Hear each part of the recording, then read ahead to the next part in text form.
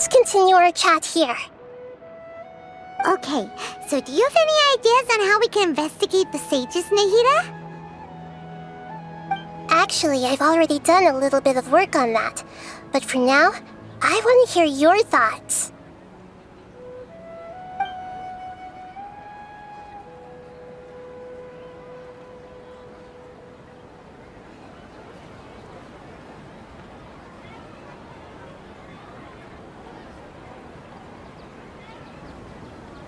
No way, that's too risky. You mean it'd be too easy to get caught? No, it's not that. We shouldn't involve innocent students in this. A single mistake could completely ruin their lives. Doing that would be ignoring the safety of my people for my own selfish goals. How is that any different from what the sages are doing? That's a good point. Spoken like the god of Sumeru.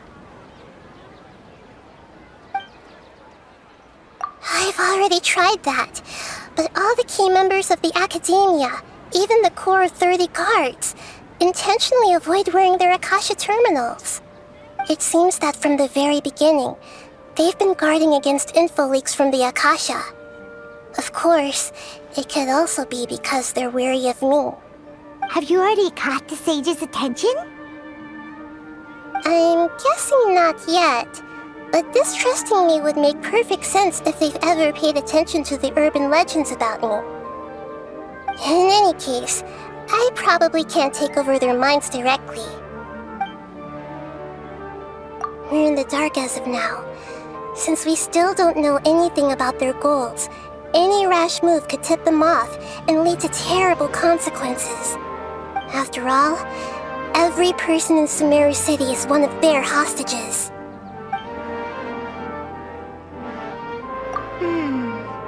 Are we really out of ideas?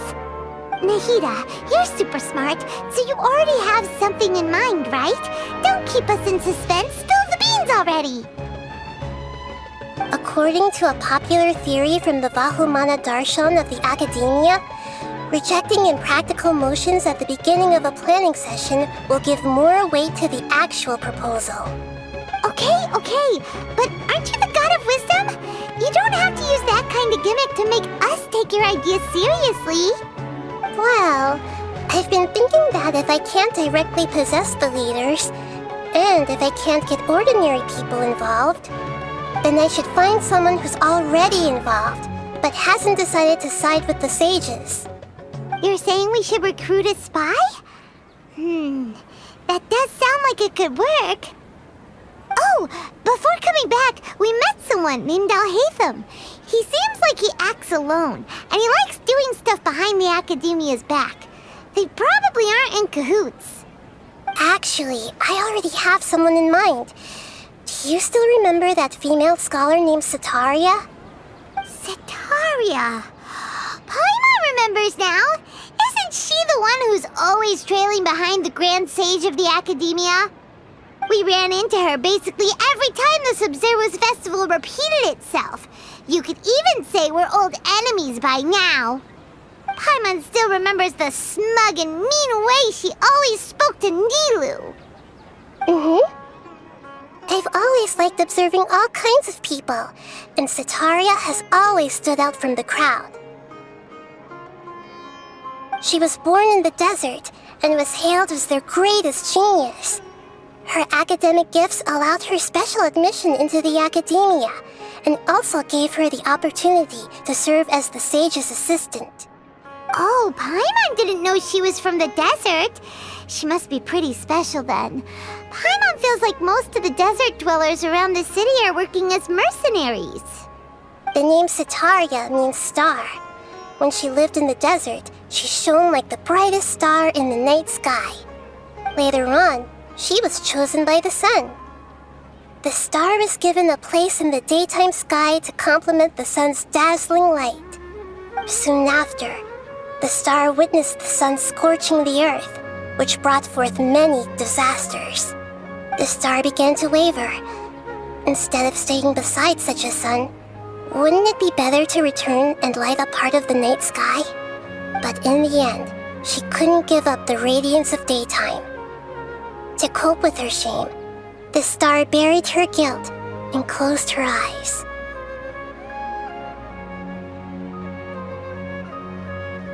From the sound of it, Sataria's just hung up on the research opportunities here. But she doesn't really support the academia. She still feels guilty about not doing more for the desert, right? She's just running away from her problems. Indeed. When they are presented with complex moral issues, many people will simply plug their ears and go with the flow until the problem can't be fixed anymore. She's suppressing a lot of guilt, but before she realized it, she had already become the sage's accomplice. She can't deny her part in their schemes anymore. Right. We must somehow make her face her problems again. That way, not only can we get useful intel from her, but she can also use it as an opportunity to redeem herself. From my past observations, Sataria will take a day off from the academia every 10 days to do some shopping in the city. Tomorrow afternoon just happens to be a shopping day for her. That'll be our chance. To prepare, let's go check out some of her favorite spots and have a quick chat with a few of the vendors there.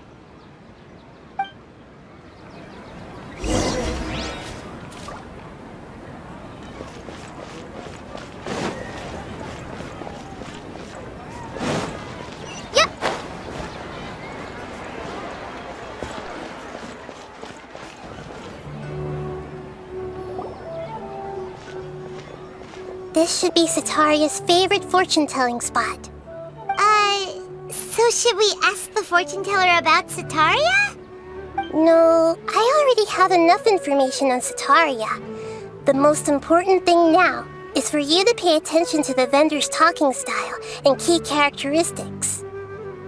Talking style and key characteristics? My poor lost lambs, have you become troubled over your fates? The divine voice of wisdom often echoes between mine ears. If thou be blessed today by the gods, I may be able to show you the way. Huh? Really? Nahida, you've been whispering things to her? Shh! My friend here has some doubts regarding his future. Can we get a fortune reading for him? Of course, of course. In that case...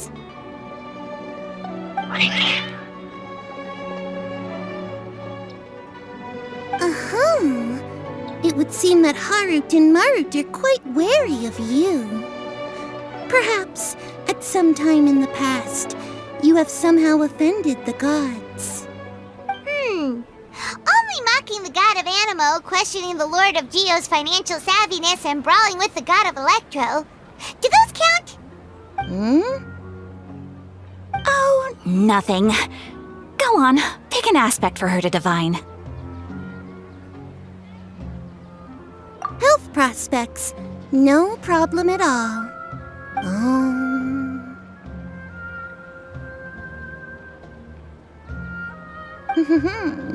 The gods have spoken.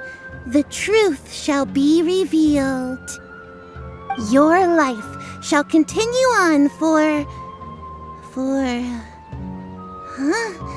many tens of thousands of years.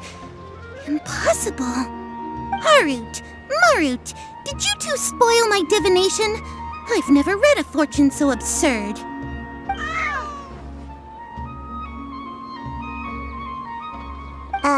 Actually, Paimon thinks this is probably the most accurate fortune-telling you've ever done. I admit that the orientation of today's celestial matrix is suboptimal. As such, there will be no charge. Is that so? Well, that can't be helped. If you were to bring some food offerings for Harut and Marut on your next visit, perhaps they could help you reverse the wheels of fate.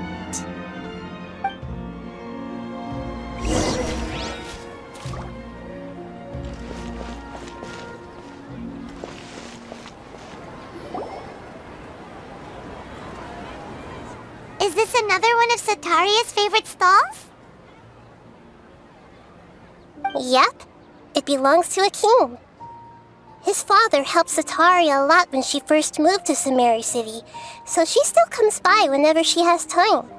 When I start talking with him, listen carefully to the details of our conversation. Ah, dear customers! Would you like to look at some pottery? We caught wind of your great craftsmanship, so we specifically came to take a look. Oh, I recognize you. Aren't you Miss Catherine from the Adventurers Guild? Sounds like I'm in for some big business. Speaking of, where did you learn this trade? I suppose you could say it all started with my dad. He's a mason by trade, but I picked up an interest in clay while apprenticing for him. After that, I began making pottery by myself in secret, and I simply changed trades when my works turned out well. Although it's a pity that I'm no longer making much use of the knowledge provided to me by the Akasha. That's nice. You're making a living doing something you love. So is your father still working as a mason? Oh no, not anymore. A few years back, he fell from a roof and broke his leg. Since he had already saved enough mora over all these years, he's just enjoying the retired life in Port Ormos nowadays. I see. We wish him peace and happiness in his retirement. I'll have someone in charge of logistics at the guild come by another day for some goods. We'll leave you to it. Take care now. No problem. Rest easy, all our goods are sure to meet your every need.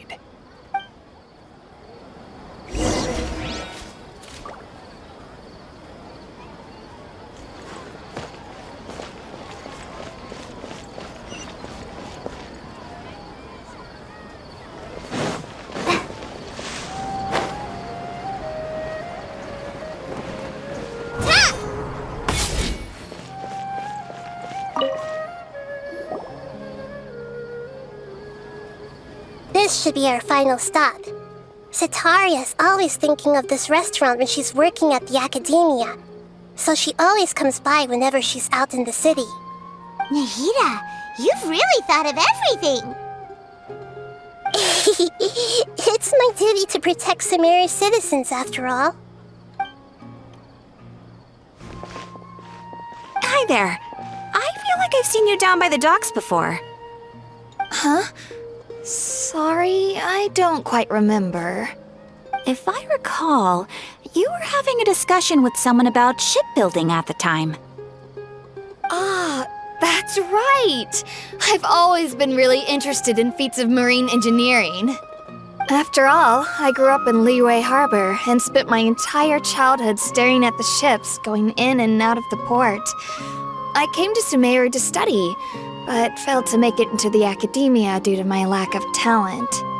But I'm still discussing all kinds of problems with different scholars, and I'm continuing to study and perform research from the restaurant's basement. I'm sure I'll get into the academia after their next round of exams. What an admirable spirit for learning. Amazing! Sure, but you'll find hardworking people wherever you go. So this restaurant has a basement as well? Huh. First I've heard of it. That's right. It's not usually open to patrons. Most of the time, employees use it for breaks or to hold private events. I see. Guess that makes sense. Well, good luck with your studies, Miss Chishan. Thank you so much. As long as I can make it into the academia as an official student, I'll be happy. I must have met her somewhere. Why can't I remember?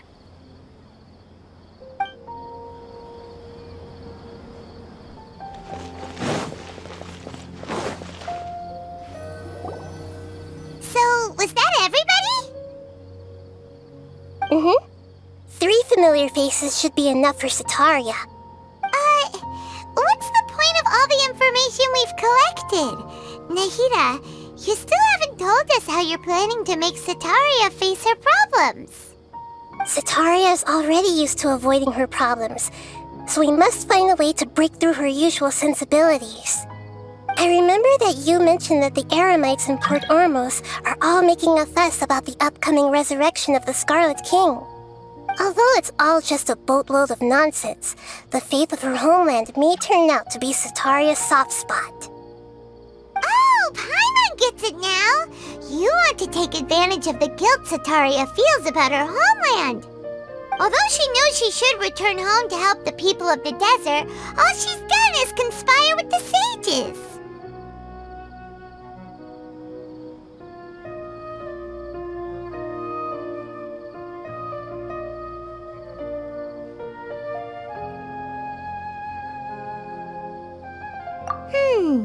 So how do we set that up?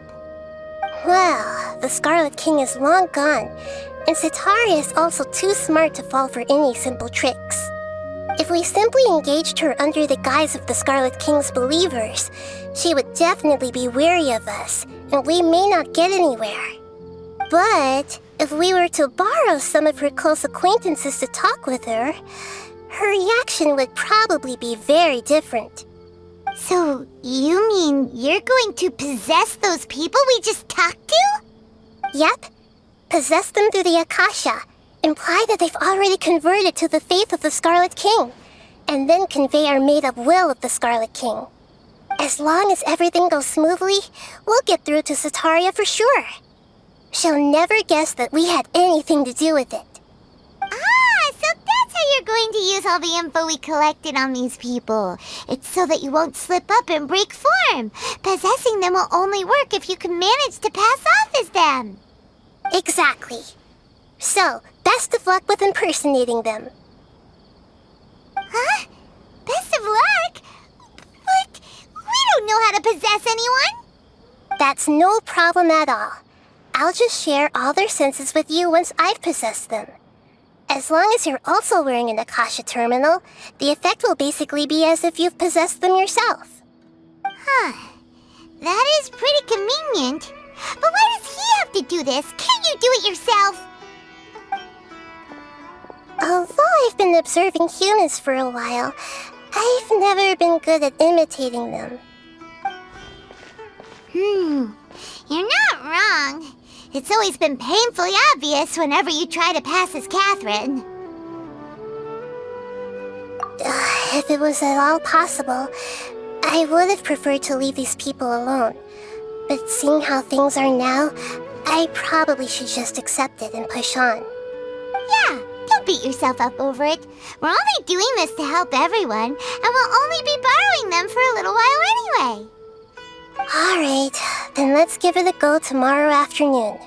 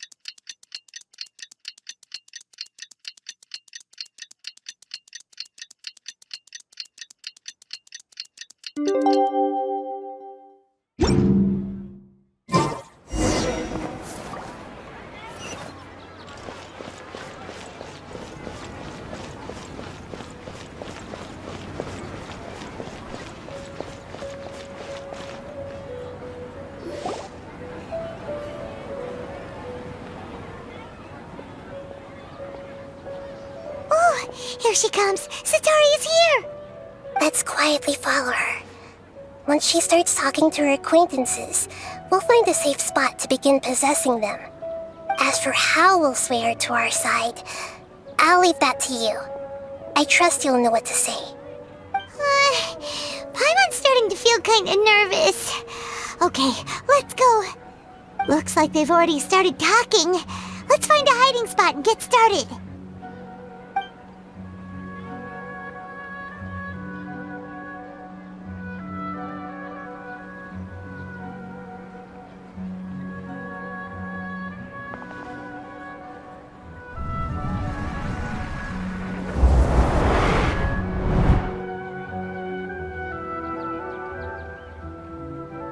That's right. You really can't force anything when it comes to love. And besides, everyone around me has a very different background and outlook. Are you still listening to me, Nabia? Oh, of course I'm listening. You were talking about troubles with your love life, right? I heard everything you said. Okay then. You just seemed a little distracted for a moment there. Strange. Your cats seem pretty worked up. Is something wrong? I always thought they were quiet, happy kitties. Oh, what are their names again? Ah, that's right. They are just little darlings, aren't they? Harut and Marut. So, which fortune do you want me to read for you today? You must have come for another echo of the divine voice of wisdom. I'd like to get another reading on my love prospects, but to be perfectly honest with you, I feel like I've been a real mess recently. A mess? Well, could you do a reading on how long it'll take me to finish my current project at work? I really just want to get it over with. I hear you. No problem at all. The gods will reveal the truth.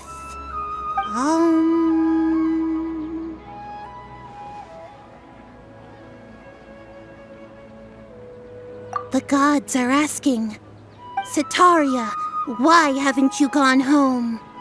Why haven't I gone home? Do the gods really know everything I've been thinking about? Setaria, why don't you just go home? It's a demand now instead of a question. The gods seem to be truly upset. I'm sorry. I know I failed the gods. Please pass on my most sincere apologies and ask for their divine forgiveness. And if I may ask, Nabia, is there a specific god who's speaking to you right now?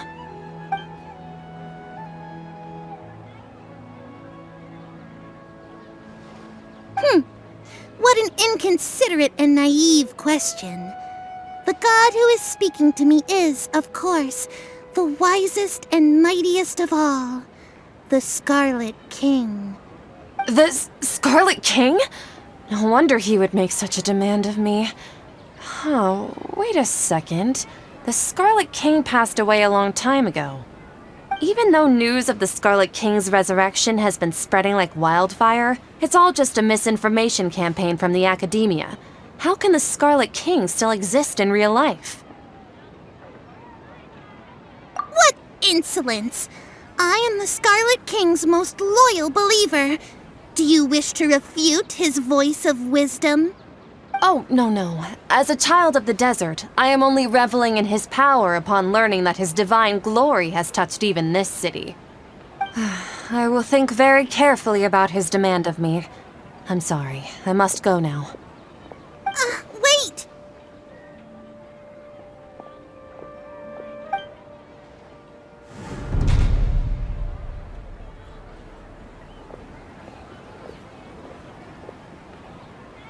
Whoa!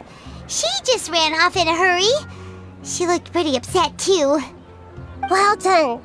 Setaria didn't seem to suspect anything amiss. To have something she's been trying desperately to avoid show up out of nowhere and berate her, that must have shaken her to the core. Aw, Nahida, it seems like you understand human emotions really well after all. All I know are some abstract Haravatot theories. And in any case, my time with you has shown a lot of them to be utterly useless. I'm still trying to make sense of everything. Anyway, enough of that. Let's hurry and catch up to Setaria. He's out of King's now, right on cue. Let's get ready to possess him right away!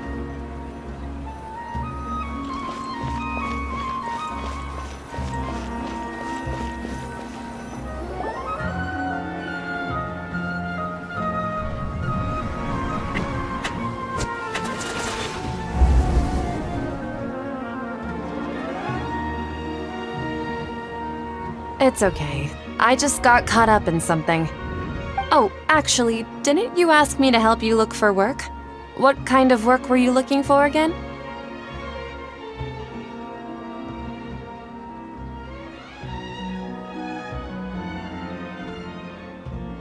Oh, right. Your old man's craft. How could I forget? Speaking of, how's he doing? Is he feeling any better?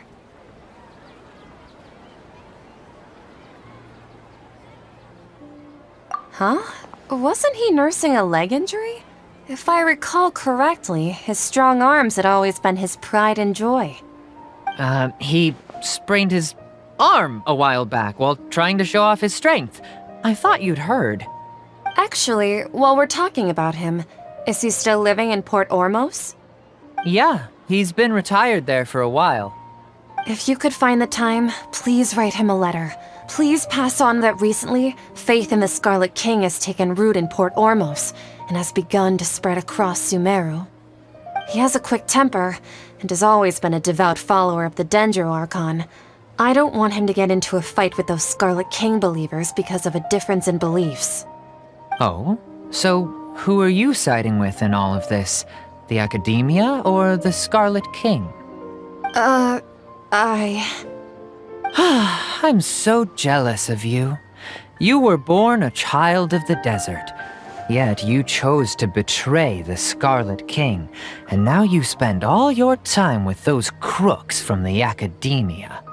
Akeem, you don't mean you've also become a believer of the Scarlet King? What's so strange about becoming a believer of the wise Scarlet King? In fact, aren't you the strange one? The one who still can't pick a side? Can't pick a side? Me? Whoa! Paimon had no idea you'd be so good at this! You really zeroed in on the issue and put it right in front of her. It might feel a bit overwhelming for Setaria. But once everything is over, I'll be sure to pay her a visit to her mind and explain everything. Anyway, let's keep going.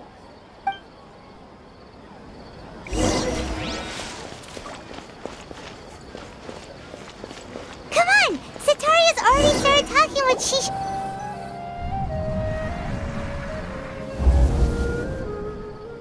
So, Shishan, have you noticed anything weird in the city lately? Like, as if someone was trying to preach to you about something?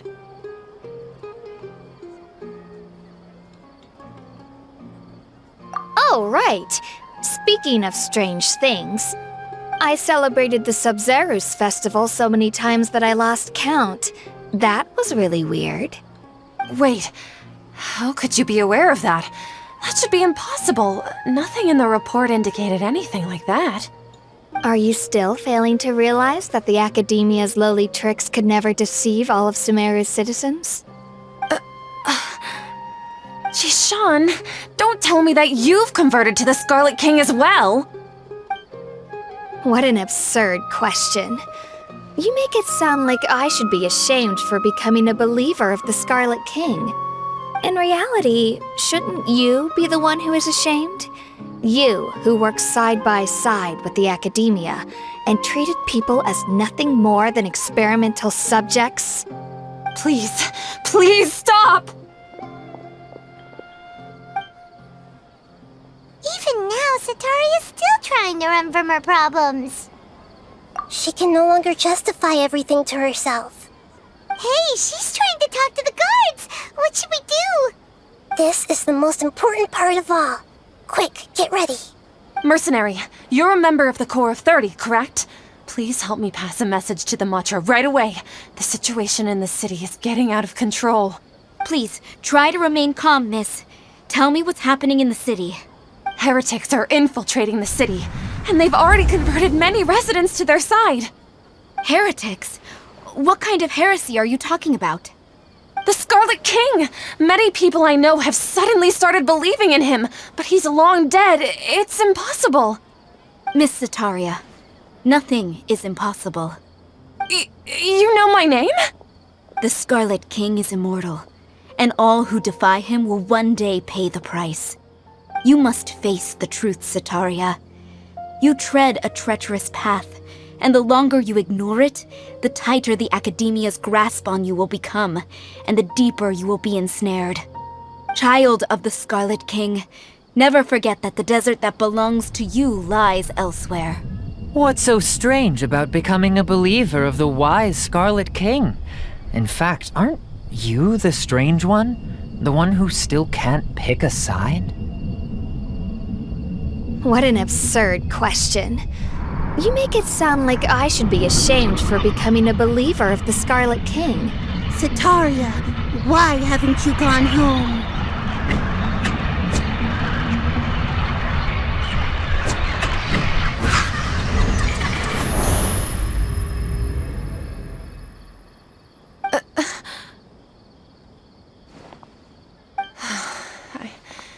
It seems that no matter where I run, I only keep finding more believers of the Scarlet King. I have to say, this is a familiar feeling. I've also been running from my guilt this whole time. Guilt over my part in the Sage's plans, and from ignoring the letters from the children of my homeland. But no matter how much I may try to ignore or get rid of it, my guilt always comes back.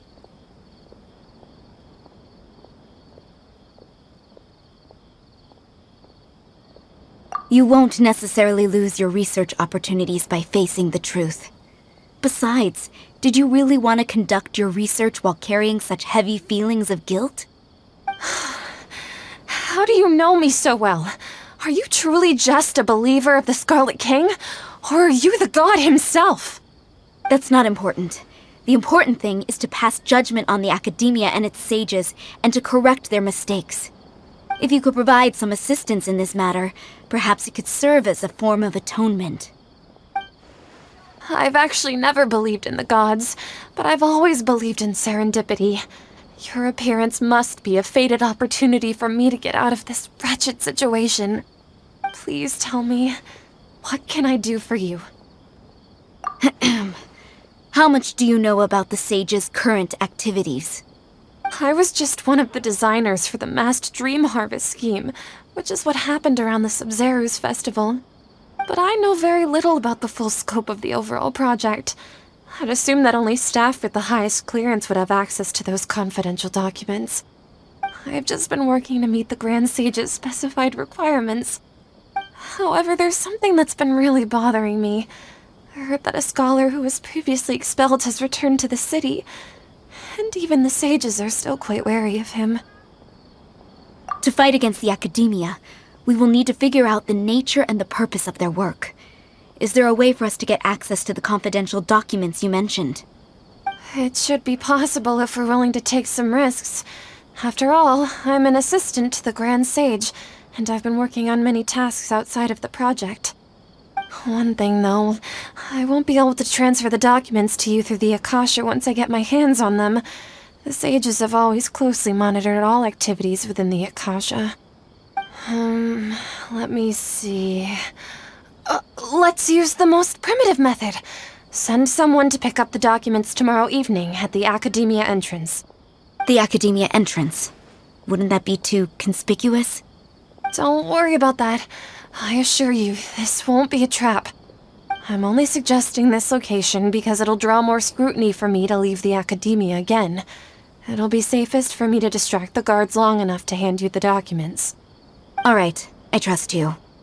So, if I were to successfully complete this task, would it mean I've atoned for my wrongdoings? That'll depend on the judgment of the Dendro Archon. The Dendro Archon. That's right. Her people are the ones we have endangered. As the god of wisdom, she's also the one responsible for judging and guiding the scholars. Maybe it's time for me to find a god to believe in. Just as Nahida predicted, we've managed to bring Sataria to our side! The Traveler's execution was ingenious. He's the one who deserves all the praise. Well, now that we've made plans to meet again tomorrow evening, all we can do is pray for Sataria's mission to go off without a hitch. Pray? But if we're going to pray to the gods, aren't we just praying to you? God of wisdom and guardian of the scholars? No. The truth is the true guardian of scholars. I've always believed that. Anyway, let's meet again tomorrow evening at the Adventurers Guild.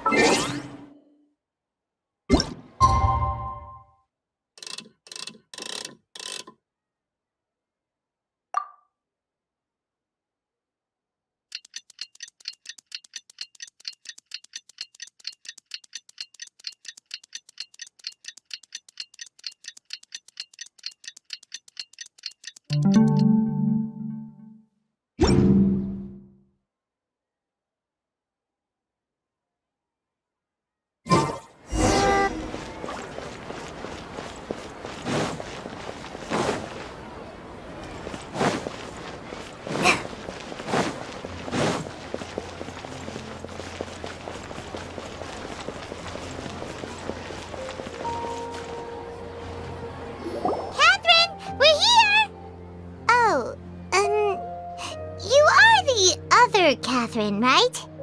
That's right. I suppose I'm the other Catherine in your mind. Shh! We're on a secret mission tonight, so we need to protect Catherine's identity. Yep, Paimon's right. We cannot fully rule out the chance that the meetup tonight is just a trap. If something were to happen, my existence may be the only trump card we'll be able to play. After all, the Academia should still be unable to confirm the existence of my consciousness in the outside world. Yep, exactly, just what Paimon was thinking.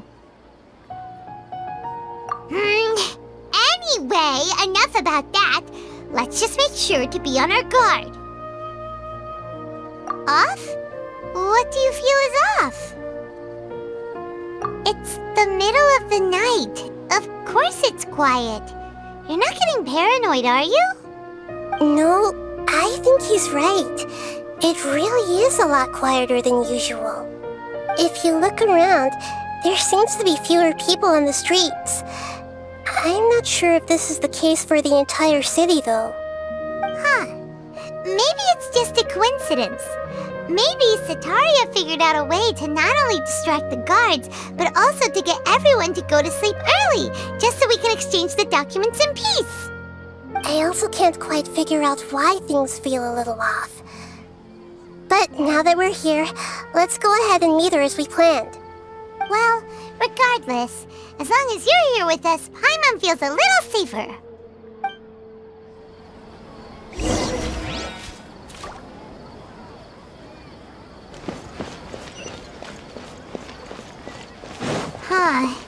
There really aren't many people out right now.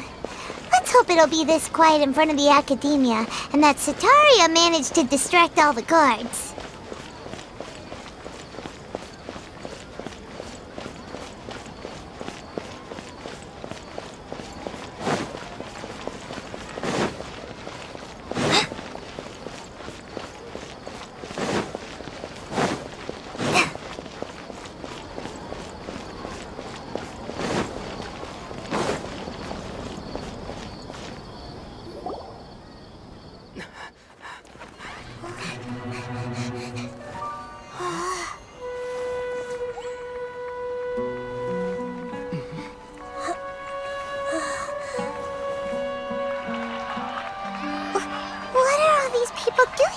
This hour of the night.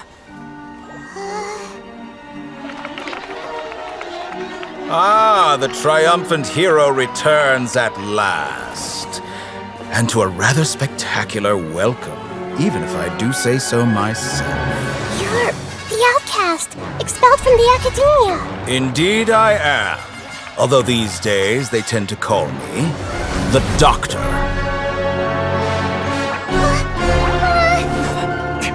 If you're looking for your researcher friend, she has already been taken into confinement. With some basic caution, she could have discovered the listening device on her person.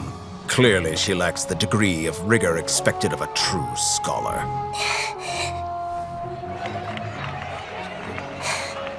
The people of Sumeru City! What have you done to them?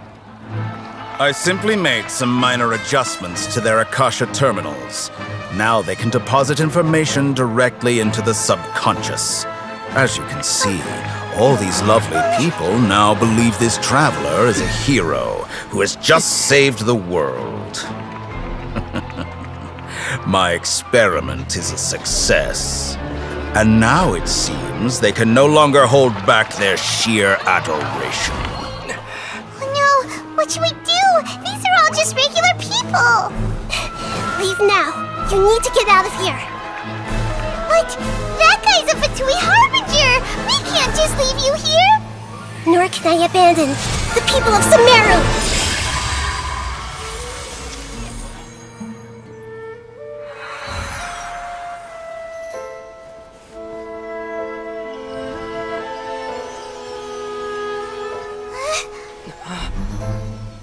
Don't worry. We'll meet again outside of the city.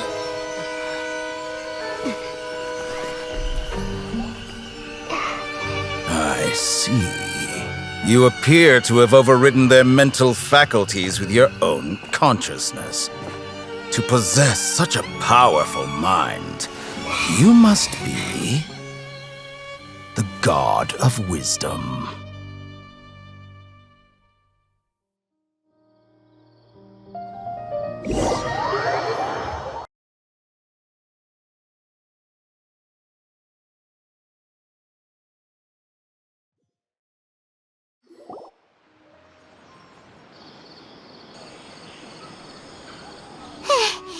This should be far enough. Whew. Paimon needs to catch her breath first. Is Nahida going to be okay? We only made it out because of her.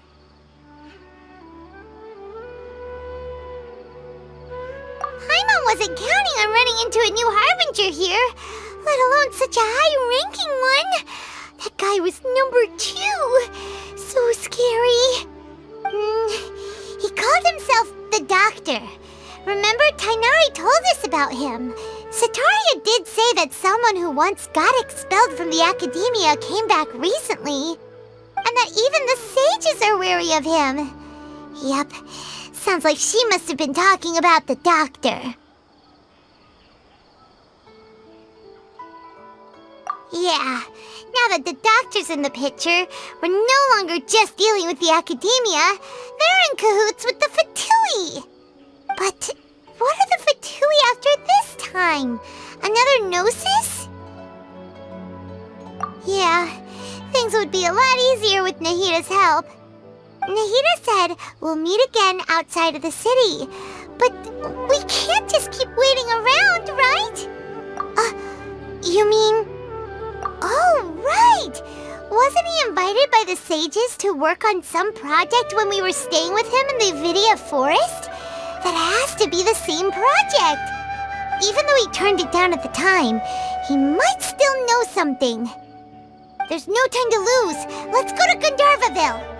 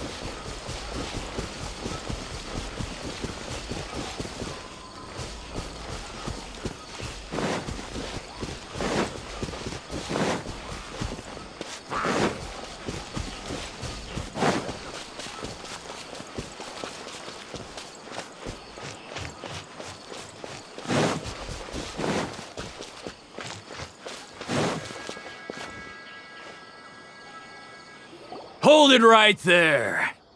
A blonde-haired traveler and a floating fairy. We've got you, all right. Take a look around. You've fallen right into our trap. Are you mercenaries from the Corps of 30? Did you come here to arrest us? Corps of 30?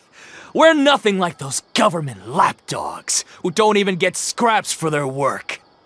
We are an elite brigade that commands the highest commission rate in all of Sumeru. We're here on the orders of a client known only as the Outcast. The Outcast? An outcast from the Academia? But why wouldn't the doctor just send the Fatui after us? Still wasting time on idle chit-chat. We'll shut you up soon enough. Get them! You're up, Traveler!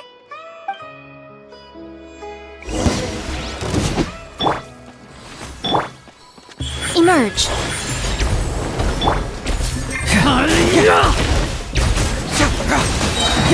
Confess! Bring it on! That's close enough. Fly!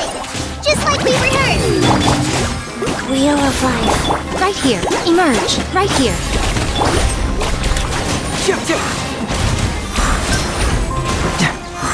Come on out. It hurts! Can't move it! It isn't over yet! Here comes reinforcements! Right here. Right now. Right here.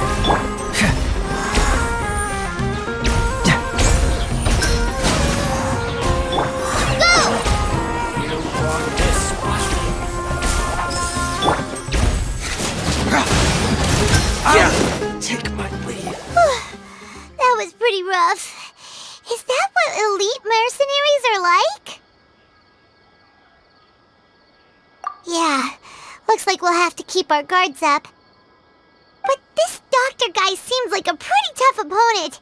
He knew exactly where to set up an ambush. Did he predict that we would try to find Tainari? Going up against smart people is tough. Anyway, let's keep going.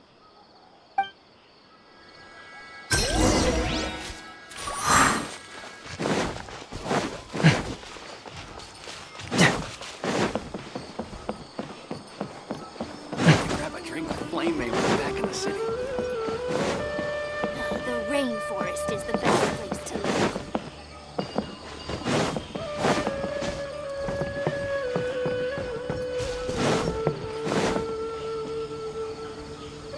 Oh, it's the Traveler and Paimon. What are you two doing back here? Kale! It's nice to see you again. Are you doing all right? To be honest, I'm not doing too well. My LSR has been progressing at a faster rate lately. I'm finding it harder to complete more intricate tasks. As a result, Master Tainari is taking me off the patrol schedule. He will only allow me to stay here and coordinate other people's tasks. Oh, Kale. Speaking of Tainari, did he go off on patrol? We're here to talk to him. Oh, Master Tainari? He just left the Avidia Forest a little while ago. He was headed to Party's DI. He left? But isn't Tainari always saying that he never wants to leave the Avidia Forest?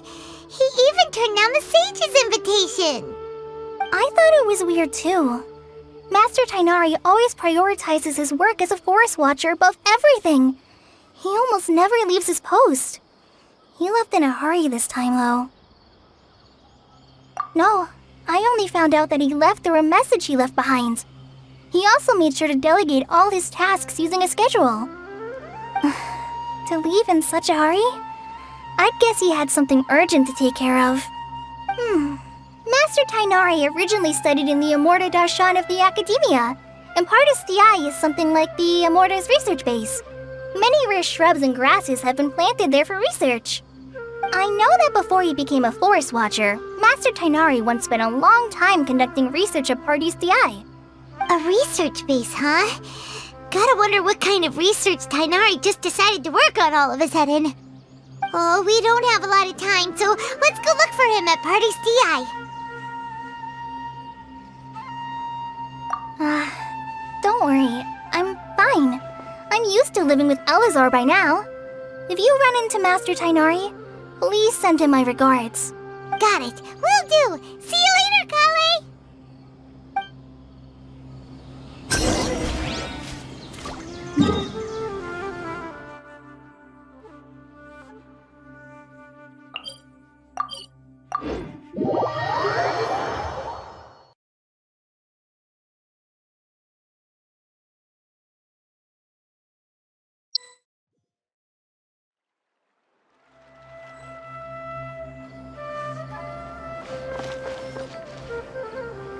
Wait!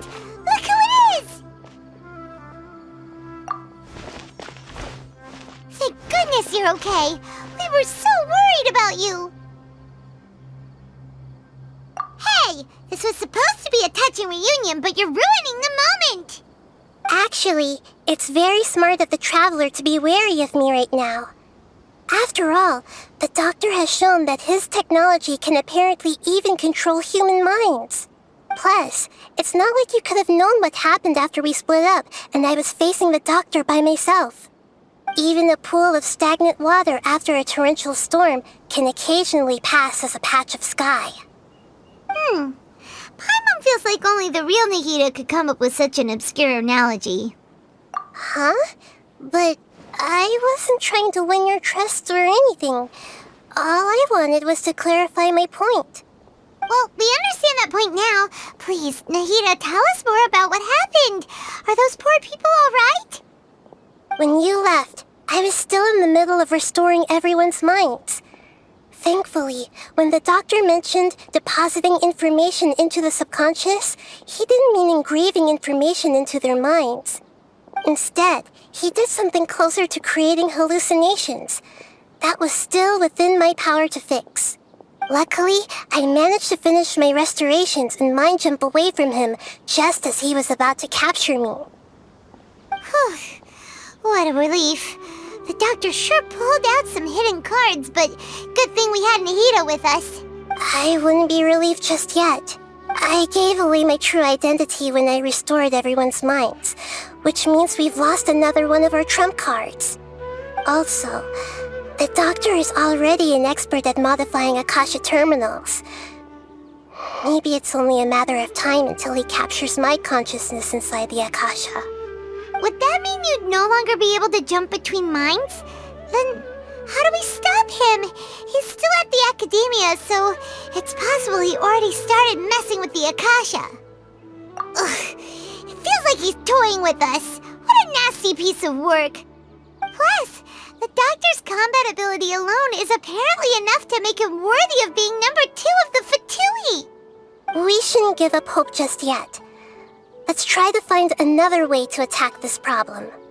Actually, Nahida, how did you know we were trying to get to Party Sti? Have you been waiting for us? Yes, I have. I can see the traveler's elemental energy, so I deduced your destination by looking at the direction you were moving in. You didn't come here for sightseeing, right? Did you find any leads? We're looking for a scholar we know. His name is Tainari, and the sages once tried to reach out to him. Why don't you come inside with us and see what we can find? Okay, let's just hope we won't get him into trouble.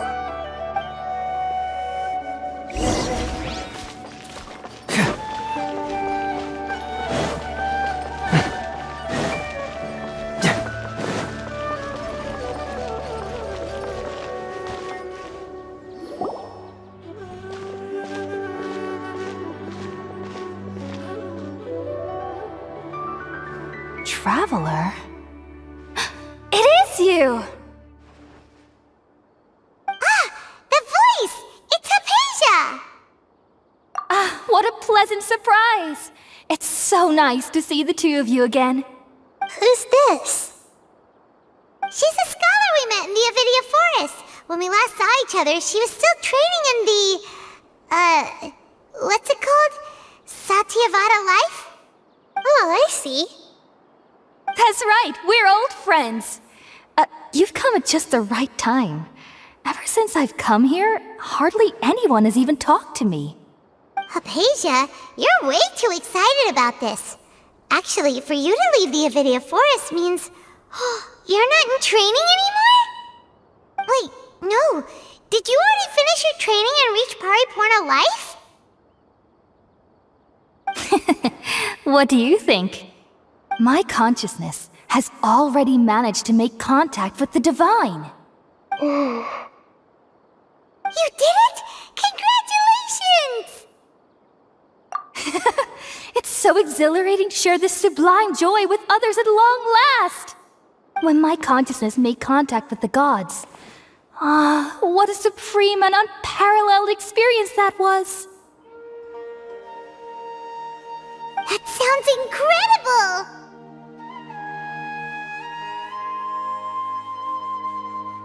Oh, all right. Actually, please wait. I haven't forgotten my promise to you. Remember? I promised to help you understand what you saw from Irminsul once I gained deeper insights. My current self has not only gained true insight, but I can even help you establish a direct connection to the consciousness of the divine. You can do that? I've never heard of anything like that, but if you want to give it a try, I'll do my best to protect your consciousness during the process. Hold on. I brought some spirit borneal with me. This is still a crucial part of the ceremony. We're using that incense again? All right now. Hold my hand. I'll help you establish a pathway to connect your consciousness. Okay. Ready?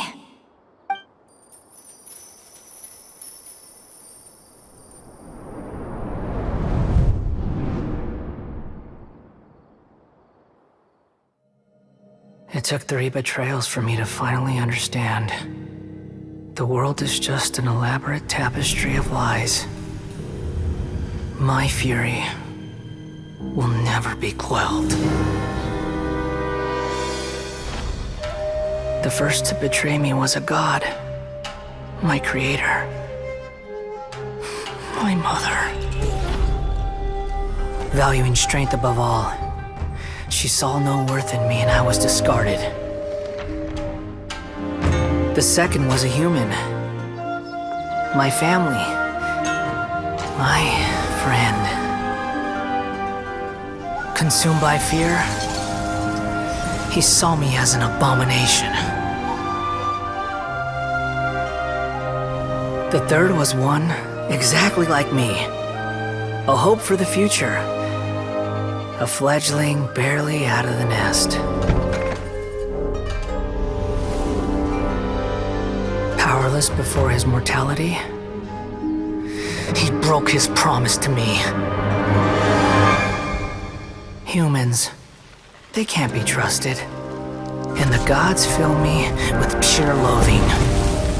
So I said good riddance. I denounced the world and laughed in its face. My chest will never again be defiled by worldly filth. I will scrub away every last trace of human emotion. Then it will be empty, a blank slate, and ready to receive a supreme gnosis, brimming with pure divinity.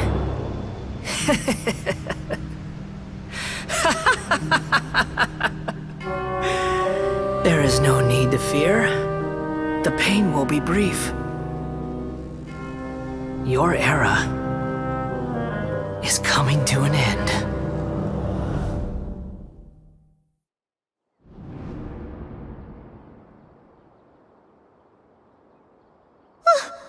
What was that?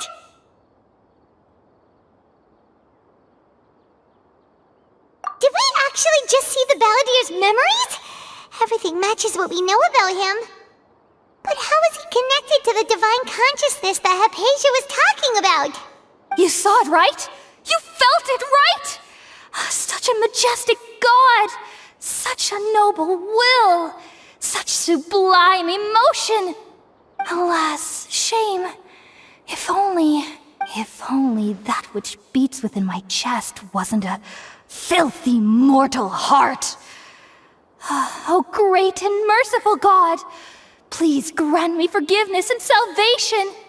Do you understand now? I'm afraid this is no Puripurna life, but rather... Ah! You! Why are you so mean to me? Why is everyone hiding from me? I found divine wisdom. Shouldn't I receive praise and honor? Haven't I uncovered that light in the darkness? Hypatia? That's how I always thought everything should be. Wait. Have I already lost my mind?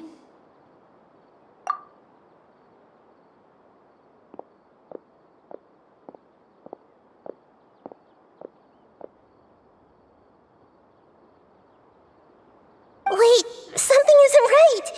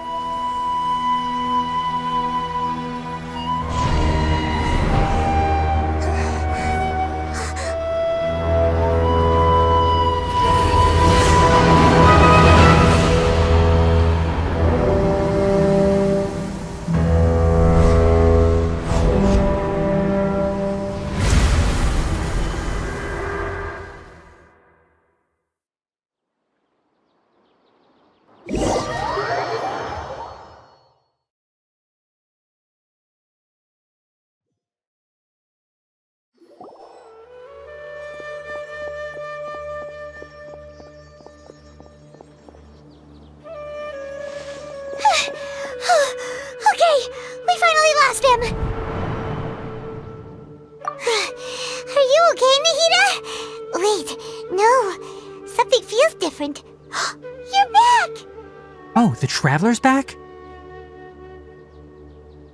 Nahida was controlling your body for a while. It seemed like she jumped over to you as an emergency measure right before the Catherine puppet was destroyed. After that, Kainari heard the commotion and came over. He helped us defeat the mercenaries and then he ran with us all the way here.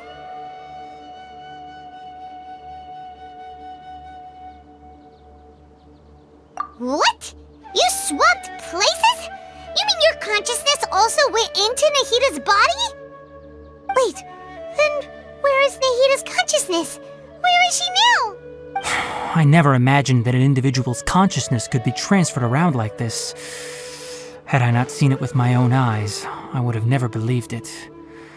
I don't think this can be achieved with current human technology. Also, while we were running, the consciousness in your body told me to pass on a message. She said, "The doctor has found a way to trap my consciousness, so I can't journey with you anymore.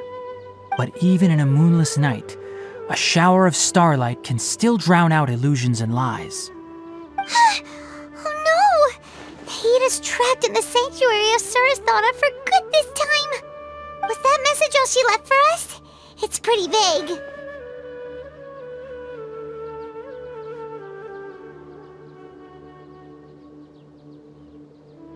Oh, that makes sense! Since the doctor captured her, she won't be able to say anything without him knowing. She's being extra careful.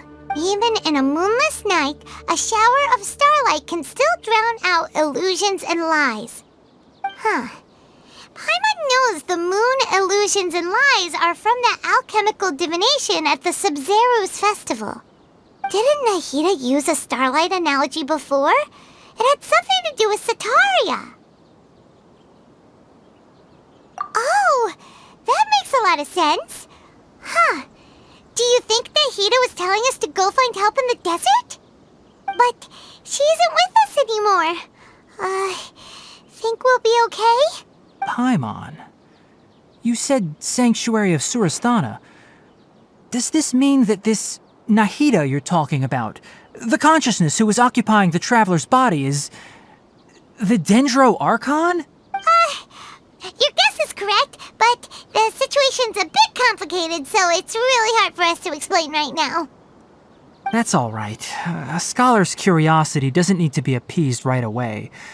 As for the complicated nature of the situation, safe to say I have witnessed that for myself. I've spent some time with you, and it looks like the Dendro Archon's also on your side, so I trust you. Thank you, Tighnari. Oh, actually, we came here to ask you a question. What do you know about the project that the sages have been working on? Ah, that. While I was indeed invited to join that project, the sages were always secretive about its scope and goals, so I eventually declined. All I know is that that project has something to do with the restoration of Irminsul.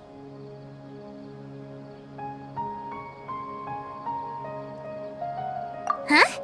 Did you see something when you were in Nahida's body? What?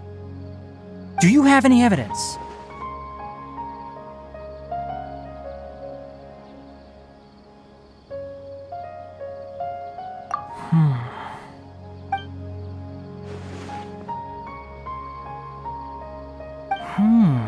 So that's what happened. That explains why Hypatia's symptoms were different from those of the other scholars who went mad. It's because she made contact with the consciousness of a new god who is still in the process of being born. Tighnari, did you leave the Avidia Forest because of Hypatia? I did. I noticed Hypatia's mental anomalies, but since her symptoms were rather atypical, I secretly took her to Pardes Dii and began searching for a way to return her to her normal self.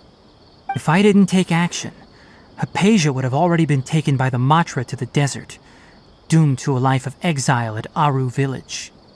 Now that you mention it, I knew the Academia has never thought particularly highly of Lesser Lord Kusanali, but I still didn't expect them to do something as arrogant as creating a new god. Looks like I made the right decision by not accepting their invitation. The Doctor and the Balladeer. We have 2 Fatui Harbingers in Sumeru. Sounds like we're in for a bad time. From your description, I don't think they've completed their project. There may still be room for us to intervene. But then, what is the connection between creating a new god and restoring Irminsul?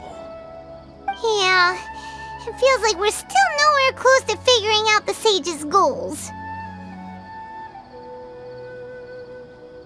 Right, we've pretty much gone over everything we need to know, so we should head out. How about you, Tighnari? What are you going to do? I'll stay here for now. I still want to try a few more things to help Hypatia. If you're planning to go into the desert, start by heading for Caravan Rabat. That'll be your fastest route. Come find me here if there's anything else I can do to help. May the spirit of wisdom go with you. Thanks, Tighnari. Hopefully Hypatia will feel better soon. We're off then.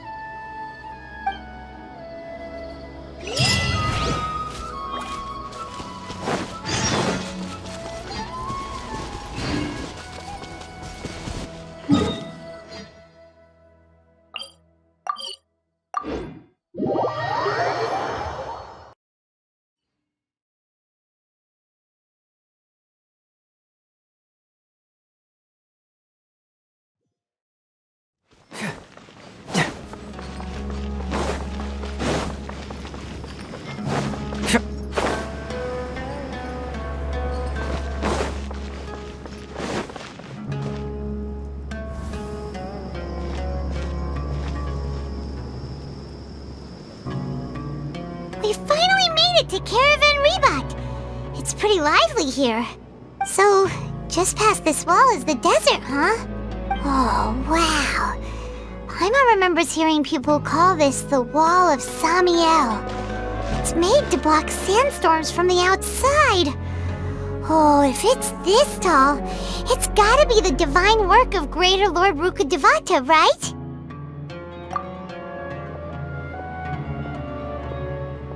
Enough gawking. Come on, follow me. Huh? Over here. Oh, Hatham went that way! Let's hurry up and follow him. Wonder what he's up to.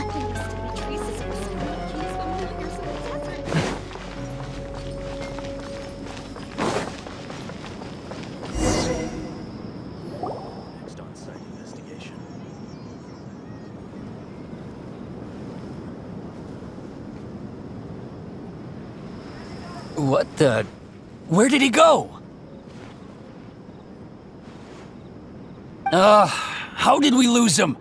They were just here a second ago.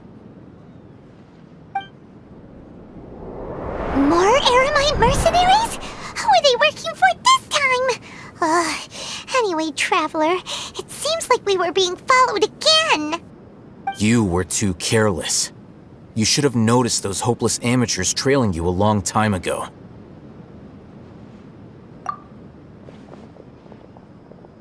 There's no need to thank me. I've never cared to keep track of personal favors. All I did was correct a mistake I happened to come across. It's a habit I developed at the Academia. You really gave Paimon a scare, Alhaitham. We never thought we'd run into you here. Last time we met at Port Ormos, didn't you say you were going back to the Academia? Wait, don't tell Paimon that you're here to take us back on their orders! Oh, so you've already landed yourselves on the Academia's hit list. I can't say that I didn't expect it. However, had I wished to turn you over to the Academia, don't you think you'd already be the Eremites' honored guests by now?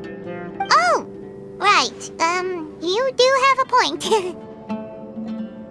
I have no interest in running errands for that project. As a scholar, I've always belonged to the camp that promotes researcher autonomy. And these days, you're more fascinating than anything the sages can offer. Not quite. To tell you the truth, I'm still investigating the Divine Knowledge Capsule. Unfortunately, I've run into some difficulties. Everyone says the capsule originated in the desert and was eventually moved to Port Ormos. If I am to get to the bottom of this, I must understand how the capsule first came to be. Which brings me back to you, and why you're so interesting. The leader of Ain al-Ahmar used the Divine Knowledge Capsule right in front of you, and upon seeing him, your expression became perplexed, and you were lost in thought for quite some time. To have that kind of reaction, I think you must have realized something. Are you interested at all in sharing what you've been hiding from me?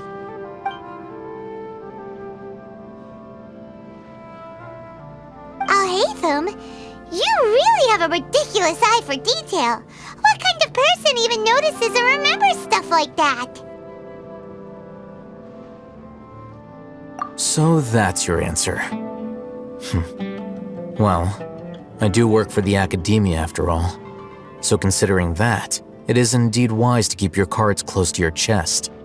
But that does prove you do have some undisclosed information about the Divine Knowledge Capsule. Am I right? No matter. Rather than simply learning the answers from you, I'd still prefer to investigate on my own. Speaking of, you two are also headed to the desert? That's right! We have the same plan as you! But we don't really have any concrete goals at the moment. Then I'd suggest starting with Aru Village. It's the largest settlement in the desert, so it'll probably have more resources and intel than anywhere else. Well, would you like to head there together? It's always better to travel with someone you know. Let's go!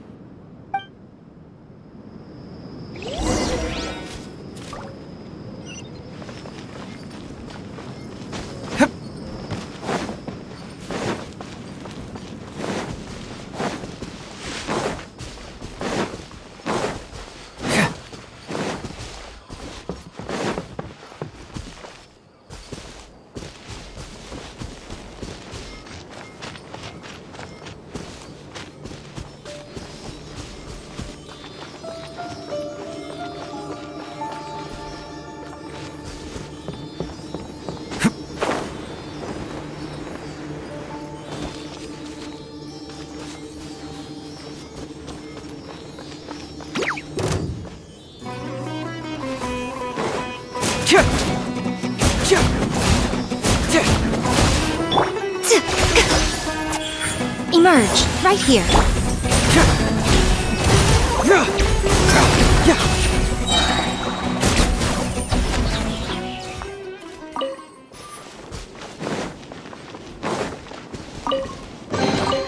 Oh, it's all coming out now.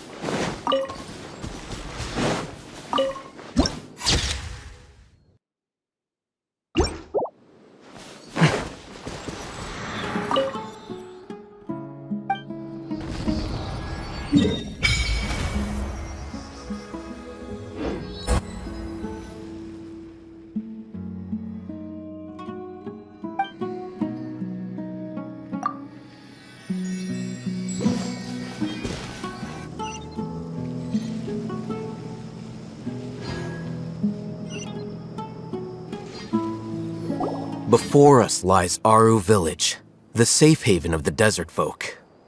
Whoa, this landscape is really something else. What a cool place! Let's go check it out!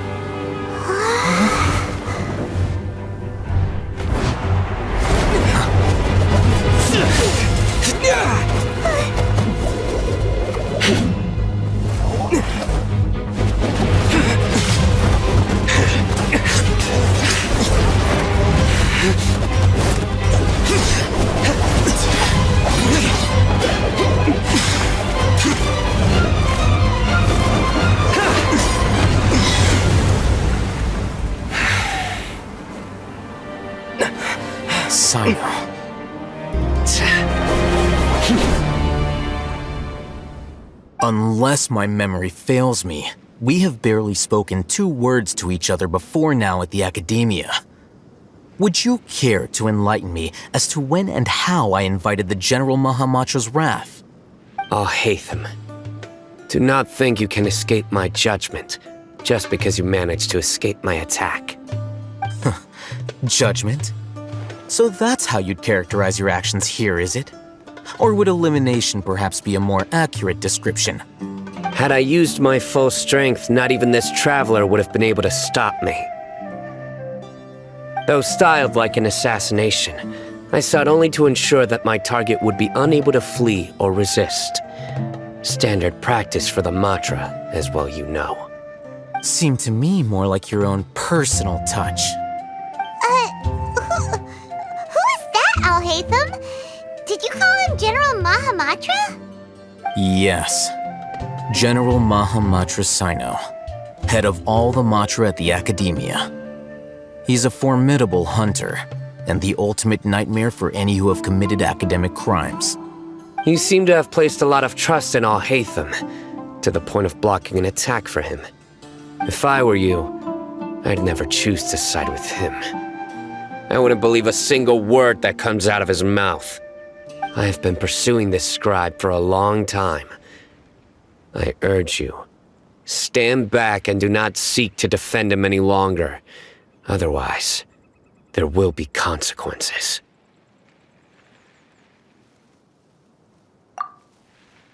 Has Alhaitham done something wrong? Paimon doesn't think he's as bad as you've made him out to be. I won't waste my breath explaining things. Alhaitham, I saw it during our fight. Take it out. The divine knowledge capsule you're hiding on your person. Unless you want me to retrieve it for myself.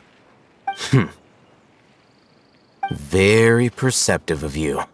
Nothing escapes a Matra's senses. Wait, the Divine Knowledge Capsule? Didn't it fall into the Matra's hands in Port Ormos? No wonder you speak with such confidence, Sino. But I must admit, I'm very curious. What does this capsule mean to you? And why, as General Mahamatra of the Academia, are you all alone in the desert? As far as I'm aware, the other Matra have been speculating about your disappearance.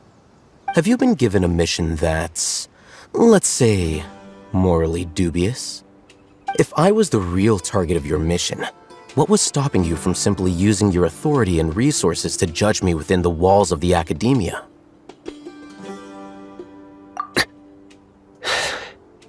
I should have known you'd be difficult to deal with. You two! Ugh! What should we do, Traveler? Paimon feels like we can't trust either of them!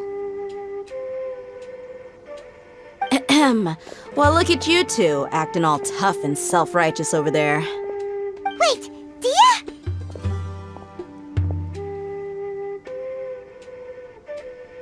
Great! Finally, someone that we can trust!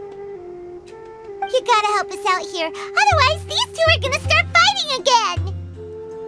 Yeah, sure looks that way. Two giants from the Academia duking it out once and for all. Not something you get to see every day, that's for sure.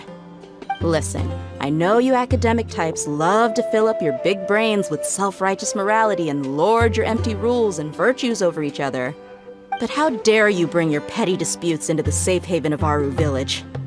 It seems like someone's gonna have to beat some sense into your thick skulls until you finally learn to respect these grounds.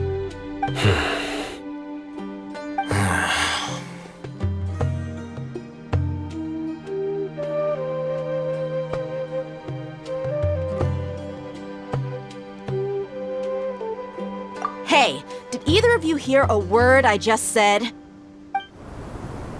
Whoa, what's going on? The wind's so strong! Is this a sandstorm? Paimon's gonna get blown away! Another sandstorm? What's up with these recently? Hey! All of you, over here, quickly! We have to take cover! Someone's calling for us! Oh, this wind is too strong! Let's get over there! That sounded like Candace. Come on, you two. Jeez, are all of you Academia folks such hard work? Move it! All right, stop yelling.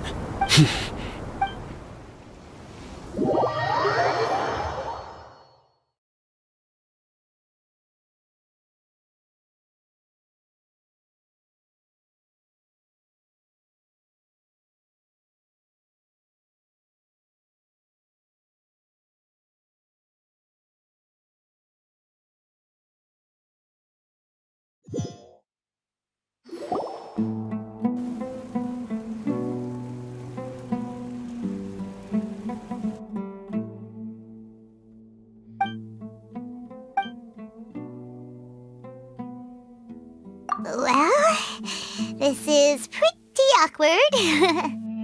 Hey, wanna play sardines with three people who wanna tear each other limb from limb? Sure, why not? Sounds fun. The air is so thick and heavy. Paimon can hardly keep floating anymore. My sincere apologies, everyone. This is the home of our village chief. I will have to ask you to make do with this small room until the sandstorm dies down. Please, let me introduce myself.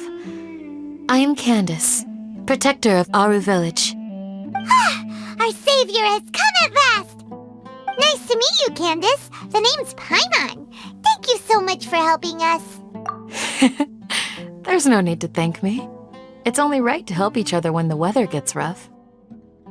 Wow, she's so gentle and caring, like a nice older sister. Unlike those guys over there. All right. Now that we're all better acquainted, we should return to the topic at hand.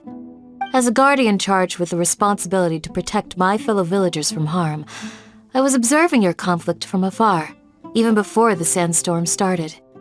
And now that you have set foot within our village itself, It is all the more my responsibility to make absolutely sure that you pose no threat whatsoever to us. So please, have an honest and sincere conversation with one another, and put your hostile feelings to rest. If anyone dares to start anything again while they are under this roof, I will not hesitate to send them out for some quality time with the creatures of the sandstorm. Oh, on second thought, Paimon may have misjudged Candace's character. And that goes for you too, Miss Dia. Do I make myself clear? All right, we got it, Candace. That's what I like to hear. So, which of you will begin? I was supposed to be a mediator, but I might have gotten a little too involved just now. Anyway, one of those two should probably start talking. Wait, that was you trying to be a mediator? I have nothing to hide, so there's no shame in explaining myself. While Alhaitham wasn't wrong about the other Matra not knowing my whereabouts, it's not because I've been assigned a morally dubious mission. Rather, I've chosen to exile myself. Huh? Exile yourself? A little while ago, I discovered that there was data missing in the Academia's project planning and development files. What little they did report clearly did not match the project's actual progress. As General Mahamatra, I had the responsibility and authority to request an audit. However, to my surprise, the person responsible for the erroneous data was none other than Grand Sage Azar himself. I tried to investigate the issue myself before submitting a formal audit request, but I soon found that all leads and potential pieces of incriminating evidence were carefully concealed from me.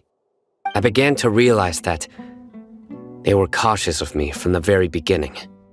Unsurprisingly, the Grand Sage rejected my audit request as soon as the submission reached his desk. He even said to me, "The power of the General Mahamatra is granted by the sages. You have no right to judge us." So they really are up to no good. I realized then that to the Grand Sage, the Matra are nothing more than tools for the sages to assert and maintain their control over knowledge. The vows that we took, the principles that we strive to uphold, they are meaningless to the academia of today. I believed it would be wise to flee the academia before the sages had a chance to take action against me. This way, they can no longer see nor predict my actions. I will never give up on this investigation. There's no need for someone else to give me power or authority. Once I find the truth, I will administer judgment by my own name. Sino seems to have the same goal as us. We're all investigating the sages. Plus, now that he's no longer the General Mahamatra, he somehow feels a lot less scary.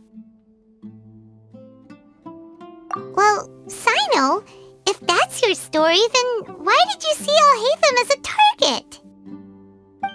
When I was investigating the matter in the academia, I overheard a conversation between Alhaitham and a sage. The sages asked you to investigate a blonde-haired traveler. Do you dispute this, Alhaitham? What? Like many parts of the project, this assignment was undocumented. Now throw in your suspicious behavior with the Divine Knowledge Capsule, and I think we deserve an explanation. Yes. I was indeed tasked with investigating the Traveler. Alhaitham!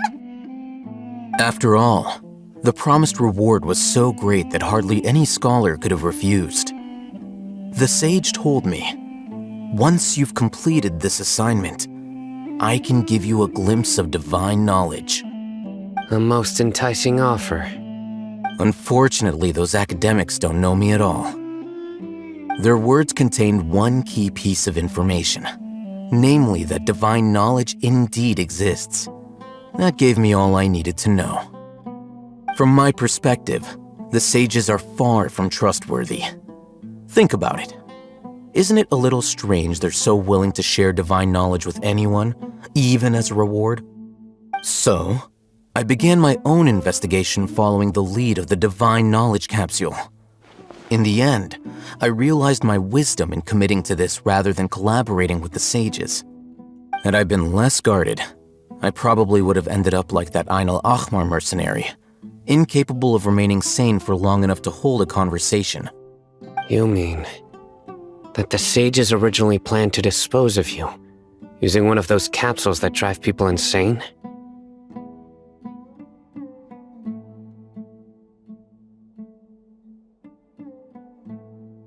I'd already given up on the assignment by then. I only told the Academia I was waiting in Port Ormos for you to appear so they wouldn't suspect anything. So it came as quite a surprise when I encountered my erstwhile target while investigating the divine knowledge capsule. Criminals do love to talk about coincidences. Even though I ran into the Traveler by chance, I had no intention of providing assistance to the Academia.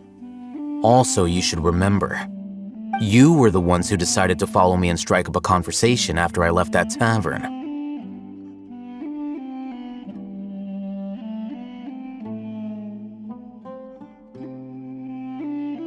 That's true.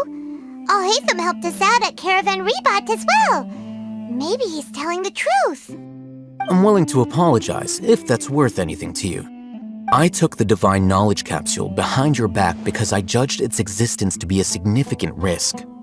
I felt that it would be best for no one to interact with it before it had been properly studied.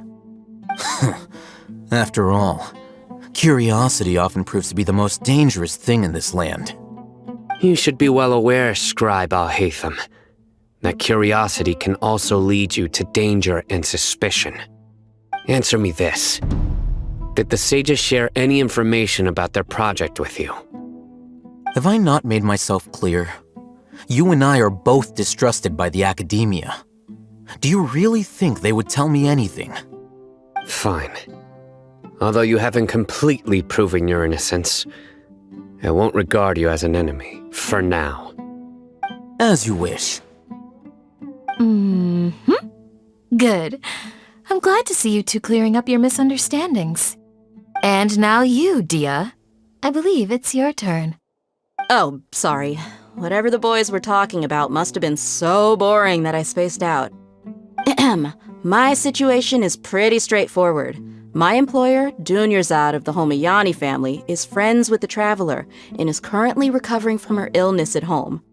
I had nothing going on, so I decided to return to Aru village for a visit. I was actually looking forward to a pretty exciting time getting back together with everyone here. But then I saw these two random guys in the middle of a pointless argument. It ticked me off, and things went downhill from there. Is that all? Well, I will admit that definitely sounds like your style. In that case, welcome back, Dia. That's more like it. I missed you all so much, Candace.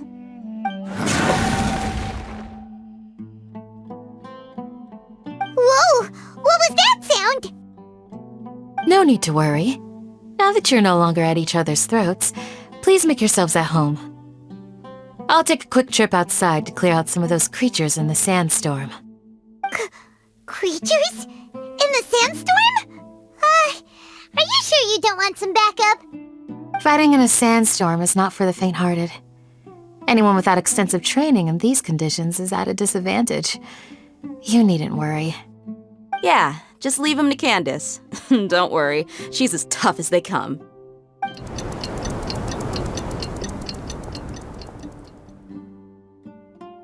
The wind's died down.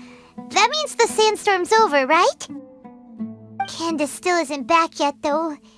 Is she alright? Maybe we should go out and check on her. When you put it that way, even I'm starting to feel a little worried. All right, let's go. We've been here long enough, and the boys are as chatty as the floor.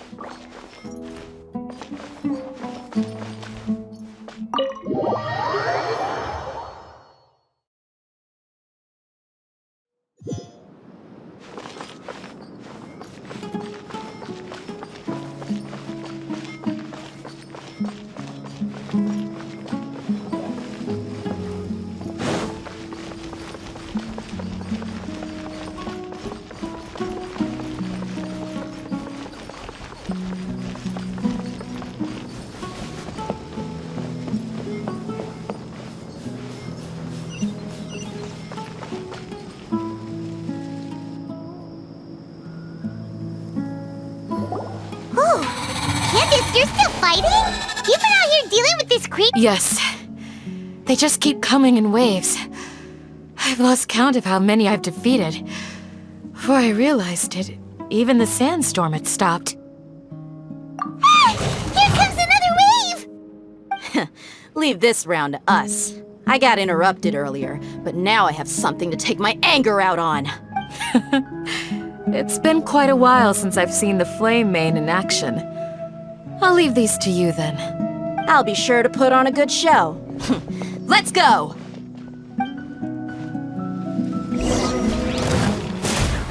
Emerge! Right now! Emerge! Confess! Fracture! Hi!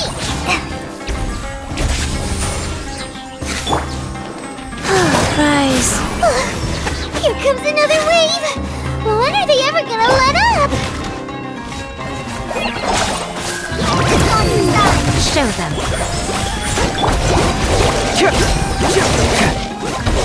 Bring it on!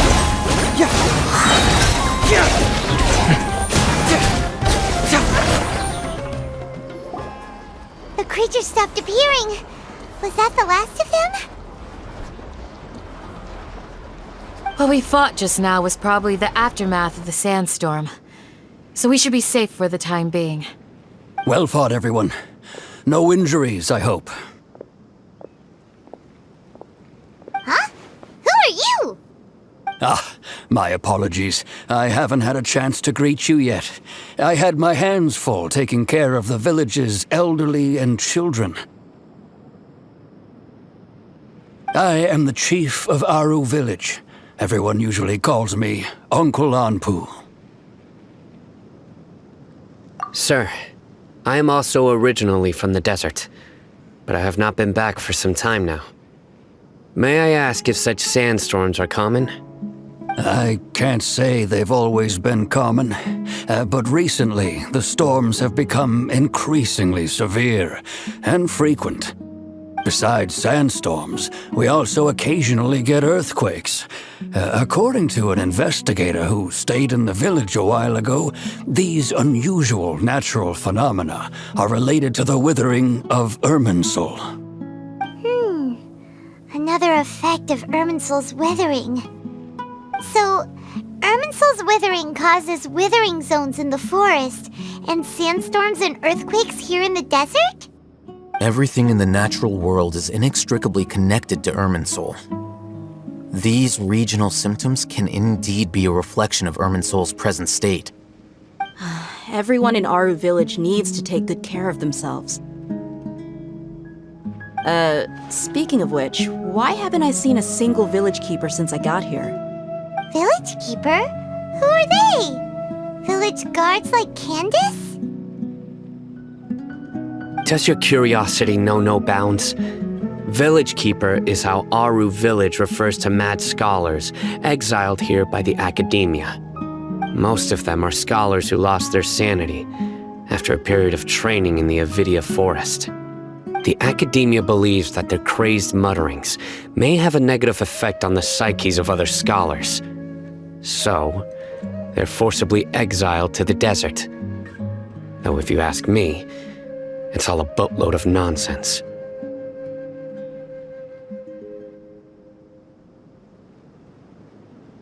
Alas, that's exactly what we've been trying to investigate. One by one, the village keepers have been mysteriously disappearing without a trace. But no one in the village has ever seen them leave. If you're planning to stay around the village for the next few days, I'd appreciate it if you could keep an eye out for them. I've had encounters with those people in the past. I'll see what I can do to help. The Magi are the ones responsible for their exile.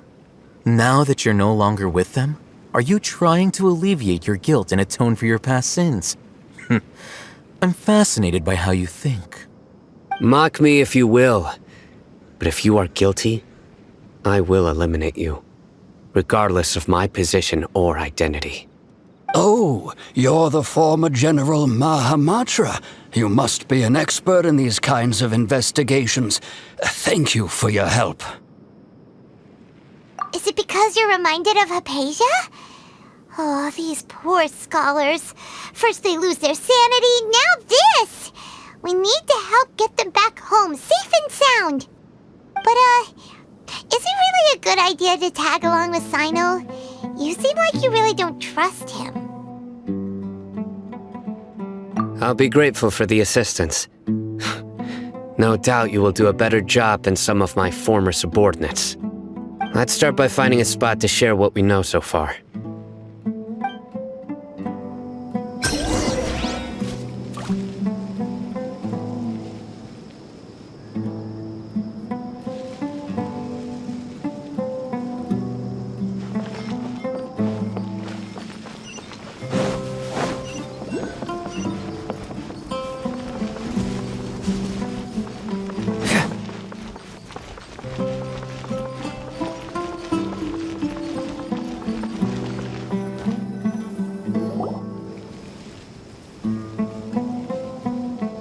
Although I've sent myself into exile, I'm still doing essentially the same things as before. Do you still have any questions for me before we start our investigation? One of my former subordinates told me that this title has its origins in a strange incident. The Academia has long exiled mad scholars to Aru Village. A mysterious phenomenon exists here. When mad scholars first arrive, they are as incoherent and deranged as before. But after spending some time here, they invariably begin to calm down. Initially, the people of Aru Village greatly resented having to take in the mad scholars. But a strange incident one night changed that. Aru Village was struck by the strongest earthquake in living memory. Seeing buildings on the verge of collapse all around him, the then chief of the village was preparing to take everyone to safety. Suddenly, he noticed a mad scholar crouching in a corner, caressing the ground with his hands. A soft, green light radiated from him, like a divine glow against the backdrop of night. Despite the powerful tremors that ripped through the ground that night, all the houses remained upright, almost as if they had grown roots reaching deep into the ground. In the end, not a single building collapsed, and no one was hurt. After that, the people of Aru Village treated the mad scholars with greater kindness, and began to refer to them as the village keepers. The soft green light? A mad scholar protecting Aru Village? What do you make of it, Traveler? Paimon thinks so too. Actually, Sino, do you know if any of the mad scholars continued to wear their Akasha terminals at Aru Village? In theory, they would continue wearing them so the Academia could still monitor their activities. With that said, the main Akasha system would no longer have any interaction with them. Oh, no wonder! Everything makes sense then! Add in the fact that they calmed down, it was probably Nahida who calmed them. If you are able to draw a conclusion from this one story alone, then it appears you possess much more information than I do. So, what do you make of the story?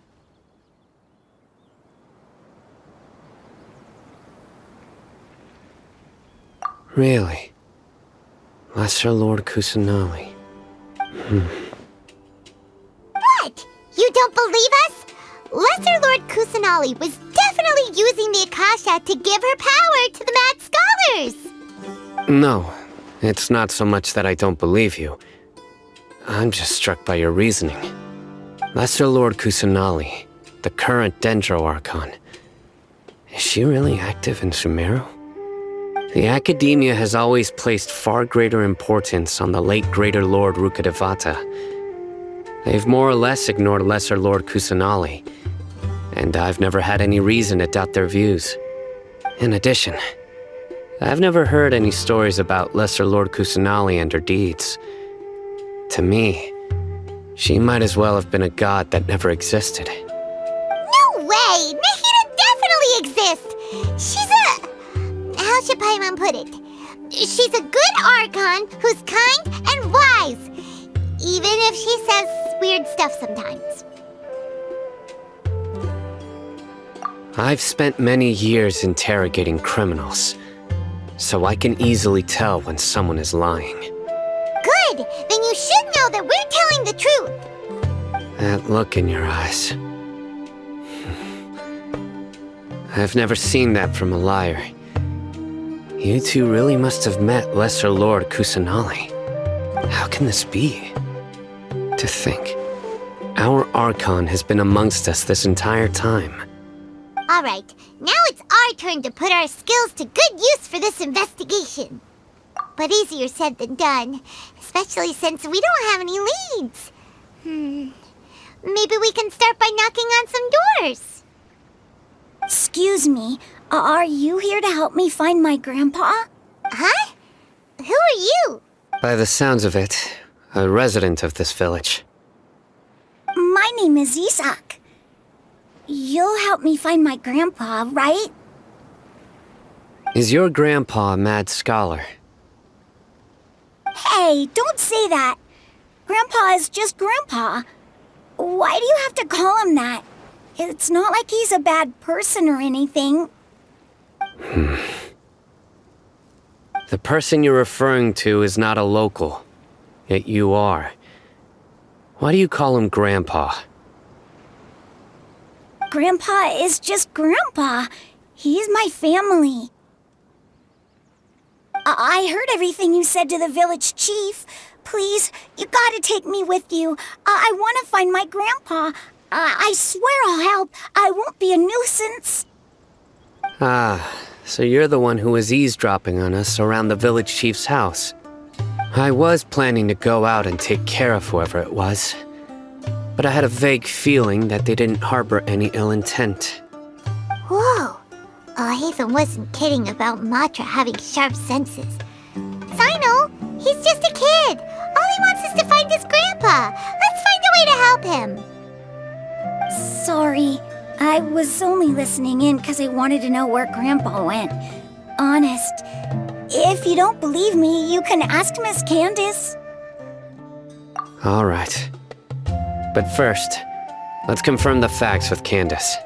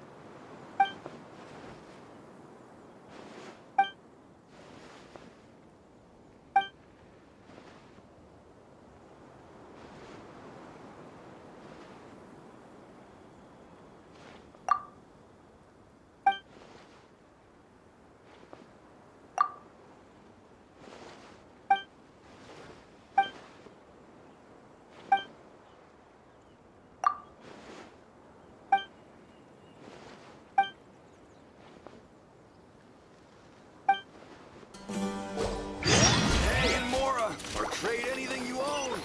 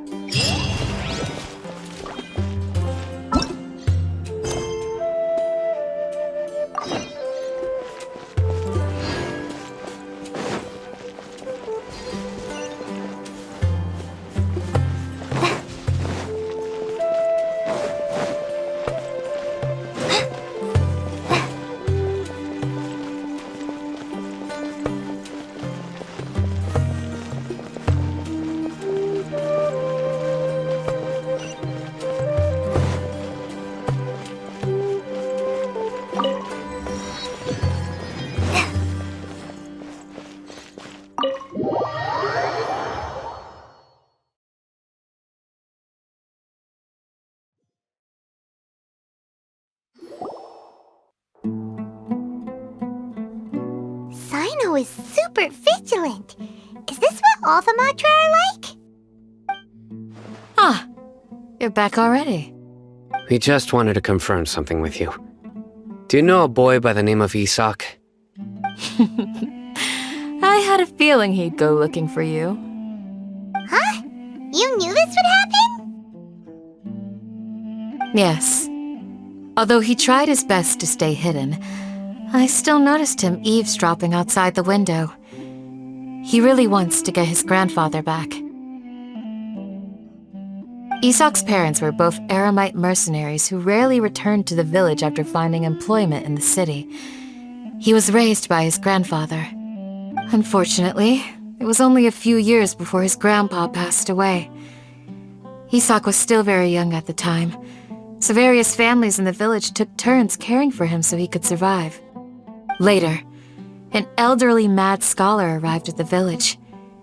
Isak thought the scholar bore a striking resemblance to his grandfather, and thus often spied on the man. However, the scholar was unkempt in appearance and incoherent in speech. Although Isak referred to the man as his grandpa, he was afraid and didn't dare to approach him. One summer night, the oft mumbling and bumbling grandpa suddenly calmed down and seemed to become more lucid. He even noticed Isak hiding in the distance. So Grandpa walked up to Isak and patted him on the head. He even took Isak to the entrance of the village, where he patiently taught the boy the names of the stars and accompanied Isak until he fell asleep. The next morning, Isak woke up and wanted to go find his grandpa again, only to realize his grandpa no longer recognized him. However, even so, Grandpa retained his calm expression. It's said that those who saw the scholar claimed he no longer appeared to be crazy, but appeared to be living in his own world, almost as if he were sleepwalking.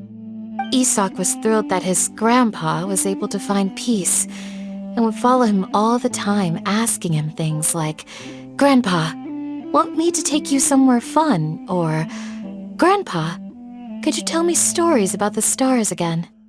All this somehow just makes Paimon feel really sad. It seems like they both deserve so much better. Perhaps. Nearly everyone who lives in the desert has some form of hardship or regret. But even so, we must still continue on with our lives. It's also my reason for fighting. I must continue to protect this land.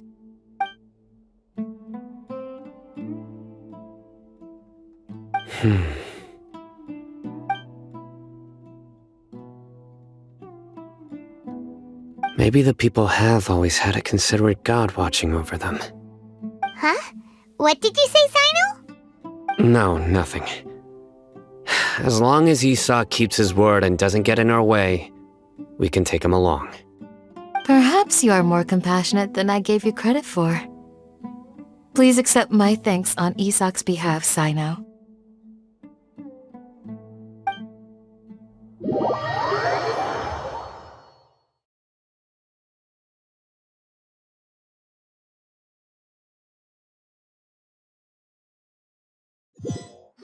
Hey, Isak!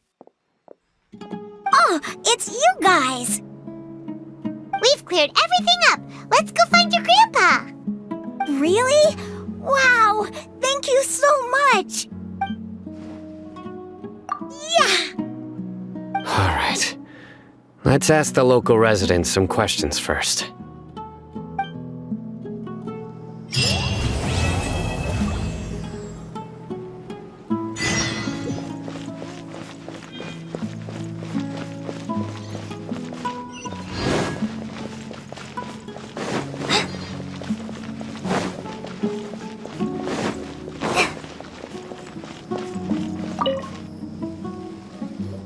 Excuse me, did you happen to see where the missing scholars went?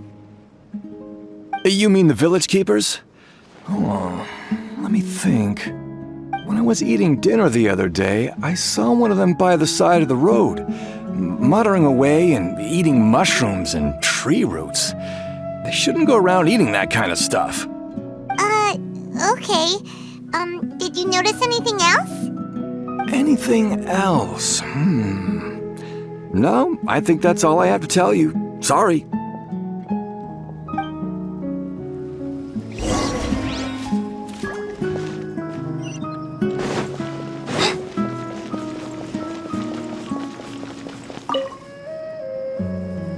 The scholars that have gone missing. Have you seen them? Those eyes. Those fierce eyes. You look like a real fighter. Don't change the subject. Right. You were asking about the mad scholars. I think it's been a few days since I last saw them. I usually go to bed pretty early, so I'm not too familiar with what goes on at night. But honestly, I feel quite sympathetic towards them. Even though they act a little strange, they've helped me in the past. If it weren't for them, my house would have collapsed long ago. Do you also think Grandpa and the others are good people? Grandpa? Oh, hello there. It's little Isak. You mean that nice man who looks like your grandpa's long-lost twin, right? He was actually the one who protected my house. I saw it with my own eyes. He happened to be staying near my house that day and was doing something with his hands on the ground. It still feels pretty surreal now that I think back on it. Did someone teach them how to do that? Well, whatever the case, I'll always be thankful to him and whoever taught him to look out for others. I'm pretty sure that if I ever went mad, I wouldn't be able to do anything like that. Gotcha.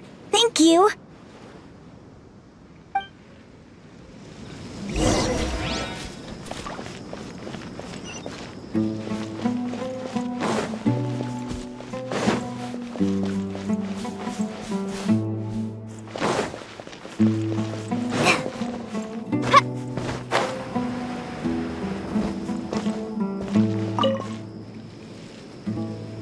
Sir, have you seen my grandpa recently? You know, the one who likes to sit and space out near the village entrance. Oh, well, if it isn't Isak. Oh, your grandpa, huh? It's been a while. The last time I saw him, he was spacing out by the road as usual. I went and asked him if he'd like any of the food I had prepared, despite my wife's protests. Like many people, she's really quite terrified of them. And speaking of my wife, she's still always complaining about how I don't make enough mora. That might explain why she's always mad at me. Oh, thank you. Thank you for taking care of him. It was nothing. You're looking for him, right? Did he go for a walk and get lost? Yeah. That's no good. Well, once you found him, come by my place again and I'll cook a little something for the both of you. I've known you since you were very young, so as far as I'm concerned, you're family. Please feel free to come by anytime. Wow, what a nice guy! Okay, thank you, sir. Huh? Don't say anything for now. Isak, stay here. Let's head over there. Stay quiet as you move.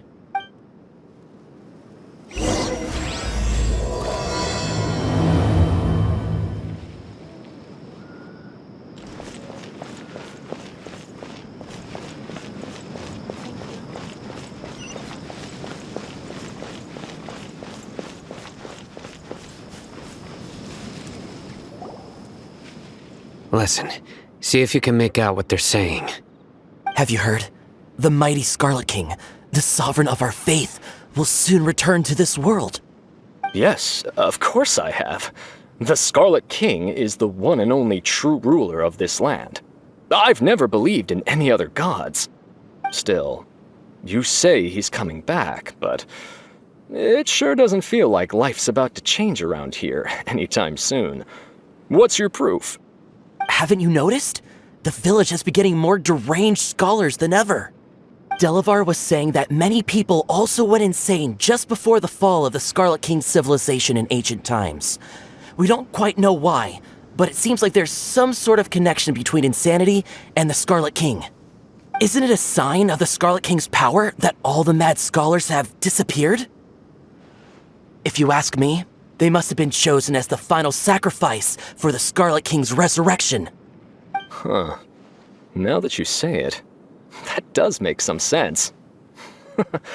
Does this mean our lives are finally going to take a turn for the better? Exactly. Those city folks will get what's coming to them. Now, repeat everything you've just said from the very beginning. Huh? Who are you? Where did you come from? My patience is running thin. You heard what I asked.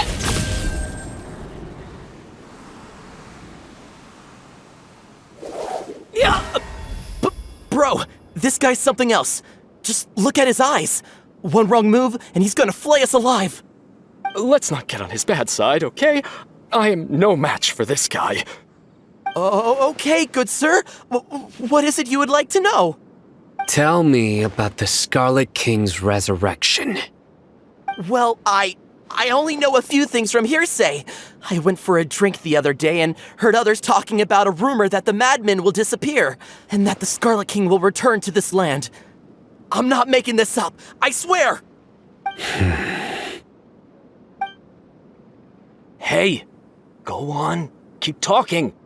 It's true. It's all true, sir. We desert folk have had more than enough of those people at the academia. They keep sending us all their mad scholars and won't let us have a good life. Would you want to live like this if you were in our place? The radicals were even more thrilled than me when they heard the news. We're all praying for the Scarlet King's speedy return. Delavar also said that once the Scarlet King returns to our side, it's only a matter of time before we conquer the land on the other side of the wall. They're all willing to serve under the Scarlet King and fight for a share of the glory. Is that so? Seems like he still wants to know more. Keep talking. Got it. At first, I told myself it was just the drink talking, but then all the mad scholars vanished without a trace, just as the rumors said. Please don't beat me up just for mentioning these rumors. If I'm guilty, then everyone else around here is also guilty. I'm just saying what the others said. The people here really like the Scarlet King, but dislike the Dendro Archon. Where is this radical person you talked about? I haven't run into him over the past few days, so he probably hasn't been around the village. What about you, man? Have you seen him at all? No, not at all. We wouldn't dare lie to you. He's really not here right now. Sounds like you're not too close with the radicals. No, of course not. All we know are their names. I have many ways to stop you from talking, and many others to stop you from sending warning messages. So you'd best just stay home and hope I don't hear of you trying to contact anybody. Don't do anything until I've gotten to the bottom of this. Try something foolish, and even Candace won't be able to protect you. Yes, got it. We'll do just as you say. That scared Paimon half to death. Sino is pretty terrifying.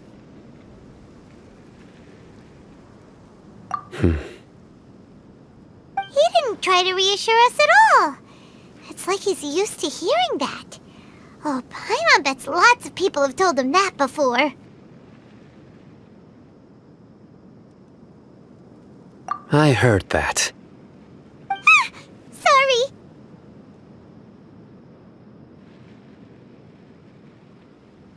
It's part of being a Matra. The rumor we heard just now seems like a strong lead, but we need to check a few more places.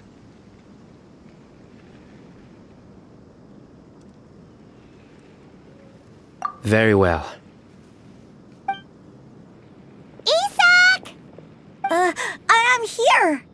Where's your grandpa's house? Well, I can take you there.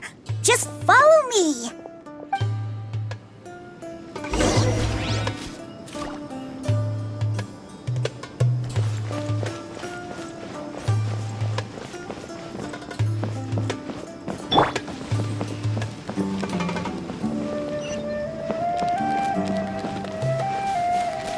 Grandpa?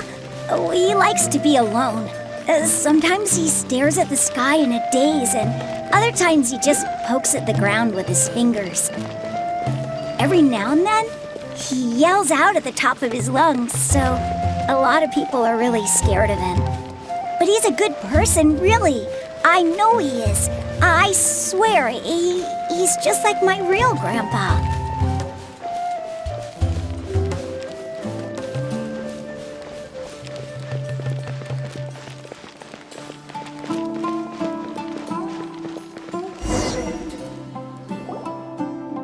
This is where Grandpa usually stays. There sure isn't much here.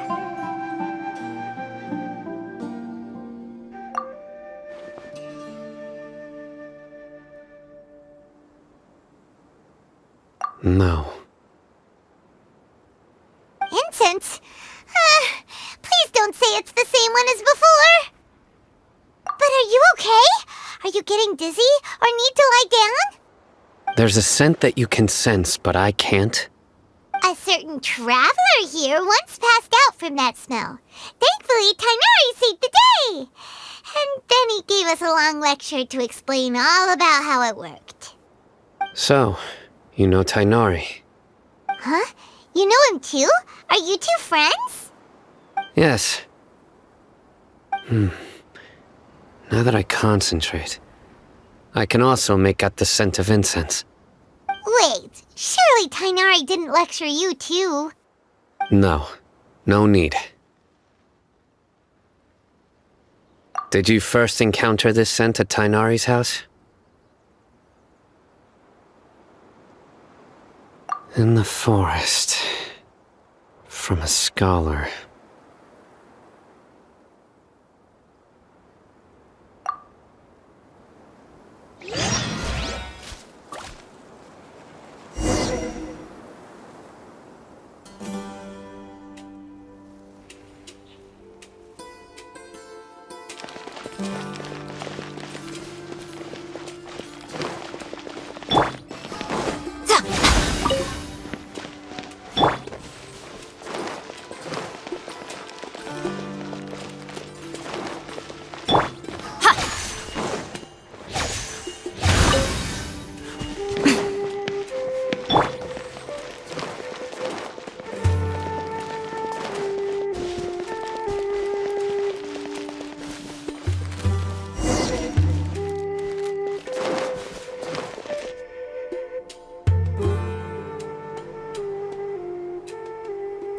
What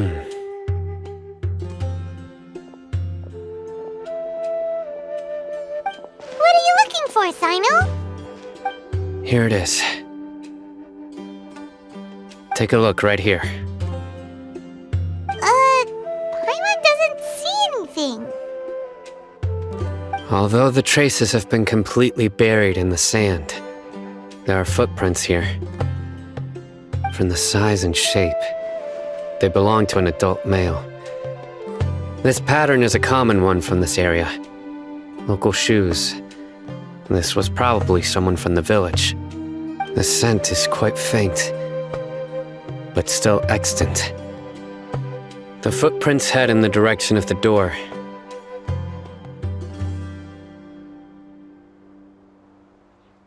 But who would come looking for Grandpa? He doesn't have any friends. We'd have to ask whoever lured him away with the incense. Huh? So you can lure someone away with just a scent?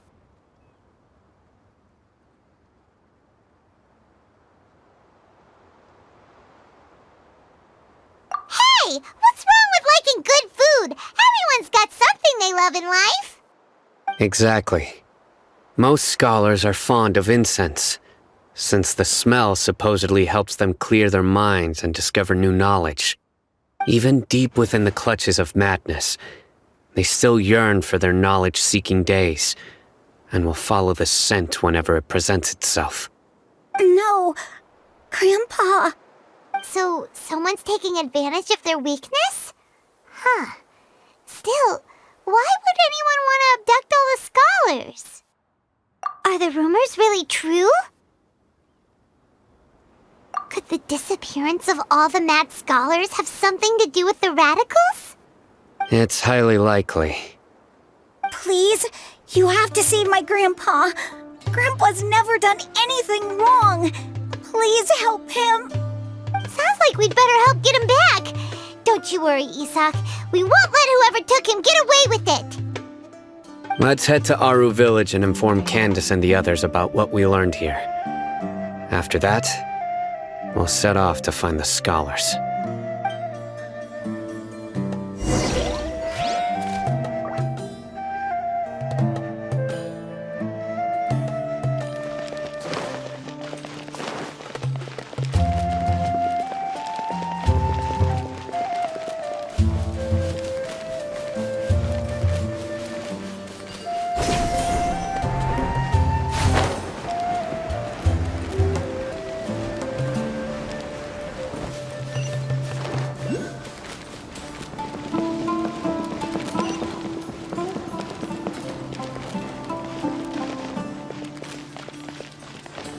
Faster? Okay, faster. Right. The darker fabric definitely looks a lot better. That'd be my choice, too. We're back, Candace! We've got a lot to tell you. Ah, welcome back. Sounds like everyone's friends already. Oh, Dia's here too! You bet. So, everything goes smoothly? Reasonably. Alhaitham didn't go with you? We haven't seen him at all. Huh. I saw him around the village entrance earlier and figured he was investigating with you. I guess he must have gone off on his own. Did you find out anything useful?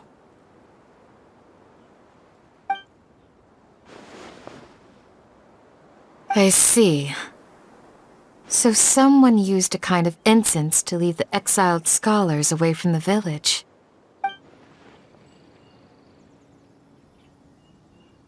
The resurrection of the Scarlet King? First I've heard of it. Far as I know, the kind of incense you just mentioned is only popular beyond the wall. Scholars are fond of it, but as you can see, there aren't many scholars still studying around these parts. No seller would be able to make a profit here. Not to mention making incense is a labor-intensive process. You won't see anybody in the desert with the patience to make or sell something that requires that kind of effort. It seems someone from beyond the wall must have been supporting this. Makes sense. So what should we do then? Do we go back to the academia and search for leads there? If it was any other day, that would be your next logical step. But today, you've got me on your team, so you get an extra tip.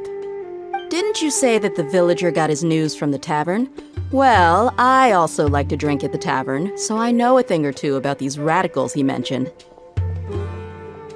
If Paimon remembers correctly, the leader of the radicals is some guy called Delavar. Ah, yeah. Delavar, the scar-riddled bandit, Engur, the wide-eyed butcher, and Jabari, the duck-tailed bearded crook. The whole lot of them are known around these parts.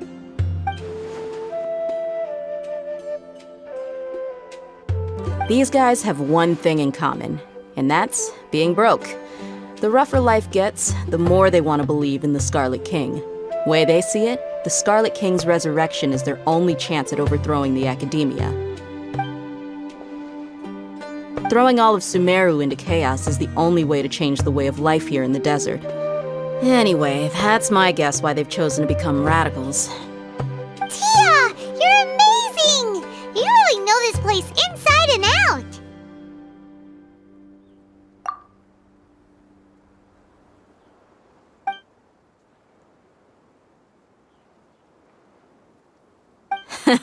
No merc can afford to slack off on gathering intelligence. Every mora I've spent in the tavern has been a valuable investment.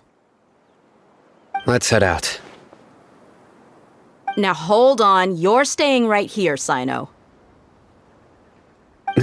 Why? Aru Village is not a big place. Outsiders stand out here like a sore thumb. I'd bet word about you has already gotten out. The desert is unforgiving, so the way of life here is also a lot tougher than on the outside of the wall. You survive on making connections out here. Compared to you, mercs like me are just third-rate amateurs. I've got no actual fighting skills to speak of. But that also makes it a whole lot easier for me to gain the locals' trust.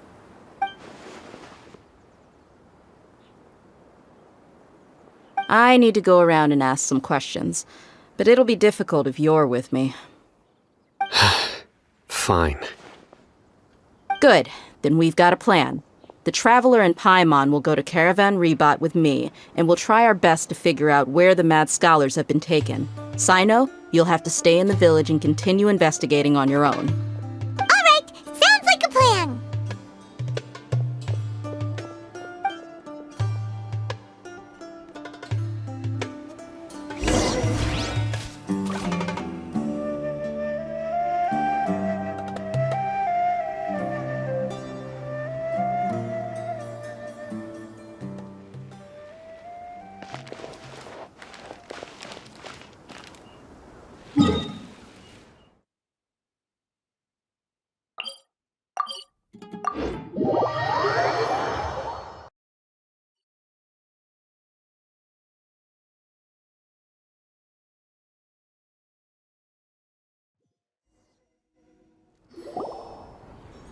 Well, here we are again! Sounds like you're starting to get familiar with the area. Paimon's amazed every time we see the wall of Samiel. How can a wall this tall even exist? It's almost unreal. I know what you mean. I had the same question every time I walked this way when I was a kid. Also, why is this high wall here? And can a wall really block sandstorms? It was only after I grew up that I realized the wall of Samiel isn't just there to keep out the sandstorms. It serves a more important purpose, keeping out people like us. Sumeru is run by wise and mighty sages. To them, us desert dwellers are nothing but tools that can be used and discarded at their whim. We're cheap labor, like livestock, but easier to control. Nothing more. Even if a child from the desert got the chance to obtain an Akasha terminal, almost all their requests for knowledge would be denied. The academia believes we're underserving. Geniuses like Sataria are one in a million. The other children never get a single chance to try and rewrite their fate, even though the academia knows very well that we're humans, just as they are. That's terrible. I would tear down this wall with my own hands if I could.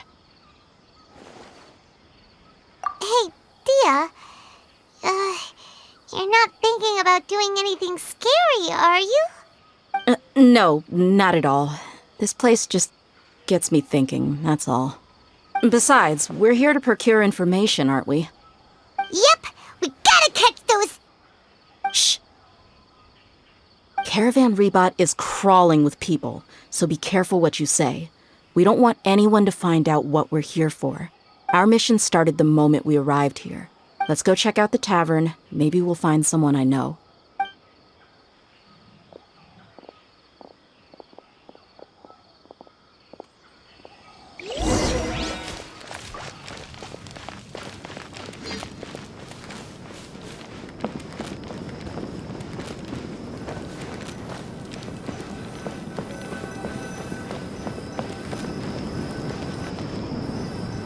Just our luck. None of them are here today. You mean, you don't see anyone you know? Dia, is that you? What a coincidence. You here for a drink too? Zaki. Finally, a friendly face. Oh, and who do you have with you here? Guests from another land? Hello! I'm Zaki. Dia's, how would you put it? Drinking buddy? We've had drinks together a few times. You could say we go back a ways. Anyway, as far as my friends here, they aren't too shabby, are they? You rarely see any Outlanders so friendly and respectful nowadays. Absolutely. Much better than those people on the other side of the wall. So, Dia, are you looking for someone? Yeah. Have you seen Edgar, Delavar, or Jabari recently? Of course I have. Matter of fact, we were all here drinking together just a few days ago. I've got a spice trading deal from another nation. I thought maybe Delavar and his friends might be interested. Know where I could find him? Ah, how thoughtful of you. Then I assume you also know that Delavar's been having a hard time making ends meet these days, so you came here to help him out? Hey, keep it down. Let's just say I prefer to keep this deal a secret. Y'all at Caravan Rebot are like family. If there's more to be made, why not do it together? Besides, Delavar and his friends have muscle. They'd be a good fit for escorting the goods. Yes, how considerate of you. Delavar's my friend too, so of course I can take you to him. Come with me.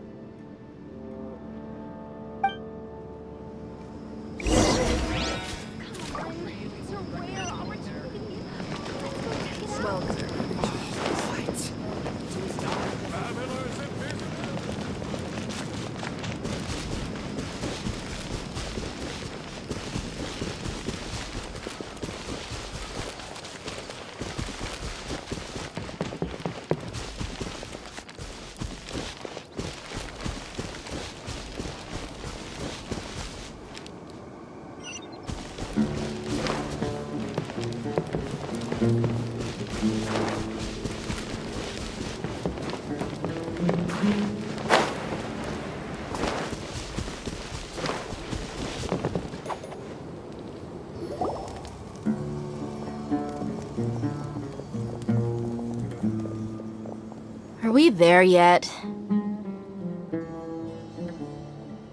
Yep, this is the place.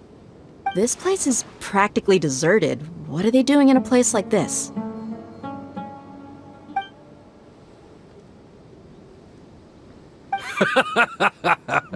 Why don't you take a guess?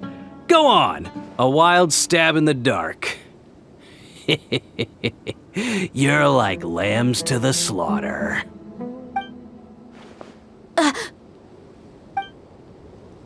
Oh no! It's an ambush! What's this all about, Zaki? Come on, Dia. You really think we didn't hear about what you said back in Aru village? The boys have kept a close eye on you from the moment you set foot there. Not only do I know that you're looking for Delavar, I also know that you've teamed up with people from the Academia to look for the missing scholars. So, you've been watching us from the very beginning? Uh-oh. Paimon knew leaving Sino behind was a mistake! And you left the strongest one in the village, didn't you? Who do you think you are? You really thought we'd fall for your little business deal nonsense? So you and Delavar have been partners all along. Dia, I guess it's only natural for a traveling mercenary like you to be out of the loop. Those of us who hang around the tavern have stronger bonds than you think. But you got one thing right. We're all looking forward to an uprising in Sumeru. There's nothing more we'd like to see than the desert folk overthrowing the Academia. If that's the case, then I'm sure Delavar wouldn't miss a second of it. I'll be honest with you, if it weren't for what you said in the village, your little monologue about the Wall of Samiel would have convinced me that you're one of us. Delavar. And Edgar, you're here too, huh? Long time no see, Miss Mercenary. You should have known the traitors are what us followers of the Scarlet King despise the most. Dia, I thought that you, a fellow desert dweller, would understand that the Scarlet King is greater than the Dendro Archon. Little did I know, you don't deserve to join us. Yeah, gee, what a missed opportunity. Adopting radical views and kidnapping innocent scholars, all because of some baseless rumors. Anything else I'm missing out on? See? There you have it. Mercenaries are just a bunch of faithless scum with only one thing on their minds. Mora. Pathetic. You're all like a pack of street rats. You're not wrong. Mercenaries are driven by Mora, and my faith lies with whoever's paying me. As long as there's a profit to be made, anyone can become my friend. Enough talking! Get him!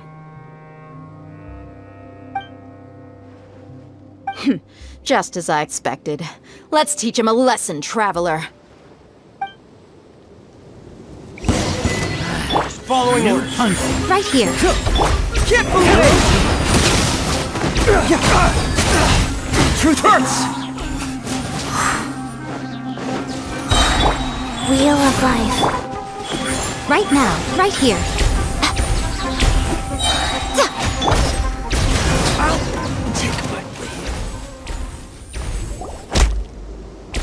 Impossible!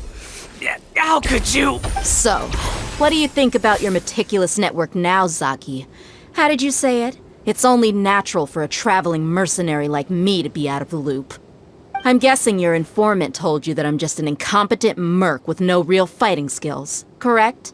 I mean, that is what I said after all. And of course you would believe everything he reported. The only thing you know about me is that I'm a mercenary, but you've never seen me in action. Even though you heard we went to handle monsters together, you believed that Candace was the only one doing all the real fighting. That so-called Flame Mane is just a fraud. She admitted it herself. She just uses her connections to gain the trust of others. That's what you thought, right? Ugh. You lied in the village because you figured that we'd have people watching you. And you were stupid enough to fall for it. I figured as much the first time we drank together. You all thought you were so smart. Pathetic. Okay, that should be all of them. Whoa! So you've been planning this since we were in Aru Village? No task can be done without preparation. I just happened to notice a couple suspicious-looking people while you were out investigating. Oh, but instead of catching them right away, you let them report back! Those two who were snooping around were just a couple small fries. If we want to get the real catch, we have to be patient and give it some time. Oh, you mean the funny name she mentioned back in Uncle Ampu's house? The wide-eyed butcher, scar-riddled bandit... Paimon can't remember them all. That's just a bunch of drunk talk. Edgar and Delavar like to talk themselves up when they're drinking. Edgar, the wide-eyed butcher, and Delavar, the scar-riddled bandit, are the nicknames they came up with for themselves. Alcohol has a way of making people share what they really think.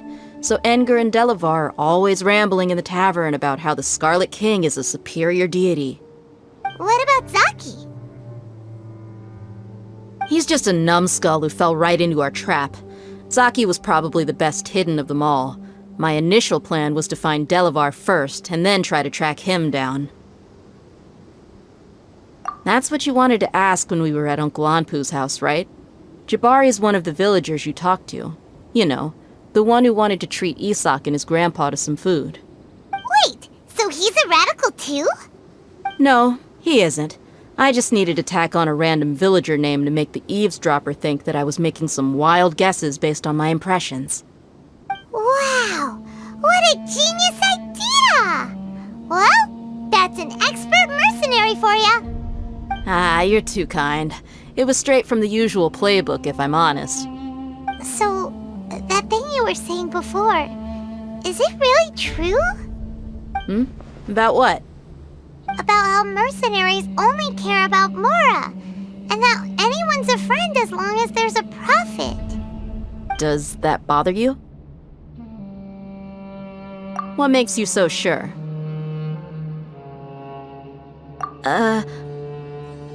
Dia, do you dislike the Dendro Archon like the other desert folk?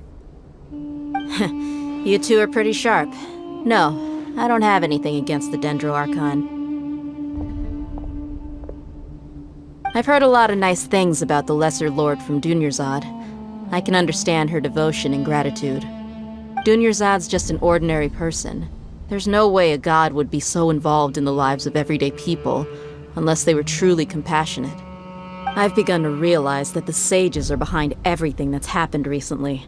The radicals' blind belief in the Scarlet King, Making the Dendro Archon out to be an enemy. It's all the Academia's trickery. But I see through it all.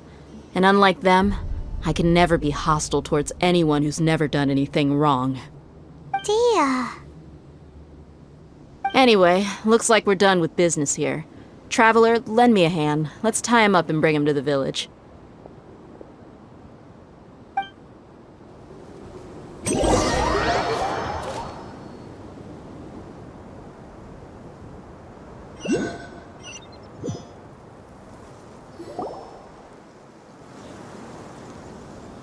This should be all of them. I'll let you take it from here. All right. I'll be in touch. Until then, please stand by. Candace, do you need any help? Candace will be okay on her own. I trust her, so you can too. She's been guarding Aru village for quite some time now. If anyone is qualified to question the offenders, it's her. While I'm questioning them, why don't you pass some time by exploring the area? I'll meet you back here tomorrow morning, Traveler. As for these idiots, let's just hope they live to see another day.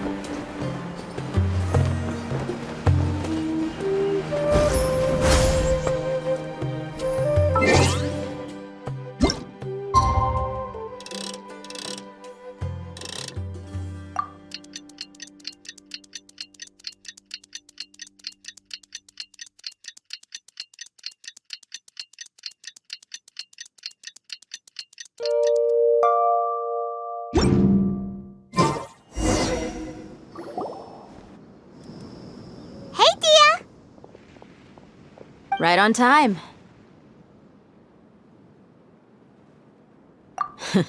We'll know any moment now. Paimon's been wondering. You seem to know Candace pretty well. Have you been friends for a long time? We've known each other for some time now. She's a pretty interesting person. Even though she's an extremely strong warrior, she never misuses her powers against others. Oh, Paimon knows what you mean. Like a lot of martial artists say, never take the fight outside the ring. Yep, I guess you can put it that way. It takes strong convictions to be as dedicated as she is, and shoulder that kind of responsibility. Us mercs, on the other hand, we pretty much live from one day to the next. Well, Paimon thinks you're great too. Really? Thanks for that.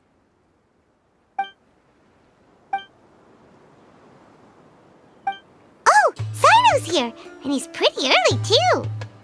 Yes, I was here yesterday to help out a little. To help out?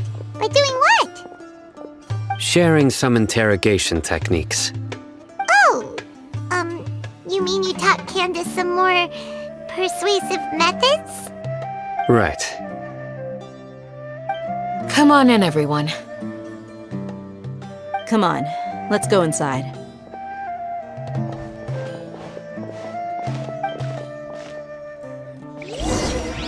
You need to watch out for any signs of earthquakes and sandstorms.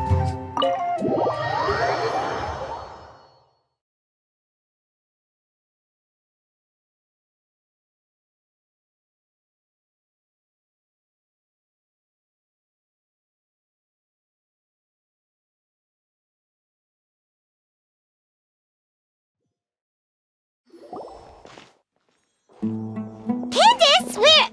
Whoa, you look furious. Do I? Huh. What gave it away? Oh, there's no mask that can hide true bloodlust. Cover up your eyes, and it'll still show itself at the corners of your mouth. Perhaps I need to work on my composure. Still, it's perfectly understandable why I'm angry. I'm sure everyone present would agree. Yes, ma'am. Please, don't beat us anymore. We're gonna die. Well, looks like Sino taught her well. You fear death yourselves, yet you do not hesitate to place the lives of others at risk. The absurdity is mind-boggling. The ones you call mad scholars are known to us as the Village Keepers. They are vital members of our community, and some even count them as family. You come here, to my village, and you treat my people as nothing more than stepping stones towards your goal. Tell me, what would you do to you in my position? Mercy! Please have mercy! You've made your bed. We may both be desert dwellers, but there is one thing that I understand better than you. The resurrection of the Scarlet King will only result in war. And war serves no one. The people of Aru Village care little about which god is in power. Life may be tough and tiring, but we wish to preserve our way of life. A war would only cause us to lose all that we have. And that is not a responsibility that you can afford to shoulder. We understand. We're sorry! I'll tell you everything I know, please. Just let us go. I'm listening. You might not believe this, but it wasn't us who came up with this idea. Someone was spreading rumors in the tavern. That's how we ended up hearing about the Scarlet King's resurrection. Some mystery man told us that mad scholars will make the perfect sacrifice to usher in the Scarlet King's resurrection. They give their lives, and we can get anything we wish for. They're called Village Keepers. Slip up again, and you'll regret it. Yes, sorry. It was all that mystery man's doing. He told us to spread word about the Scarlet King's resurrection and talked us into helping him. In return, he said he'll help facilitate the resurrection process.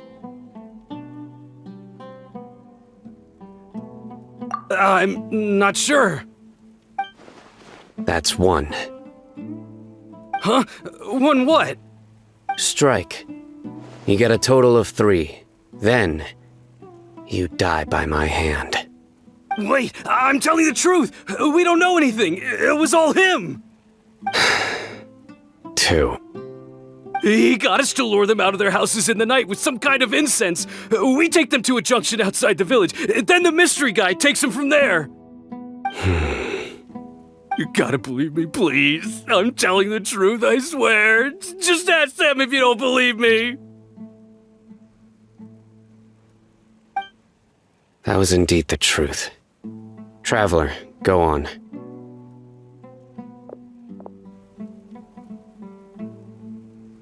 You have to believe me. If I knew that, I would have told you his name right away. I'm not risking another beating to keep his secrets. No way. That guy, he wears a cloak, and he's always careful to cover his face. He calls himself the Scarlet King's envoy. I believe I may know what's going on. Uncle Anpu? What do you mean?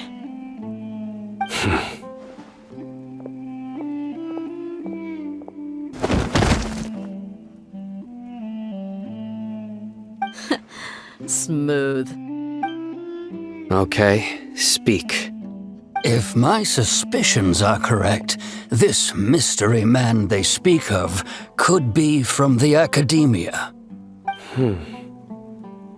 Some time ago, people from the Academia attempted to take the Village Keepers away.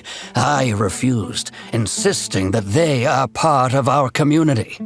It strikes me now that this secretive character shares the same goal they had. Which means it's highly likely that the Academia was purposely spreading a false rumor to trick the radicals into delivering the Village Keepers right into their hands. They were the ones who brought them here to begin with. Now they're trying to take them back? We aren't gonna let that happen. Not the Academia again.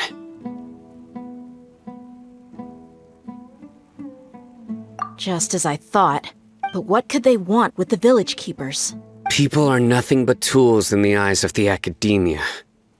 A change in their plans likely means they found another way to exploit the scholars. Regardless, our top priority now is locating the village keepers. You're right. Isak is still waiting for news on his grandpa. Time to go. Let's leave the village and try to track them down. Yes.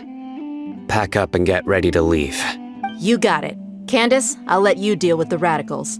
Leave everything outside the village to us. All right. Let's meet back here once everyone's ready.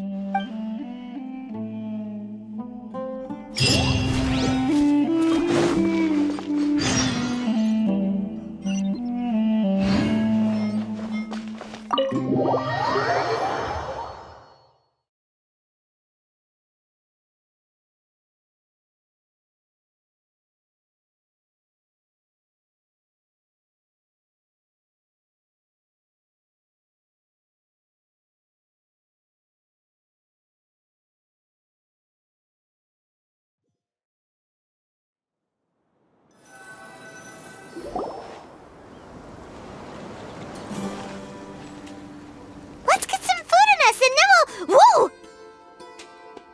Where did you come from? Well, as you can see, I am merely sitting here and reviewing what we have deduced thus far. You were gone for ages! And now you're suddenly sitting here musing to yourself? Where have you been anyway? Hey, what's with the silence? You never think things through before asking questions. I'm giving you some time to make up for that. Paimon's so mad! Paimon's gonna give you an ugly nickname! Never mind! Paimon's got nothing. There's just nothing super obvious to pick with this guy. It makes it so hard. Well, you've heard nothing to suggest I left this whole time, so clearly I stayed in the village to investigate. Anyway, you plan to leave Aru village and keep searching for the truth of this matter, yes? Yep. We're not gonna find out anything more by staying here, so we thought that we might as well take the search elsewhere. Enough with the silent treatment! No. I'm just surprised that you decided to team up with him. Alhaitham, you haven't helped us out at all ever since we arrived at Aru village. Bold of you to question our choices. Yeah, you're all talk! While you were investigating, I had my own work to do, which I've now finished. Really? Paimon doesn't believe you. To be honest, we aren't really a team, so I have no obligation to inform you of my whereabouts. Not to mention that going separate ways allowed me to find some important information that you all had missed. Huh? Right here in the village? Correct. What did you learn? I'm going to take you to someone. But before that, you need to understand where she's coming from. What does that mean?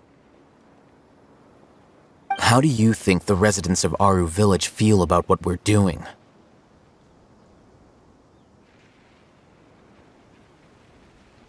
In other words, do you truly believe every single word the villagers tell us? You mean some of them lied to us? Hiding the truth does not necessarily equate to lying. Again, these people have their reasons. Remember what Gandis said? Most people in Aru village don't necessarily care which deity is in charge of Sumeru. That's because whether the Scarlet King or the Dendro Archon has power is of little significance to them.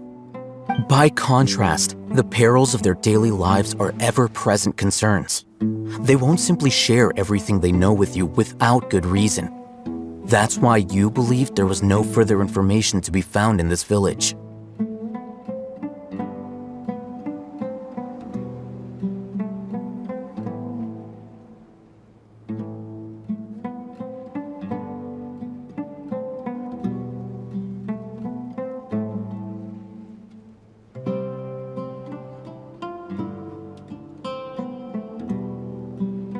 Glad you're following along.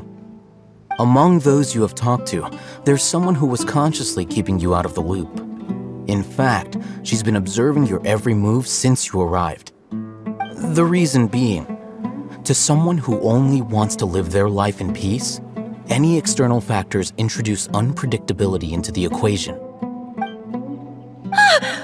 Those eyes. Those fierce eyes. You look like a real fighter.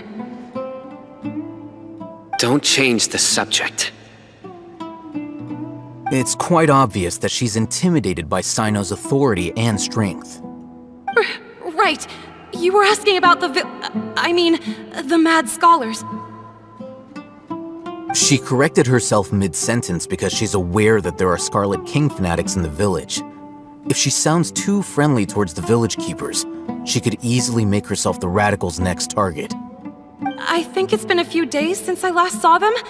I usually go to bed pretty early, so I'm not too familiar with what goes on at night. Remember? She made a point of denying her involvement in anything that occurs at night. But honestly, I feel quite sympathetic towards them. Even though they act a little strange, they've helped me in the past. If it weren't for them, my house would have collapsed long ago. After speaking to the village chief, it became clear that the village keepers had protected Aru village at night. In other words, the young miss was very much awake during that time. Then why would she lie? By getting involved with an outsider, she risks drawing unwanted attention to herself. As for why she might be so wary about all this, maybe you should ask her. I'll pass on this one. You said that she is afraid of me. If so, it's best if I stay out of this. We're on it!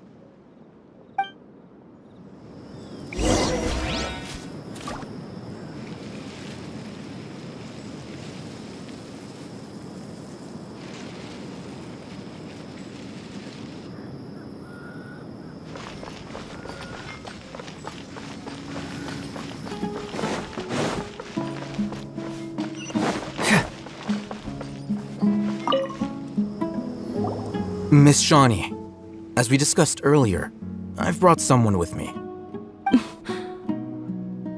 Mr. Alhaitham, I'm aware of where you stand, but how can I make sure that your friends think the same as you? Huh? What do you mean? We need to clarify our stance or something? Go ahead and talk to her. You'll get the answers you want. Go on. Earn her trust. Is it really that simple? May I call you Traveler?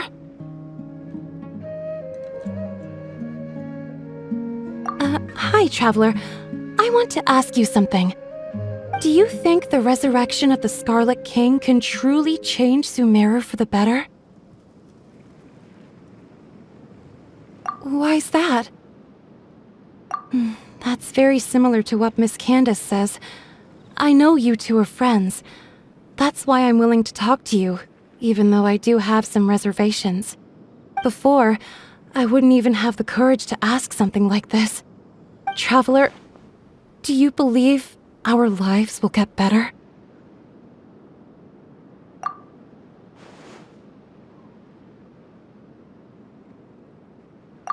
Yeah! We came here from another nation, so it isn't wrong of you to be weary. And we aren't really residents of any one nation. But even so, we've met lots of people from different places, and we've always fought for what we believed in. We have friends in Sumeru, and we want to help them. That's why we decided to stay here for a while.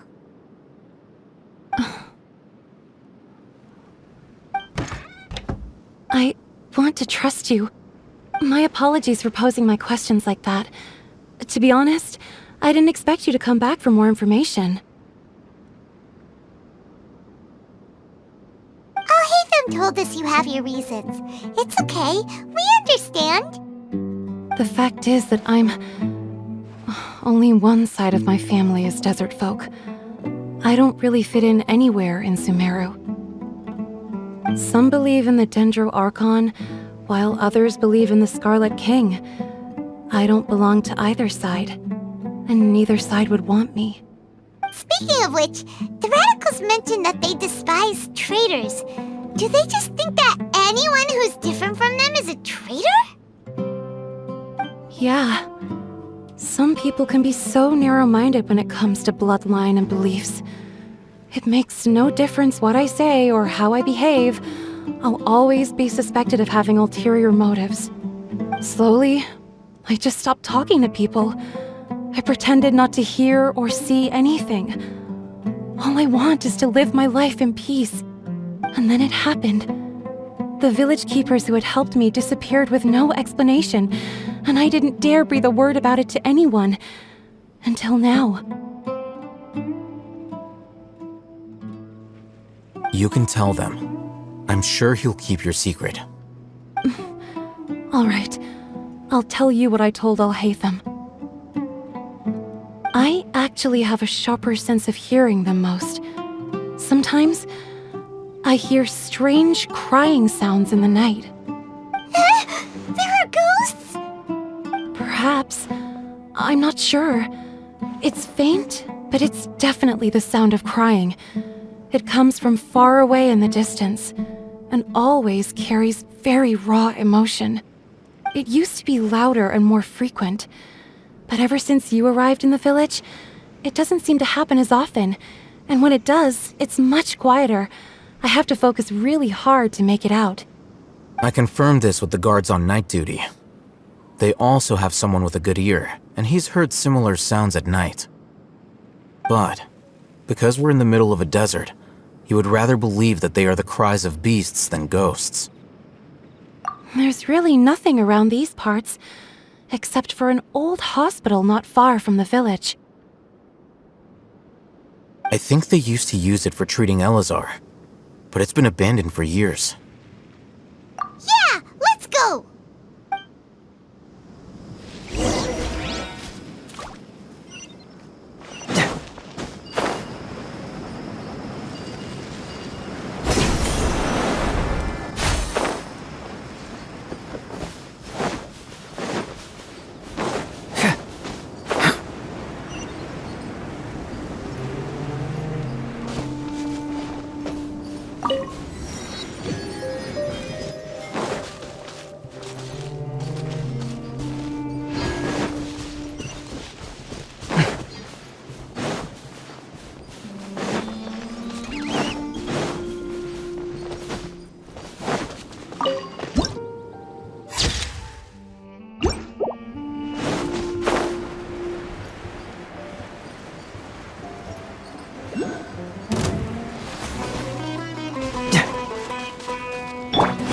Right now. Confess!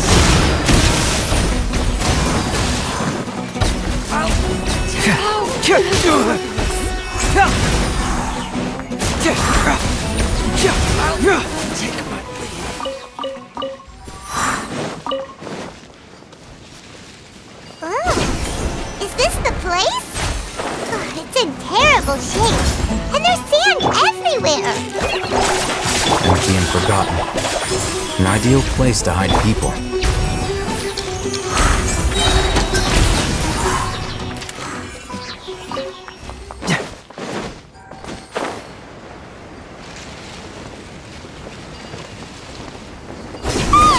Monsters! Watch out!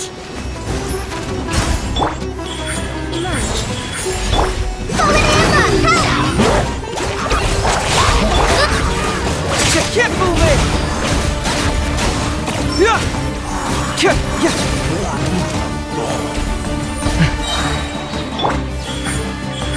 Right here. Life goes on.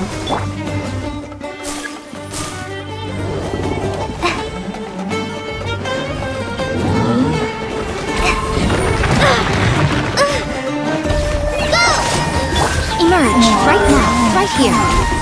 Nothing lasts forever. Come on out. Emerge. Right here. Opening box of Adepti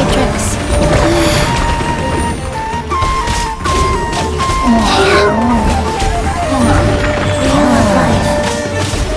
Confess!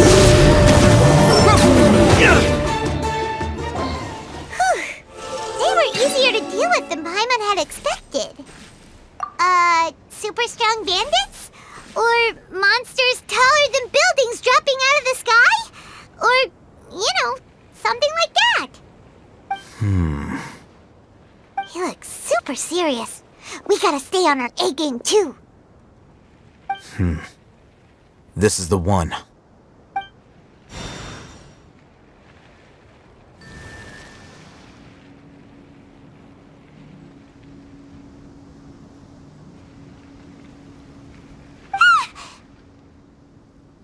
Let's go in and take a look.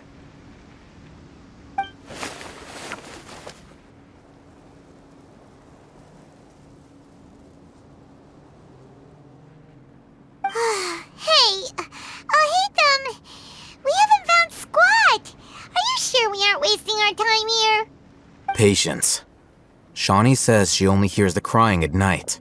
We have time to burn. Until then, I'm taking a break. And just like that, he sits down. Wait, he even brought a book to read? What are you reading? Let Paimon see! Okay, sure.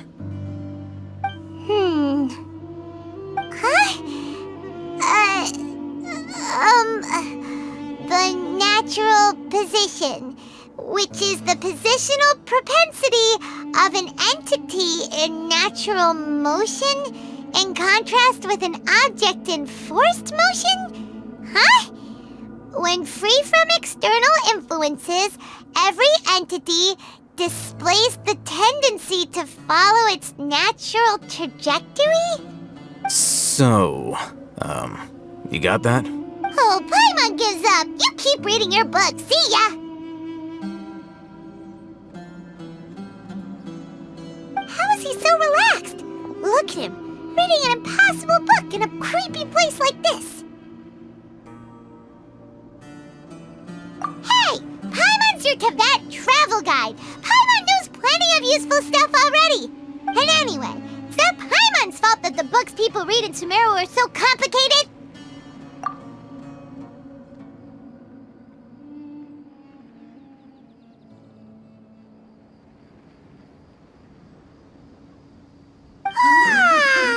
Paimon's getting so sleepy.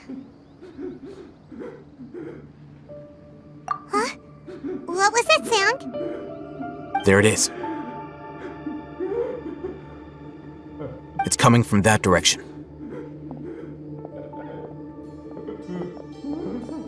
Is the sound coming from here?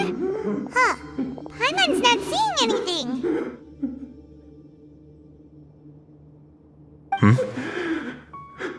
It's from below. But there's no way we can get down there. Something is off about the interior here.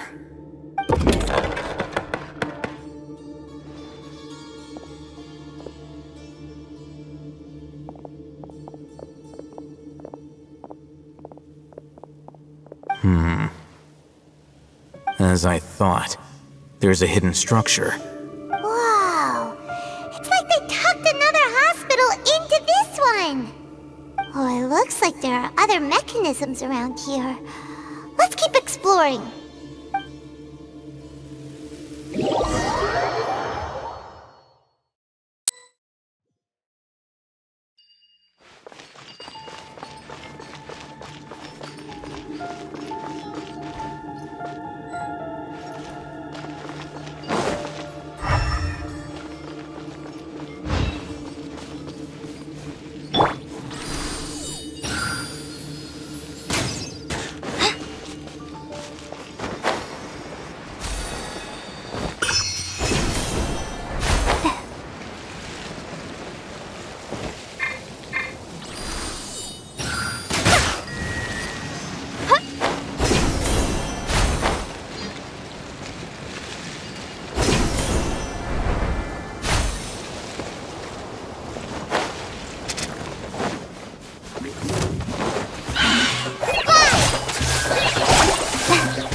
Emerge.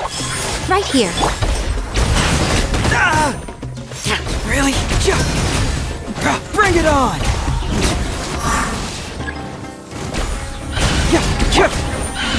Hi! Don't touch me! Hey!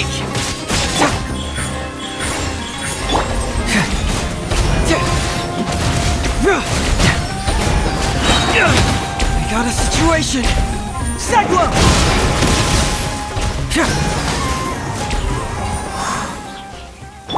Rise.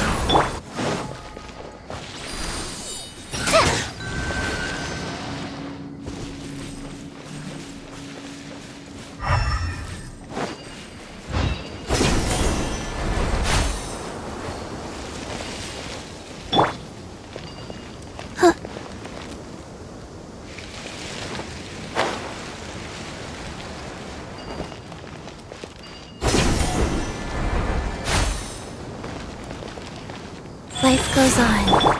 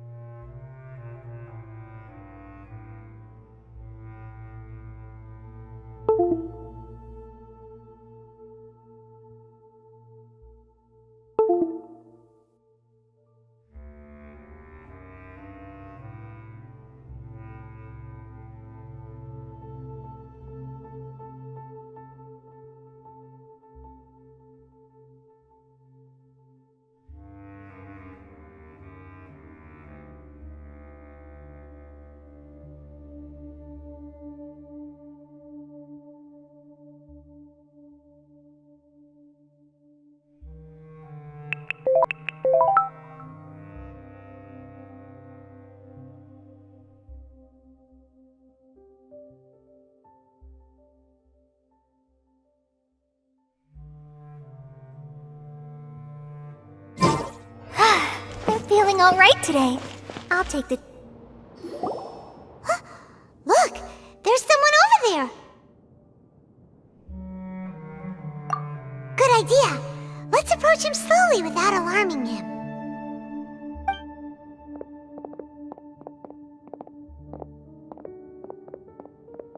Wait.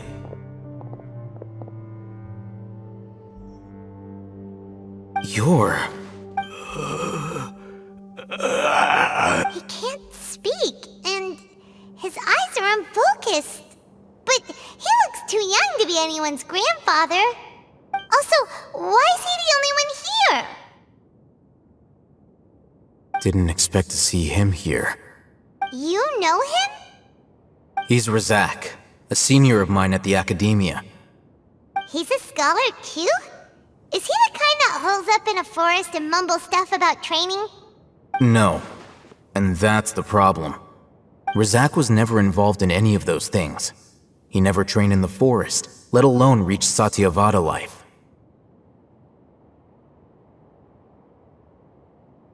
Leaving that question aside for the moment, him being here alone means that we might be too late. Looks like they've already taken everyone away. For whatever reason, they left Razak here. Perhaps they simply didn't have time to come back for him. There are drag marks on the ground. They're clearer by the doorway. Someone was forcefully drawing a cart that was loaded with something heavy. Loaded with people? That is one possibility. It looks like they were in a hurry, as if they were afraid of being caught. In their haste, they failed to notice Razak hiding in a corner. The symptoms are identical. Looks like we found living proof. Huh? Why do you say that? Allow me to jog your memory. Recall your time at Port Ormos. Don't you think his symptoms look familiar?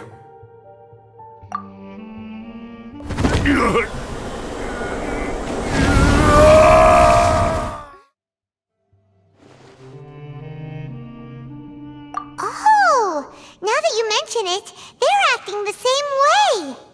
Correct. The Academia is behind all of this. It isn't difficult to deduce their rationale. First, the Academia spread a false rumor of the Scarlet King's resurrection, emphasizing the role of the village keepers, the mad scholars who were exiled to Aru village. These rumors were all the persuasion that the radicals needed, and those based in Aru village leapt into action. Unbeknownst to them, of course, through rounding up the scholars, they were actually helping the Academia. As well as being able to exploit the radicals for their own ends, this scheme has one further advantage to the Academia. All the risks and responsibilities are offloaded onto the Scarlet King's followers. Life for the desert dwellers has been brutal ever since the Scarlet King's death all those years ago. Beneath the surface, feelings of desperation are widespread. Many would give everything they have for the prospect of something better. Anyone looking to exploit that for their own ends simply needs to make a few empty promises. Even if complications arise, people will see that those involved are all followers of the Scarlet King and look for no further explanation than differences of belief. A deep-seated mistrust of the desert and everyone in it by the rest of Sumeru will make sure of that. The notion of an Academia plot wouldn't even cross their minds. It may seem like a simple strategy, but it is able to work wonders under Sumeru's current circumstances. Oh, that makes a lot of sense. It's in line with the village chief's theory, too. But there's still one very important question. Wasn't it the Academia that brought the scholars to Aru village in the first place? Why does it want them back now? Throughout this process, one thing has changed. The scholars' identity. First, they were scholars. Then, they became lunatics. After that, they were exiles. And finally, they become missing persons. An exile is still patently a living, breathing human being. But when someone becomes a missing person, that is brought into question. If you can't find someone, you have no way of knowing what exactly happened to them. That makes missing people an ideal resource. Resource? For what exactly? One possibility is that the information in their brains could be extracted into knowledge capsules. Extracted? You mean canned knowledge comes from people's brains? With the technology of the Sumeru Academia, it's entirely possible. Perhaps the process caused them great suffering, which is why they cry out in the dead of night when no one is watching them. So, the human brain... Nope, nah, Paimon doesn't want to think about this. I'm the Academia scribe, after all. I'm familiar with their projects. Anyway, judging by Razak's state, the contents of a divine knowledge capsule were extracted from his mind, but something went wrong in the process. Or perhaps his curiosity got the better of him, and he used such a capsule for himself. Paimon's a little confused. Can they just use anyone's brain?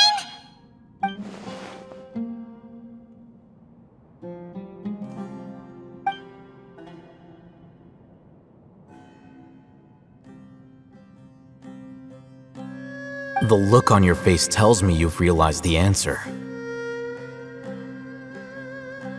That's right. To some scholars, gaining knowledge about the gods is their entire life's pursuit. Extracting canned knowledge is just one of the extreme measures they turn to.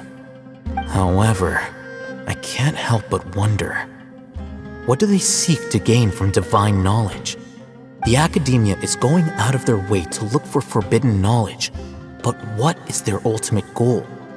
I've spent quite some time trying to analyze the contents of the divine knowledge capsule, but to no avail. It seems like my way of thinking is too different from theirs. You mean you're not even slightly interested in getting your hands on this forbidden stuff? All scholars seek to expand the horizons of knowledge, but I'm not particularly interested in gods, so I don't share their degree of zealotry. Extracting information from people as if they were lifeless objects? If this is the direction of academic progress, then the Academia may as well shut its doors. Sounds like you're really against all this. Of course. The Academia's actions run contrary to their rules. Whether it be academics or knowledge, everything has its boundaries. If those lines are crossed, the rules and order that govern everything in the world will be destroyed. This matter needs to be corrected, just like fixing a typo in a book. Wait, didn't you step in to help because you felt sympathy for those poor people? Not to be callous, but no. My criteria are a little more restrictive than that. There is no shortage of suffering in Sumeru, and the same can be said for the rest of Teyvat as well. What do you plan to do about that? Save every last person? Probably not. Paimon's not sure. You can say that.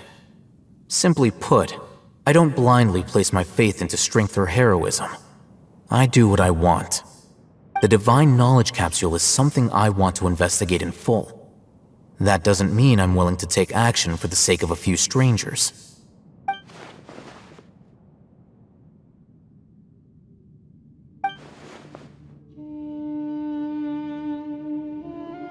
Paimon's been wanting to say this for a while. There are a lot of bad guys in the Academia, but you're not one of them. You're their weirdo. You're probably right. Though I must say, I quite enjoy this feeling of being the odd one out. Uniqueness is also an asset, is it not? Wow, that's a great way to think about it. Paimon's really impressed. If only Miss Shani had a similar mindset, her life would definitely be a lot easier. I'm just a more likable person than her in general. There's nothing more to it than that.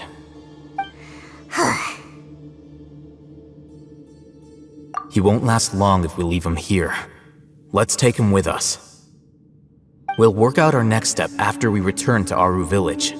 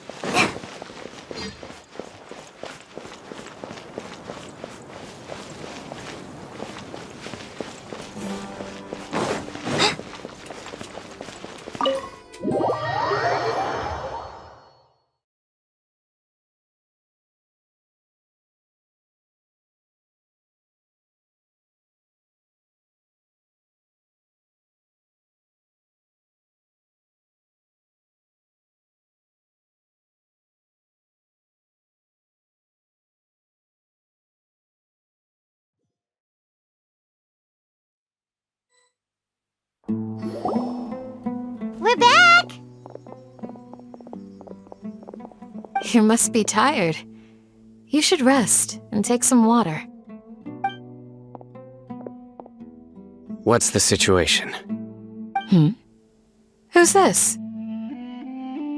Unfortunately, somebody who's too young to take on the role of Isak's grandfather. Nevertheless, he's one of the people we're trying to find.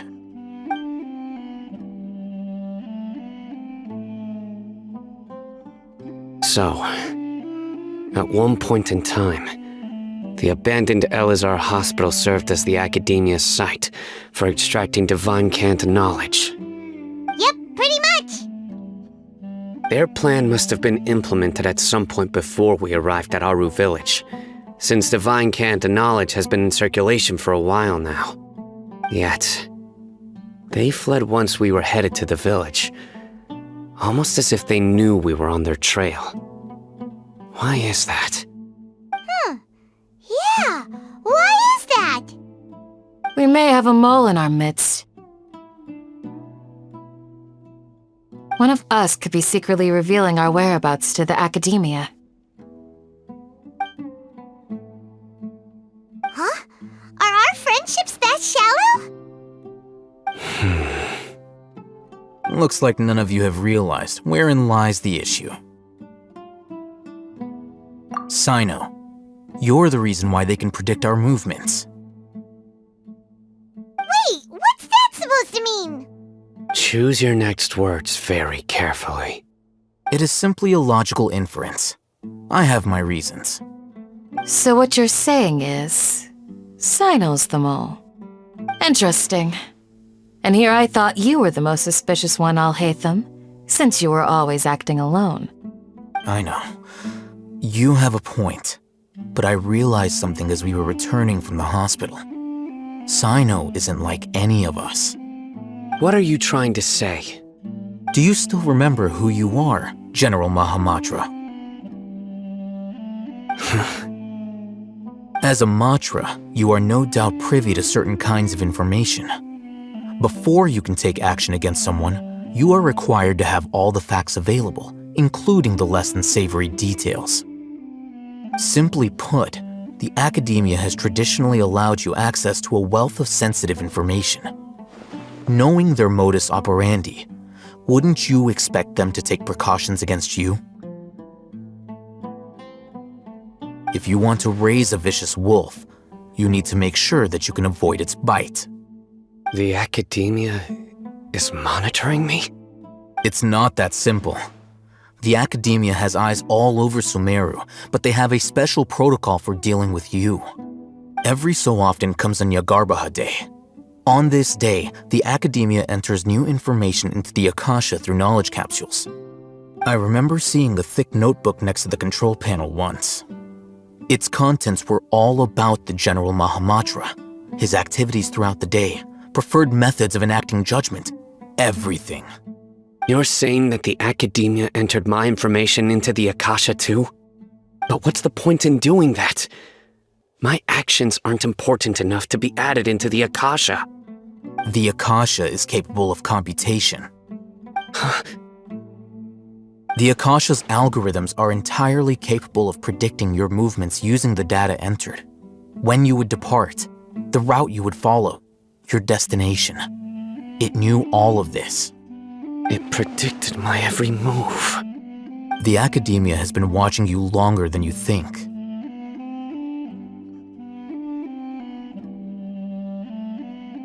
So that's how it is. Sino adheres to his principles so strongly that he's actually a thorn in their side.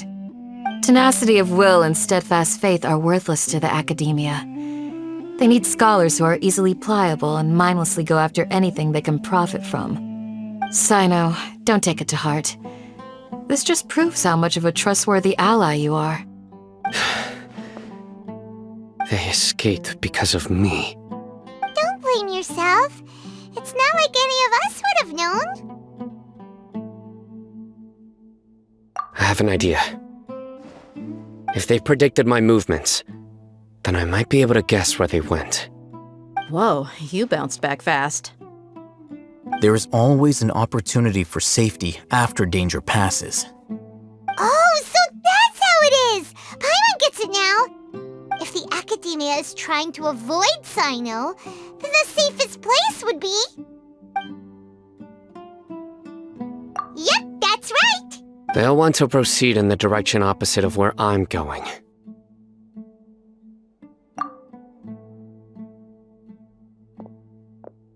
I must go. There's also something I want to investigate. Let's go, guys! After him! Please, wait! I want to go too! You want to go too? If so, you have to promise you'll stay safe. I want to find Grandpa. I promise I'll be careful and not cause any trouble. Everyone, I leave him in your hands. Yay! Let's go! Remember to pack some food with you! Paimon feels like we're missing someone, though.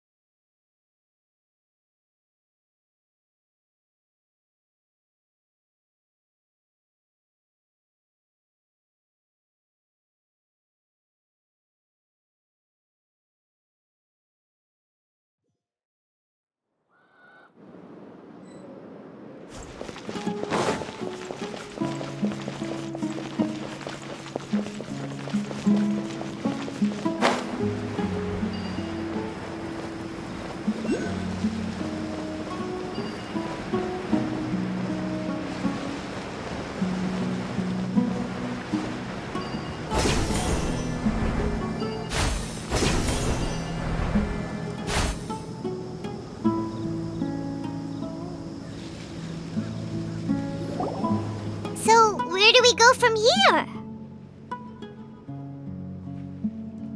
Yes.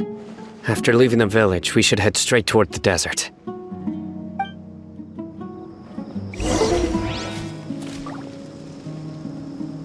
I know the desert like the back of my hand. Is that because you play here a lot?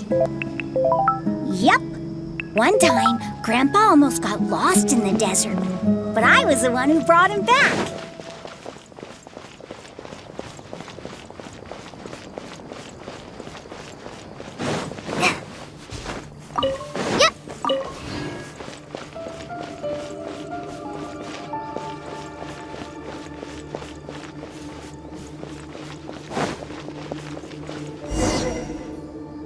There's something here.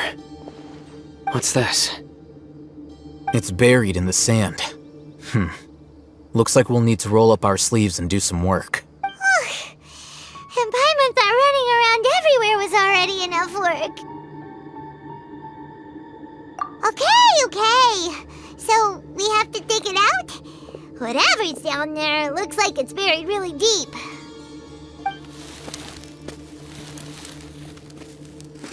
These are likely fragments of an Academia-developed device, something that looks like there were more than one village keeper.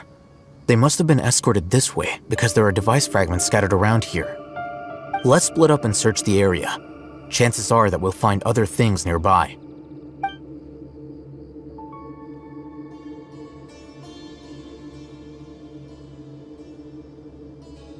Is this what we're searching for? It looks kinda scary. This is definitely a device used to extract divine knowledge. How did it end up buried in the sand? That can't have been part of the plan. They must have been attacked along the way. Wait, what? Grandpa, I hope you're okay. Don't worry, your grandpa's gonna be fine. Razak didn't display any signs of starvation or dehydration, which means that they left fairly recently. We should be able to catch up. One more thing. Given that the device had been entirely covered by sand, I believe the attack must have happened prior to the sandstorm. Let's keep going. They can't have gone far.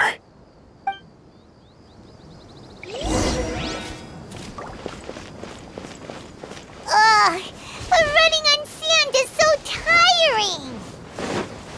But you're flying, aren't you, Paimon? Is flying over sand tiring too? Ugh, of course it is!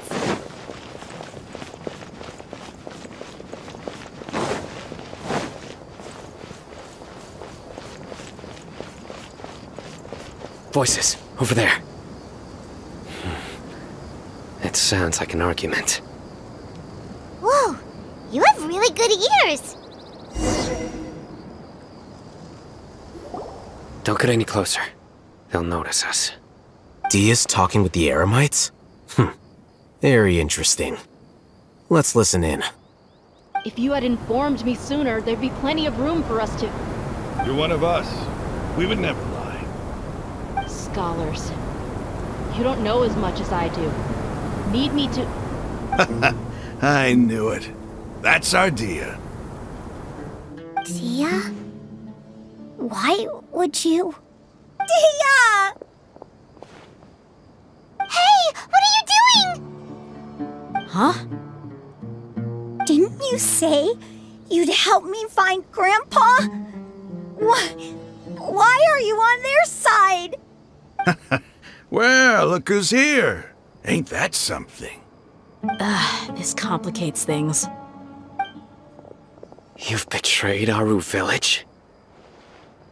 So, this is the great General Mahamatra.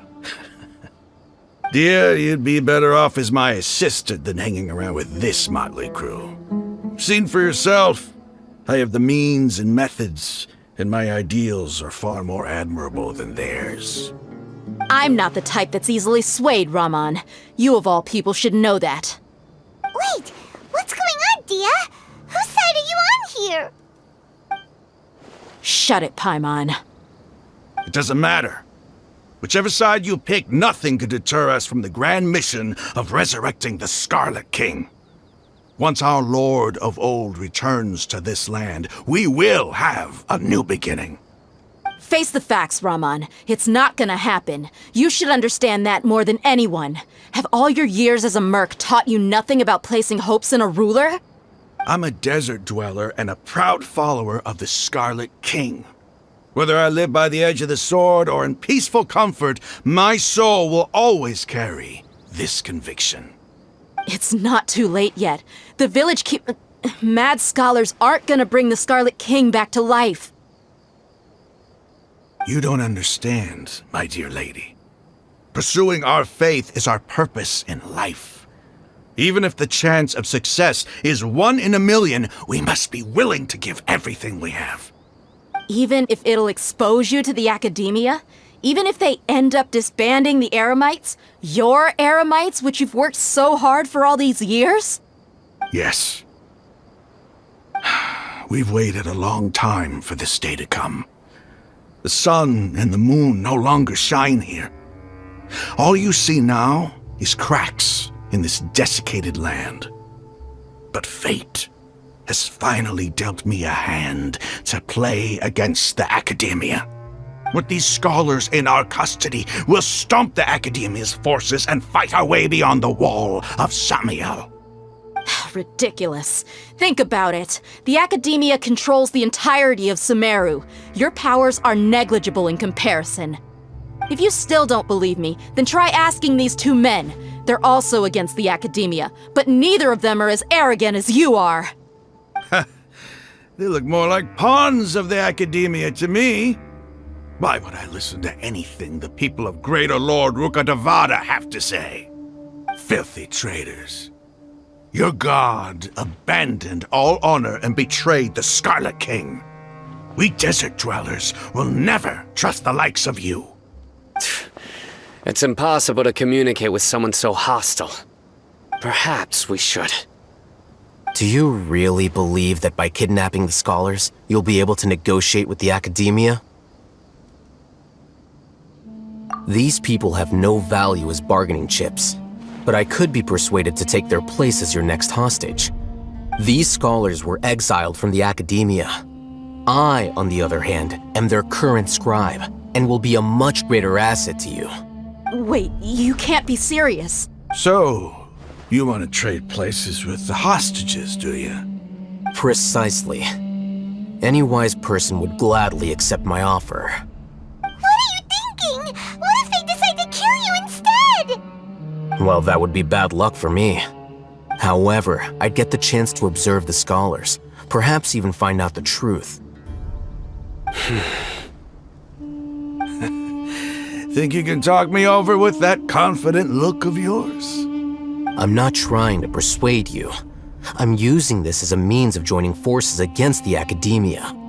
You are the scribe. What do you have against the Academia? Not all desert dwellers believe in the Scarlet King, and the same applies to the Academia. Why must all knowledge seekers approve of the Academia's way of doing things? You Academia scum! Every last one of you is nothing but a hypocrite, just like everyone else on the other side of that wall. I've made myself clear enough. I won't listen to another word from the Dendro Archon's people. Not so fast. I'll hate them. Do you stand by everything you just said? I never make empty promises. You know you're making a dangerous decision, right? I do. Good. Raman, hear me out. These people are my friends. Maybe you can't take the followers of the Dendro Archon at their word, but what about me? Do you trust me? We've known each other for years. Of course I do. In that case, I'm willing to vouch for their honesty with my right arm. Come on, Raman, don't be a coward. If you're serious about taking on the Academia, you need to steel yourself. You can't be afraid. An arm from the Flame Mane. You've piqued my interest. But what if you refuse to oblige? What should I do then? No one's a fool here, Dia. We're mercs. And mercs don't tend to live long unless they have their wits about them. You're not wrong, but this is different. I promised my friends that we'd bring back the village keepers together. Let's do it right here, then. Give me your right arm as proof of your resolve. Don't listen to him! He's not even trying to negotiate! He just wants to make things more difficult! That's fine. Are you crazy? We came here to save lives. One arm for that many people is still a pretty good deal, if you ask me. Raman, I'm holding up my end of the deal here. You'd better not let me down. Sure. Go ahead and cut off her right arm.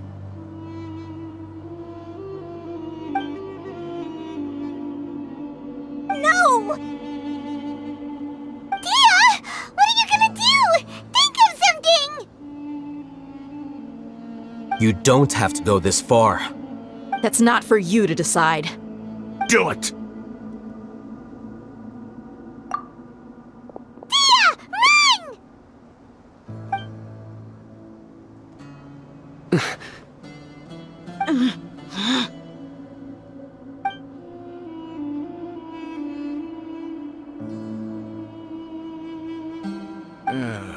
Stop! What's wrong? Can't do it? Flame Mane, you and I are both desert folk. Cutting off your arm is no different than cutting off my own fingers. Where's the sense in cutting my own kin to pieces? You've shown me that you're serious. Go on now, take your friends and leave. Meet me in the desert at noon tomorrow.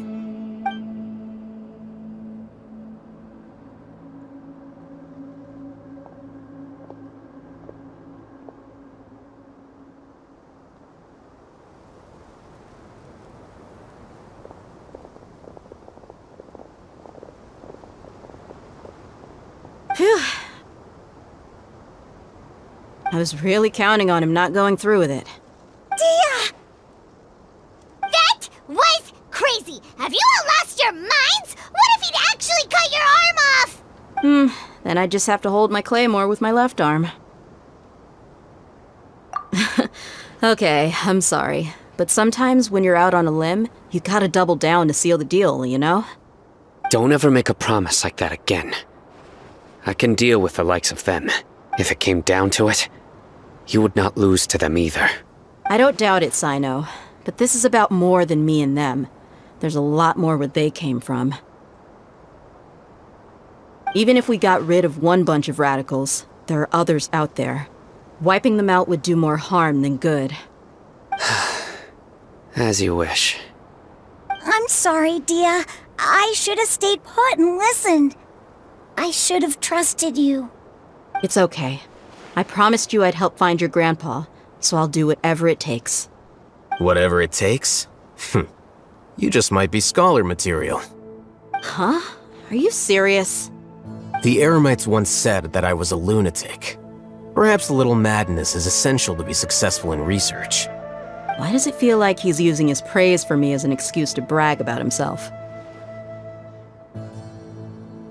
Okay, let's get moving. We should head back to the village and rest up. Today was just a trial run. Noon tomorrow is gonna be the hard part.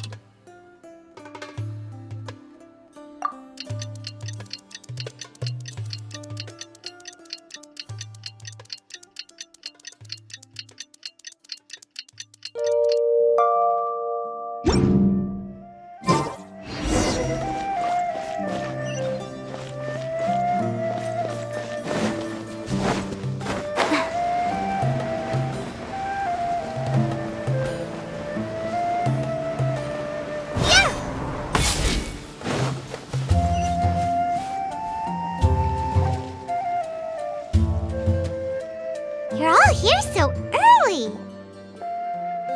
Looks like we have everyone here. Isak, are you sure you want to come with us? I'll watch from a safe distance.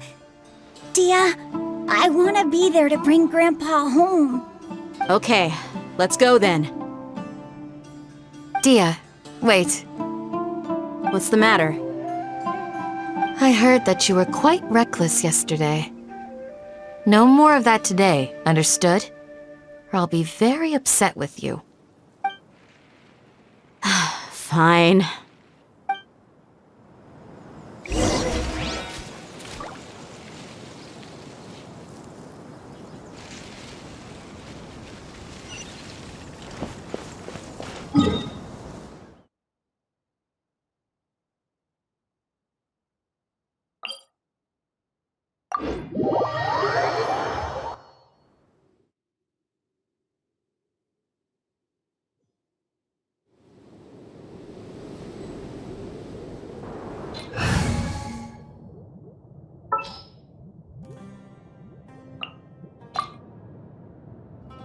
Who's our target this time?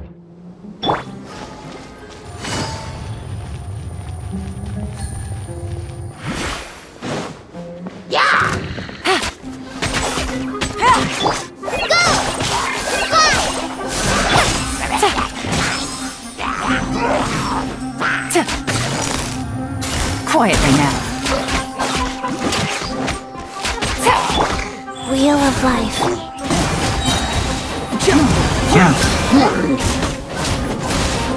Structure!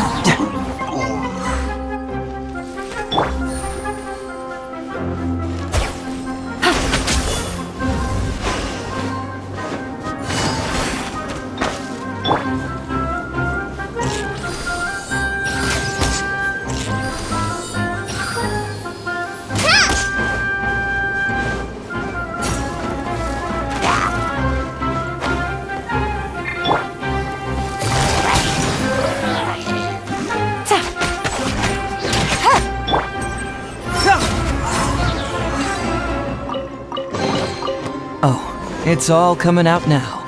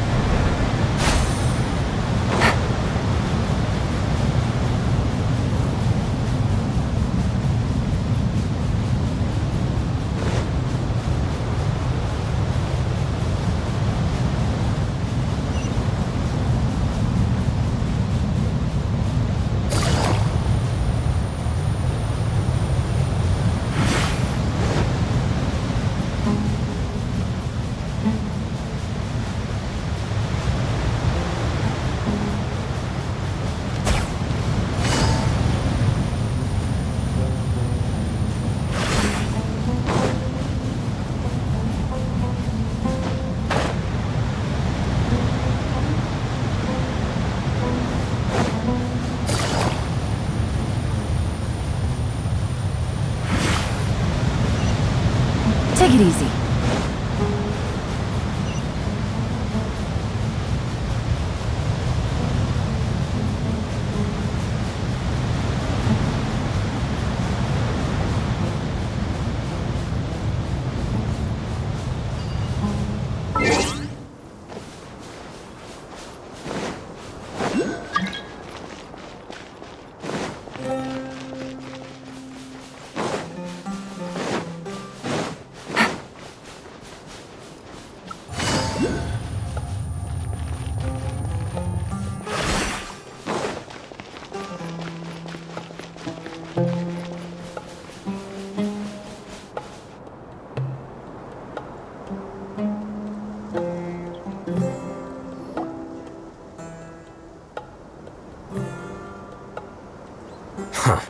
They got here before us. Uh-oh.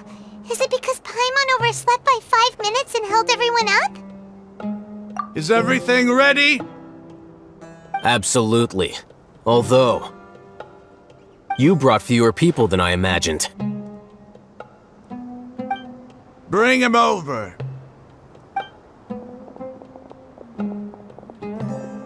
Grandpa! Why is there only one of them? Raman, I've always thought of you as a man of his word. What's this about? It's a one-for-one exchange. Sounds fair, don't you think? And let me put it this way.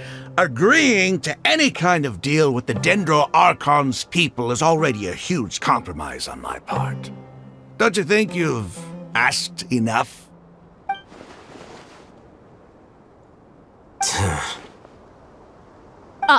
You stay right there!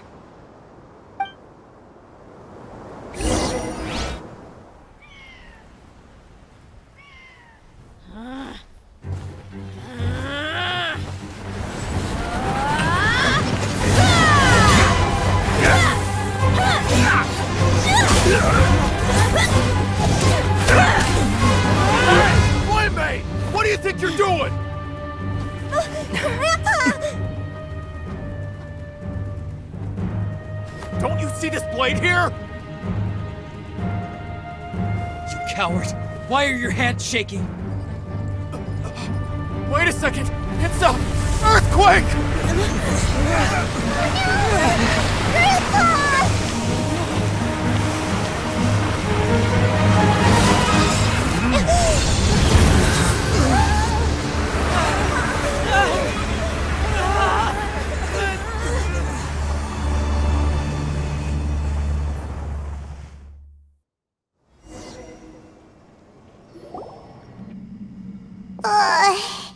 Paimon's dizzy.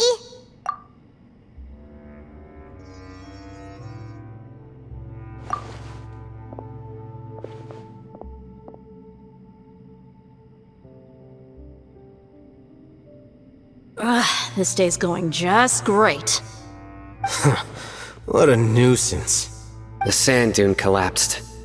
I saw an energy field. The village keeper protected us. It glowed green with dendro. Just like you said, it may well have been the remains of Lesser Lord Kusanali's power inside the scholar's body.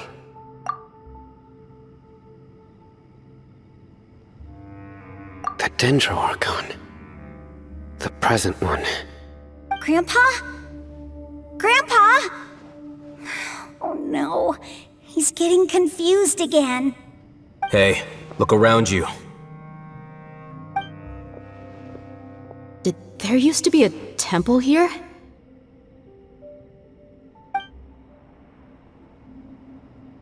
It seems that when the sand dune collapsed, it exposed these underground structures. The symbols on the gate belong to the Scarlet King's civilization. This structure must be ancient. It could have been an underground palace in the distant past. Oh, a miracle. Praise the Scarlet King! What's he doing here? And his men too? They must have fallen down here with us. Pretty lucky if you ask me. Most of them seem in really bad shape. Except for him. He got off lightly. Mind your head. No, this isn't the time for conflict. Our exalted lord has shown us the way to his sacred palace. He's not actually gonna go in there, is he? As it happens, I want to take a look inside too. What are you doing? Don't you think it's curious? 1 minute, Lesser Lord Kusanali's power protects us from harm, and the next, remnants of the Scarlet King's civilization appear. 2 major deities are vying to showcase their power to us. It would be a shame not to witness them both. Paimon thought you weren't interested in gods.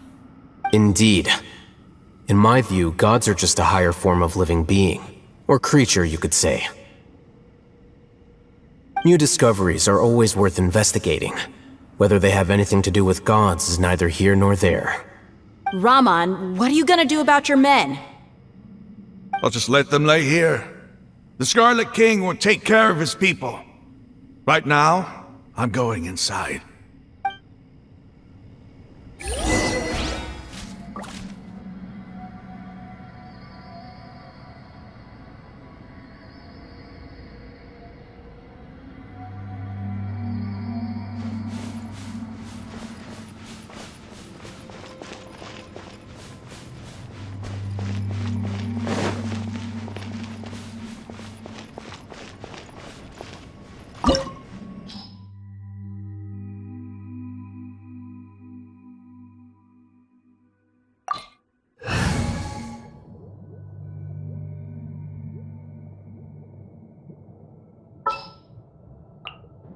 Whatever would you do without me?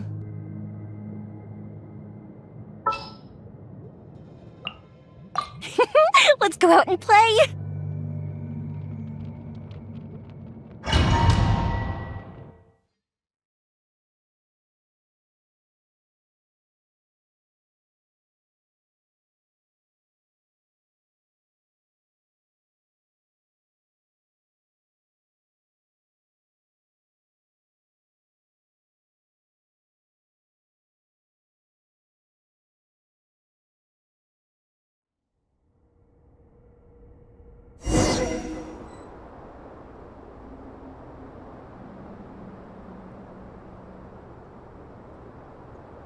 It's full of life here.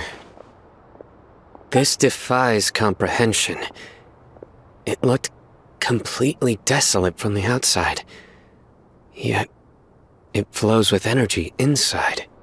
Yeah, and there's so many plants. It's so pretty! Sir Raman. Huh? Me?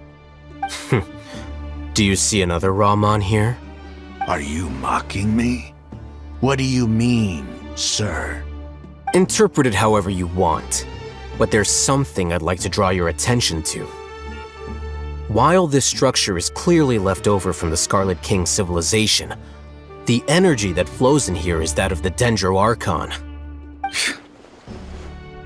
Whatever you say. It's not like I have a vision. There's nothing to be angry about. Think of this as an academic journey. It does seem kinda strange.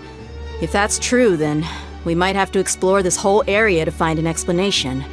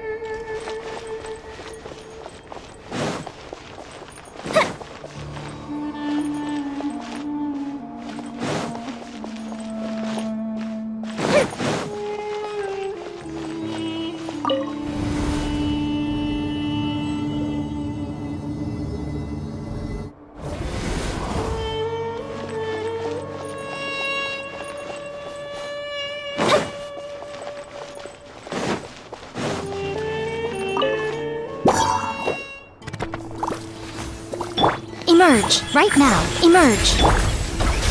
Fire hazard!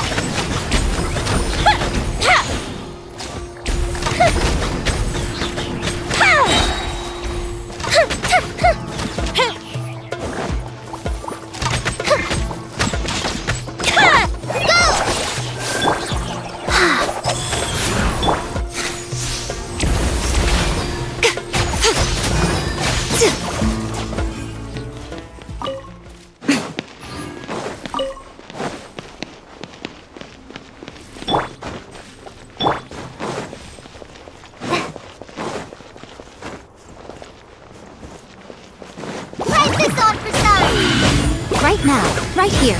I'm always watching. Show them. Emerge, right here.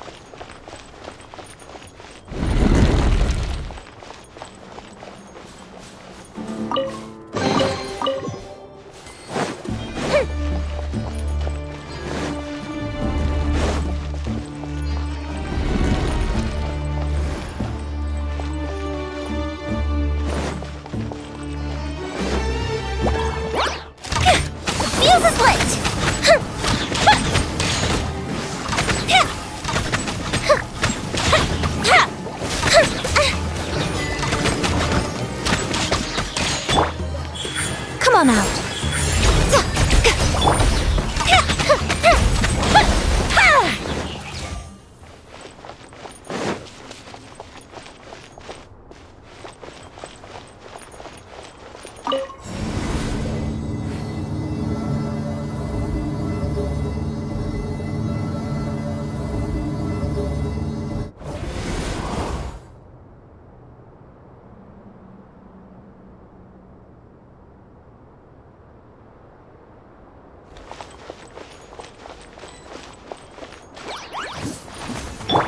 Emerge.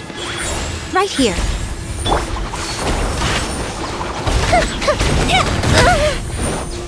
Go Bishop down!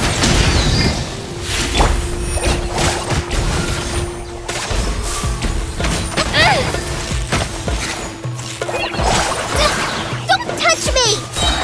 Just like we rehearsed! Emerge. Right here. Fire hazard! Go. Click right now. Emerge.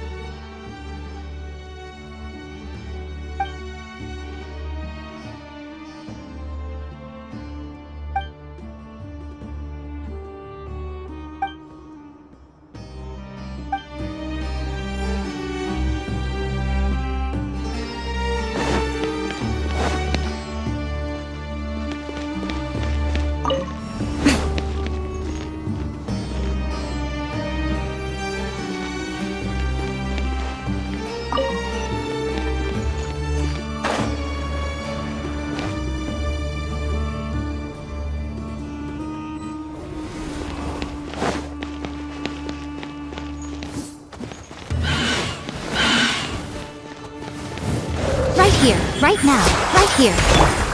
Time for a light show!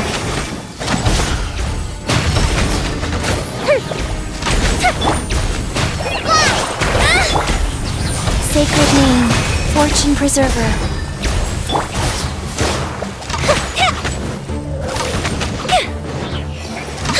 Fire hazard!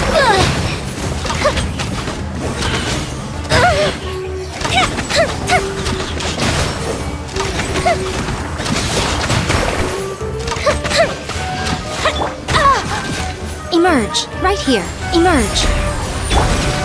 Super freeze!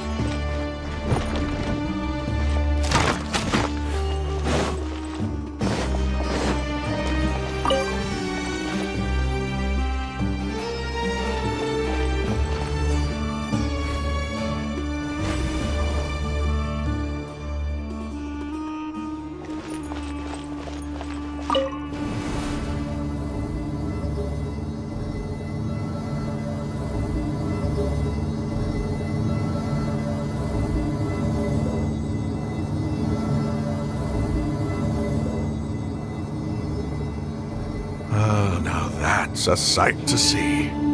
The Scarlet King's splendor surrounds us. There's so much vegetation here. It's different than what I expected. Sure are a lot of plants for a desert. That's what I call divine providence of the Scarlet King.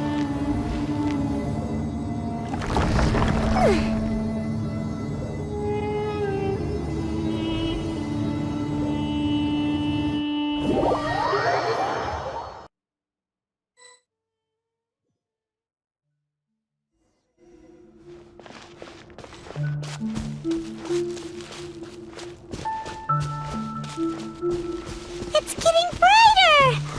Oh, it looks so beautiful!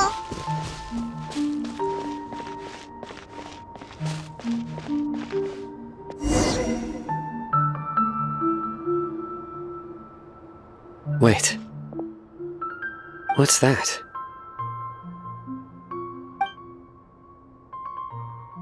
A load of flowers, and it looks like there's something among them.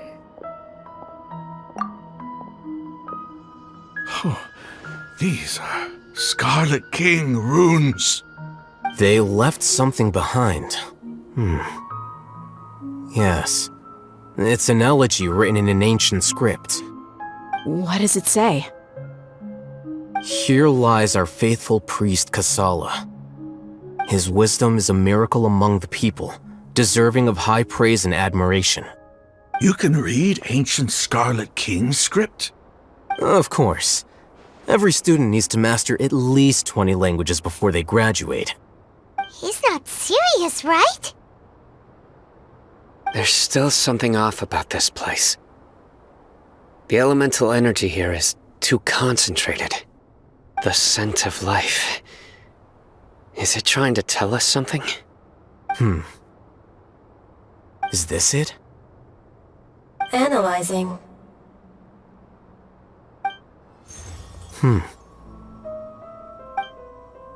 There seems to be a hidden message among these skeletal remains. Excellent. There's a device from the Scarlet King's civilization in this gravesite. I'll transmit the information over and project it for everyone to see. Isn't sharing knowledge against the Academia's rules? Yes. However, under the circumstances, I'd prefer you to see this for yourself. You'll understand after watching it.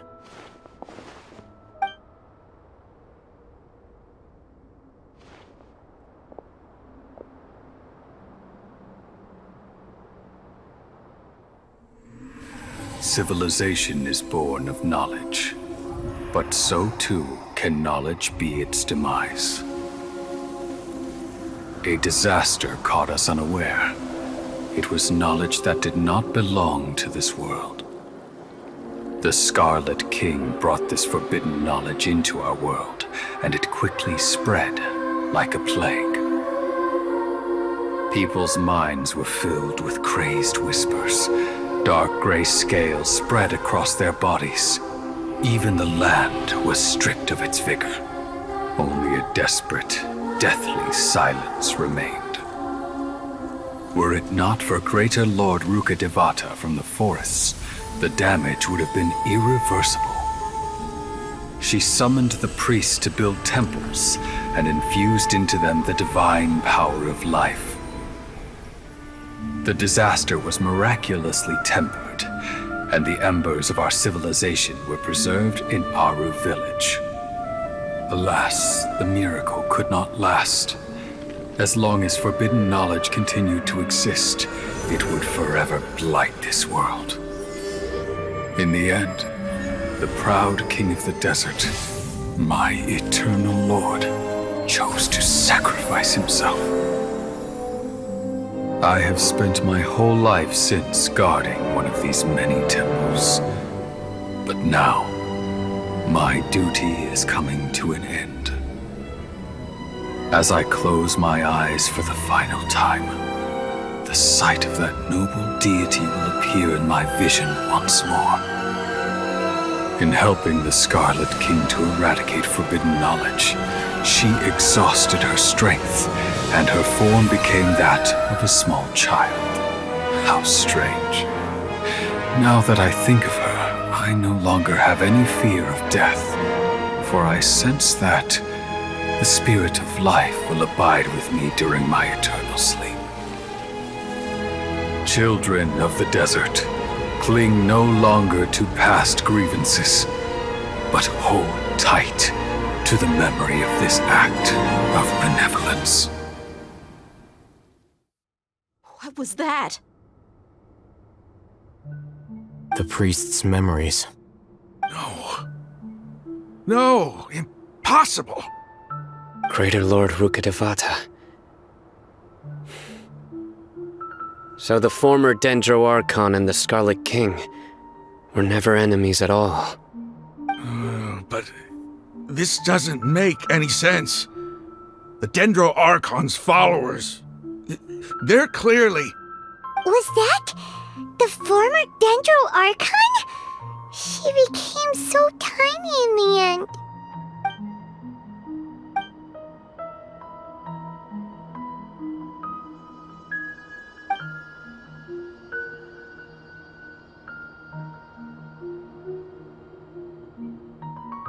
You might be distrustful of the Akasha, but there's no reason for you to doubt the Scarlet King's technology.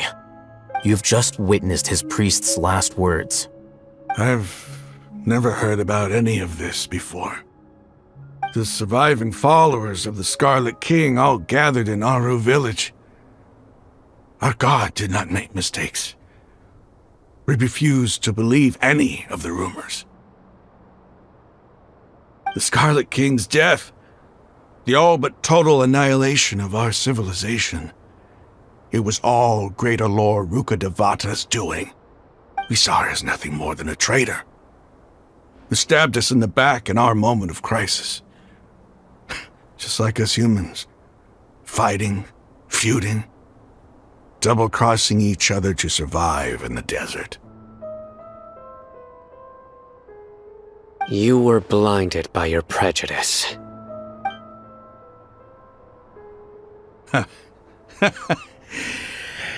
If I hadn't seen this for myself, if I hadn't witnessed his last words with my own eyes, ears, and heart, how could I ever begin to accept this? The truth is so far from what I've always known. Am I really supposed to believe that after all these years, all this time seeking revenge, suddenly now my enemy is my savior? Raman, that's enough. Give it a rest. You're starting to make a fool of yourself. Dia, tell me, my Eremites and I, what are we even fighting for?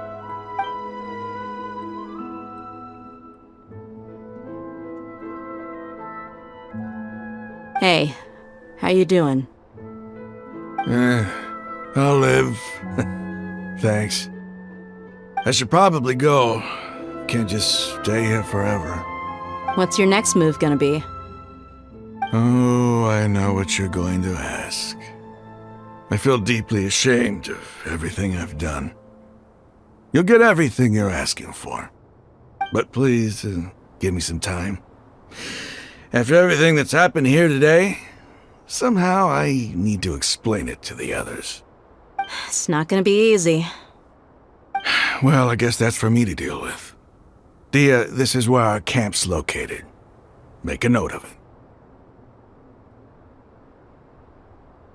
When would be a good time for us to go? Tomorrow. I'll convince everyone that we're all on the same side. And I'll return every last one of your your village keepers. We'll share our other resources with you too. You seem to finally understand that our true enemy is the sages. Yes. The gods never gave up on anyone. It's the people responsible for all this that need to face the consequences of their actions.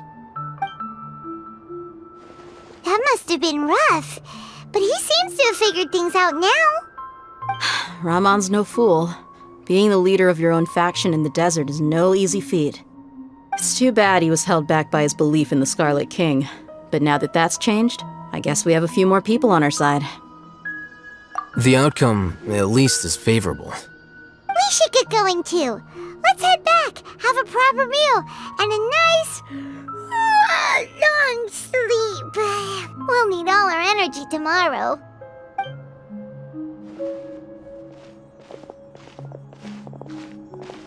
Sino, we're leaving! Stop yelling.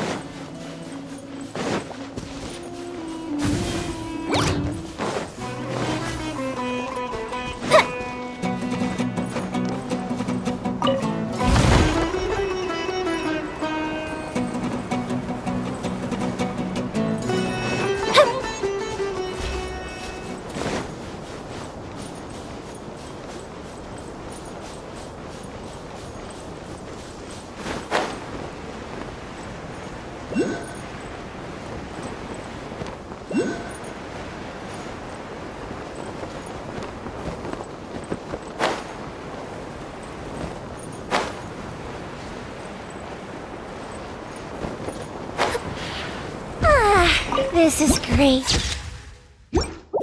I feel so relaxed all over. I could almost float away.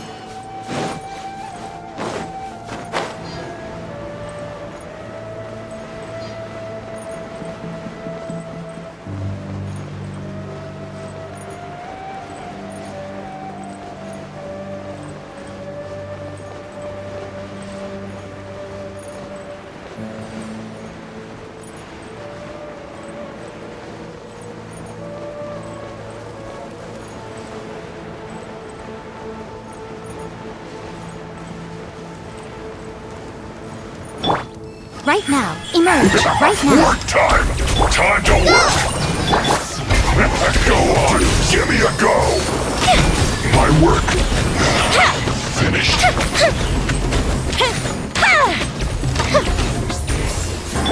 Emerge. Right here. Fallen Amber! Help! Fly!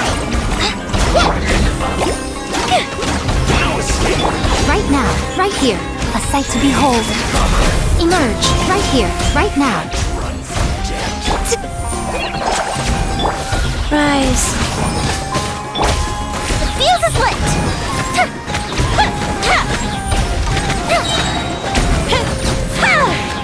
So quiet. Are you Here to play with me? Right here. Emerge. Right now. Shouldn't get careless. Fire hazard!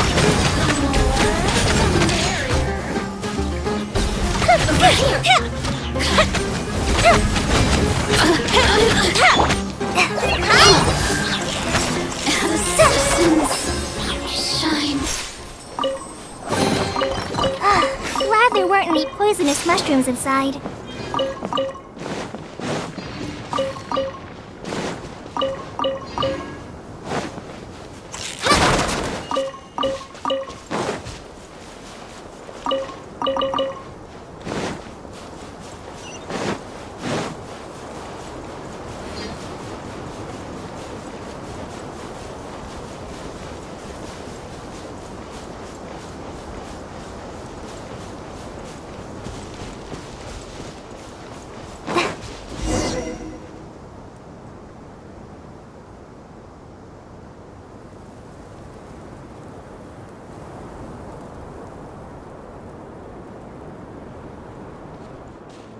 Raman, we're here. Everything's been arranged. Someone will bring the village keepers back to Aru village shortly. I guess all I can say now is thanks for agreeing to help. Don't mention it. I think we can both agree you went to hell and back for it. But we share a common cause now. From here on out, we're allies. Where are the perpetrators? I'll bring you to them. Follow me.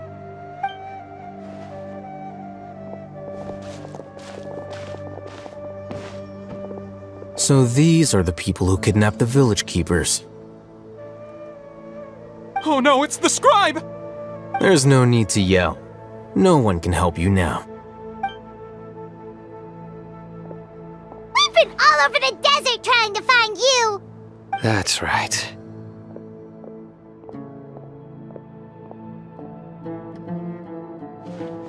General Mahamatra? No, no!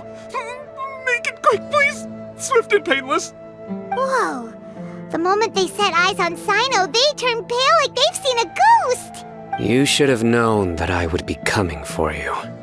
Wait, we were just following orders! You know what I'm talking about, right? There's no way we could have done all this by ourselves! No, not Sino! He's gonna tear us limb from limb! I could do worse. Please have mercy! Start talking. Otherwise, I'll have to resort to other methods. So, your superiors have kept you quite busy recently. Why? What are they trying to accomplish? They wanted to extract canned knowledge. Don't play dumb. You know what I'm really asking. They extract divine canned knowledge. Then what? I really don't know how to explain it. Well, you better start talking or you'll be sorry! You don't want to make things any more difficult for yourself, do ya? Be my guest.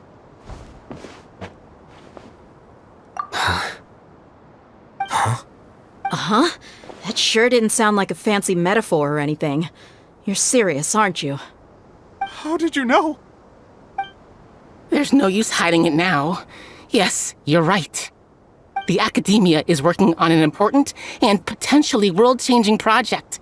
They are creating a new god. A god that will belong to them and to the people of Sumeru. It may seem as if Sumeru's academics are thriving, but ever since the death of Greater Lord Rukkhadevata, scholarly breakthroughs have been few and far between. The withering of Irminsul has been getting worse recently. The sages have tried everything they could think of, but nothing's worked.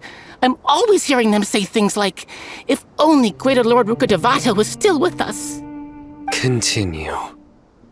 And then, someone from the Fatui showed up. They called him the Doctor. He brought a gnosis and said he wanted to borrow the Academia's research facilities. The Doctor was previously expelled from the Academia. At first, the sages looked down at him in disdain. But when he said those words, everyone's expression changed. He asked them, "Do you wish to create a god?" This is what the arrogant ignorance at the extreme end of academia looks like. First, the Academia spent a long time constructing a divine vessel, which was based on an exquisite humanoid puppet. After that, they harvested dreams via the Zeb-Zerus Festival Samsara, maximizing the Akasha's output. With the Doctor's help, and the Akasha now functioning at maximum efficiency, they were able to use it to extract the power from the Gnosis and convert it into a divine core. Next, they decided that their new god needed to possess divine wisdom. For that to happen, they needed a huge quantity of divine canned knowledge. It adds up. But how do you determine whether the knowledge extracted is of divine origin? Call it an educated guess? The Academia has been trying to figure out the exact source of the Scholar's madness for centuries, but to no avail. Nobody can explain the cause of this phenomenon. Surely you can see what that implies, Scribe Alhaitham. If it's knowledge no mortal can comprehend, then it must be something only gods are able to decipher. In other words, it's the source of the God of Wisdom's omniscience and omnipotence.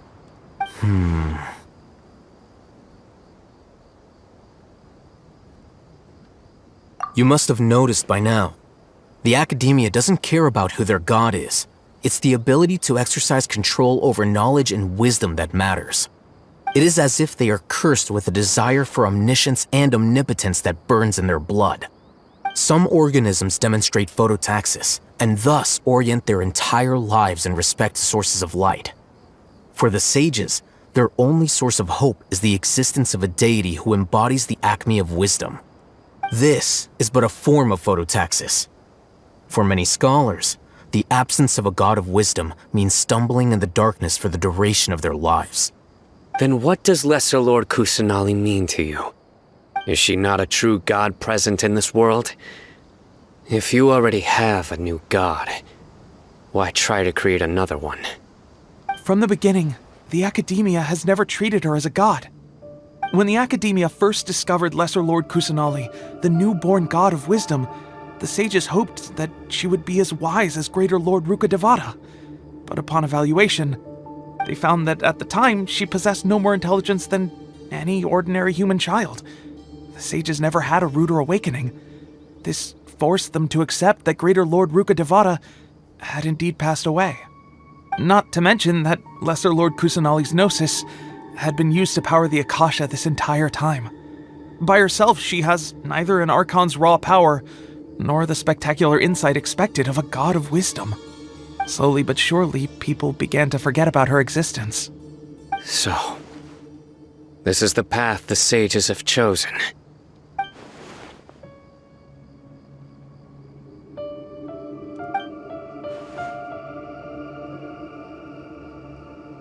All right, let's try to keep our cool. If everyone's in a bad mood, then let's change up our scenery. Raman, give me a few men to help us escort the village keepers back to the village. And these 2 scholars, they're coming too.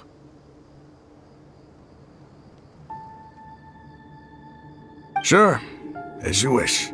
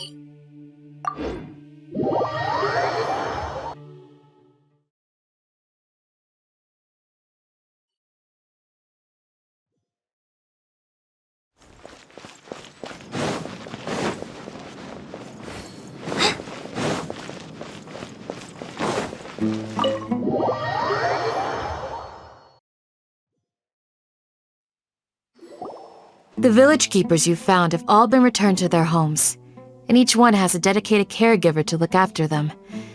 The 2 new scholars are being kept under close supervision, too. Really great work, everyone. The atmosphere is so heavy.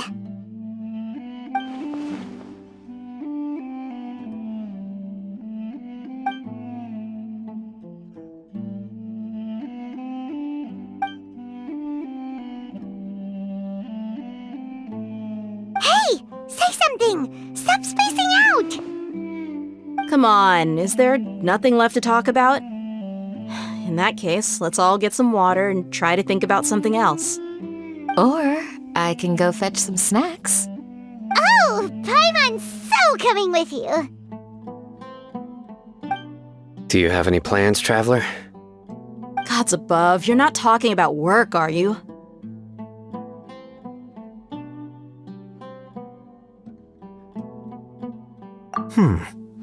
So you were still withholding some information?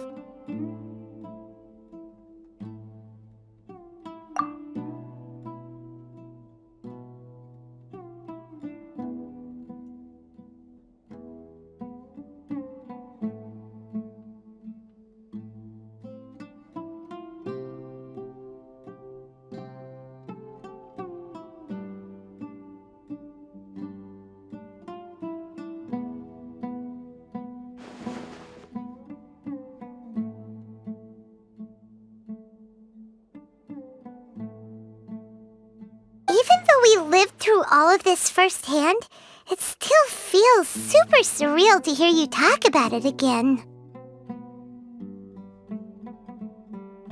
What a whirlwind of a story. I felt like I was holding my breath the whole time. It seems like there'll be more issues to face in the days ahead than I'd anticipated. Still, now's a good time to make our next move. Now that Raman's joined us, we'll be an even stronger team. It's time to make a plan. Indeed. These events are a flagrant transgression of the rules in every sense. We cannot allow it to continue. So, everyone, are we on the same page? Crush the sages and rescue our god. That is our ultimate goal. Well, let's brainstorm a little more about what other resources we can draw on. The next time we gather here, we must have a solid plan. Yep, it'll work out for sure.